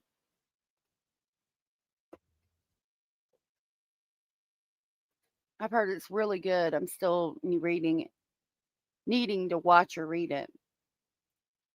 I've been up here on stream about this case. I'm 20 minutes across the road. Oh, really? That's interesting. I appreciate it. Yeah, I've got to hurry up and get done because it's almost 6 o'clock and I have to get dinner cooked. Let me drop my email because I would love. Abellis is from Canada, but on the other side of British Columbia. I'm gonna give you my email, Adam, and email me.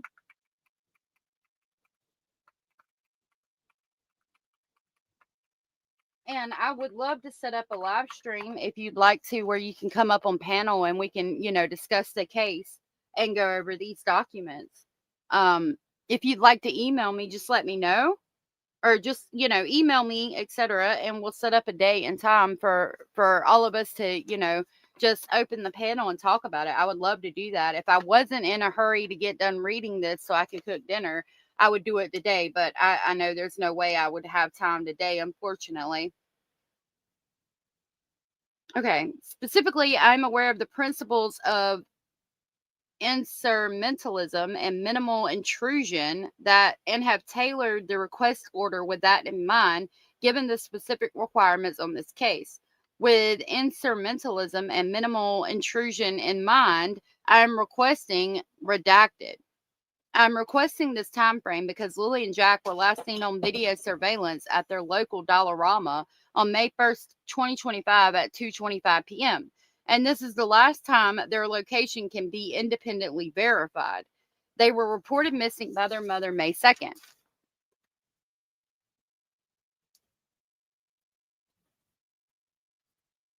Yeah, absolutely, Adam. I would greatly appreciate it. I would love your perspective being from the area. They were reported missing May 2nd, 2025 at 10:01 p.m. a.m. I apologize. And police arrived at their residence at 10:27 a.m. I'm requesting a report redacted. This time period is also being requested in order to identify redacted of Lily and Jack's disappearance. This could assist the investigation by helping police to identify a further investigational avenue and leads and possibly lead to the location of the children. The amount of data can be meaningfully reviewed given the time frame and rural location being requested and given the resources being dedicated to this high priority investigation.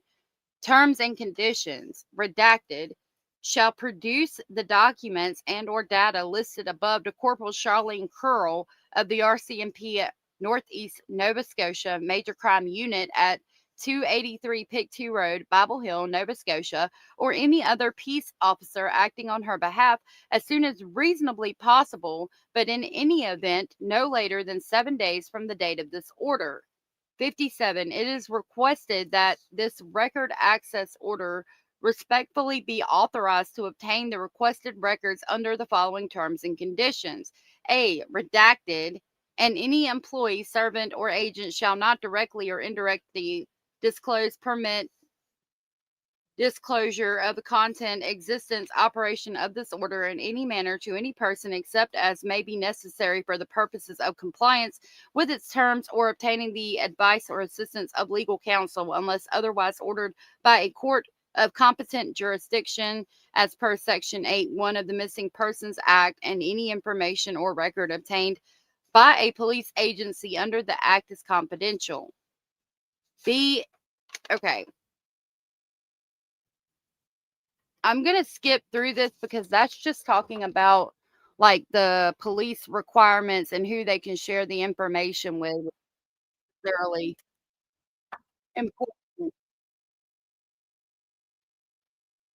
Okay. We're going to go ahead. I mean, it's just talking about who they can't share it with anybody. In the last part of that section is E, and it says nothing in this order shall be so construed as to require the production of any data or documents which are subject to solicitor client privilege. So again, it's just talking about police procedure and lawyers. Summary is going to be important. Summary 58 on May 2nd, 2025 at 10:01 a.m. Lily and Jack Sullivan were reported missing from 1407 Gerlach Road by their mother, Malaya Brooks Murray. She reported they walked away from the home and could not be located. Malaya, her boyfriend, Daniel Martell, and his mother, Janie McKenzie, were at the residence when the children went missing. They all provided statements saying they heard or saw the children between 8 a.m. and 9:40 a.m. on May 2nd of 2025, but could not provide an exact timeline of when the children went missing. A police investigation has since confirmed the children were last seen outside of the home on May 1st, 2025 at 2:25 p.m. at Dollarama, which was confirmed by video surveillance. An extensive ground, aerial, and underwater search was conducted between May 2nd, 2025 and May 9th of 2025 and continued on May 17th through 19th of 2025. The children were not located. Statements were obtained from various family members, teachers, and acquaintances of the children and family with negative results. Over the course of the investigation, over 200 tips have been received from the public, and follow-up has not resulted in locating the children.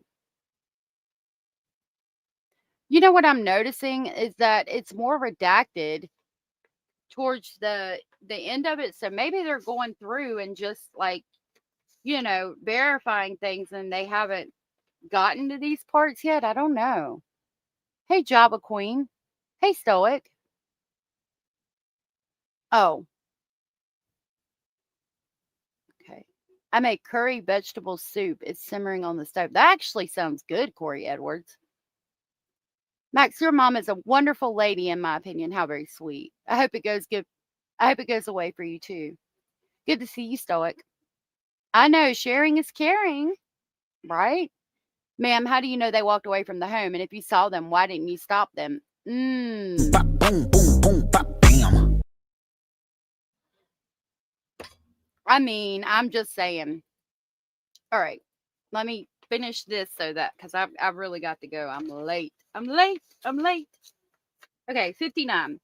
I believe a records access order under the Missing Persons Act to obtain copies or access to the records of or related to the missing persons Lily Sullivan and Jack Sullivan will assist the RCMP at Northeast Nova Major Crime Unit in locating the missing persons by possibly redacted and provide further avenues for police investigation into their disappearance. This could assist with locating them. 60. I believe from speaking to redacted employees, as stated in paragraphs 44, 45, 46, and 47, that the records exist, specifically redacted, and will be in the possession or under the control of I, redacted, in Montreal, II, redacted in Toronto, III, redacted in Toronto, or IV, redacted in Halifax. 61. The information, therefore, requests that the above companies be ordered to prepare and produce a document containing the items set out in paragraph 3 that is in their possession or control when they receive the order. So again, I think they're trying to get basically information about all cell phones that hit the towers in the areas around the time that the children went missing, because if you can get a cell phone tower identification for each cell phone that hit that tower in that area for the time period that the children went missing, it's going to tell you everybody that was in the generalized area, and then we could locate them, right? We would know who our main suspects are and who we need to look into. AJ said, that's so interesting. The RCMP state that their phone records are key to solving the case. Exactly. And is it saying Malaya and Daniel's phone records? Or are we talking about phone records in the area? Like trying to see whose phone records hit off the tower in the area that they go missing.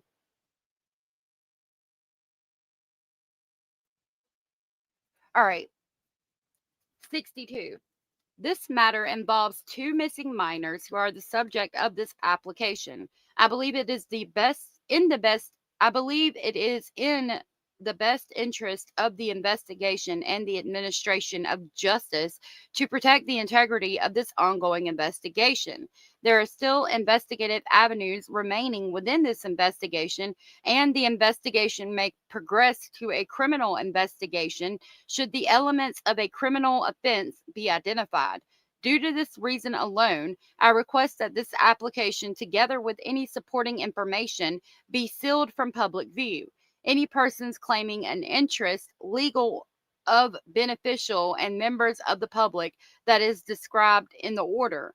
I request that a sealing order pursuant to a common law authority be granted for this purpose. All right, last page. 63. There is currently no other authority to protect the information within the Missing Persons Act of Nova Scotia. 64. This, my affidavit, is made for the purpose of an application pursuant to Section 6 of the Missing Persons Act of Nova Scotia to prevent the publication of information that identifies any person who are mentioned within the investigation, so as to maintain confidence in the administration of justice, having regard to all the circumstances and for no improper purpose. And then it says, or solemnly affirm before me the 23rd day of May, 2025, at the town of Bible Hill in Colchester County, Nova Scotia. Sergeant Jordan Carroll, or Corporal, signed it, a commissioner of oaths of the Supreme Court of Nova Scotia. And there's a signature of an informant. Oh, Corporal Curl, Royal Canadian Mounted Police, probably another witness. You know how sometimes court documents, they make you sign it, and then the person that you're signing it in front of is the witness. Yeah, have a good day, Max. Yeah, thank you so much, AJ, for letting me know where to get it. Like, I really cannot thank you enough for that. I greatly appreciate you sharing Nisha's Patreon with me. Again, before we go, because I do have to, I've got to run. If you guys want that document, you can get it for free on Niche Patreon. If you have not subscribed to Niche True Crime on YouTube, please do so. I also have it on my Patreon. If you are a member over there, my Patreon is $5 a month because I put like everything on there from my YouTube channel. But you can get the document for free to review for yourself from Nisha's Patreon. So make sure you check her out. Thank you again, Ajax. AJ. I don't know why I keep wanting to call you Ajax. You think the kids were taken? I think so too. I just don't see Daniel being able to pass a polygraph like that. Like, he's not a criminal mastermind in that, in my opinion, you know. Yeah, thank you so much. As always, I hope you all have a great day. I've definitely got to run. We will be back tomorrow. Stay safe tonight. That is an order. If nobody has told you, you are enough, you are important, you are special, and you are loved. Thank you so much for being here. Thank you for hanging out with me today. Thank you for the support. Thank you for hitting the thumbs up. I love our speculating family so much. Thank you for sharing your thoughts, opinions, and speculations. And I will be back tomorrow. Y'all have a good night. Sleep sweet. Stay safe. Sweet dreams. Bye.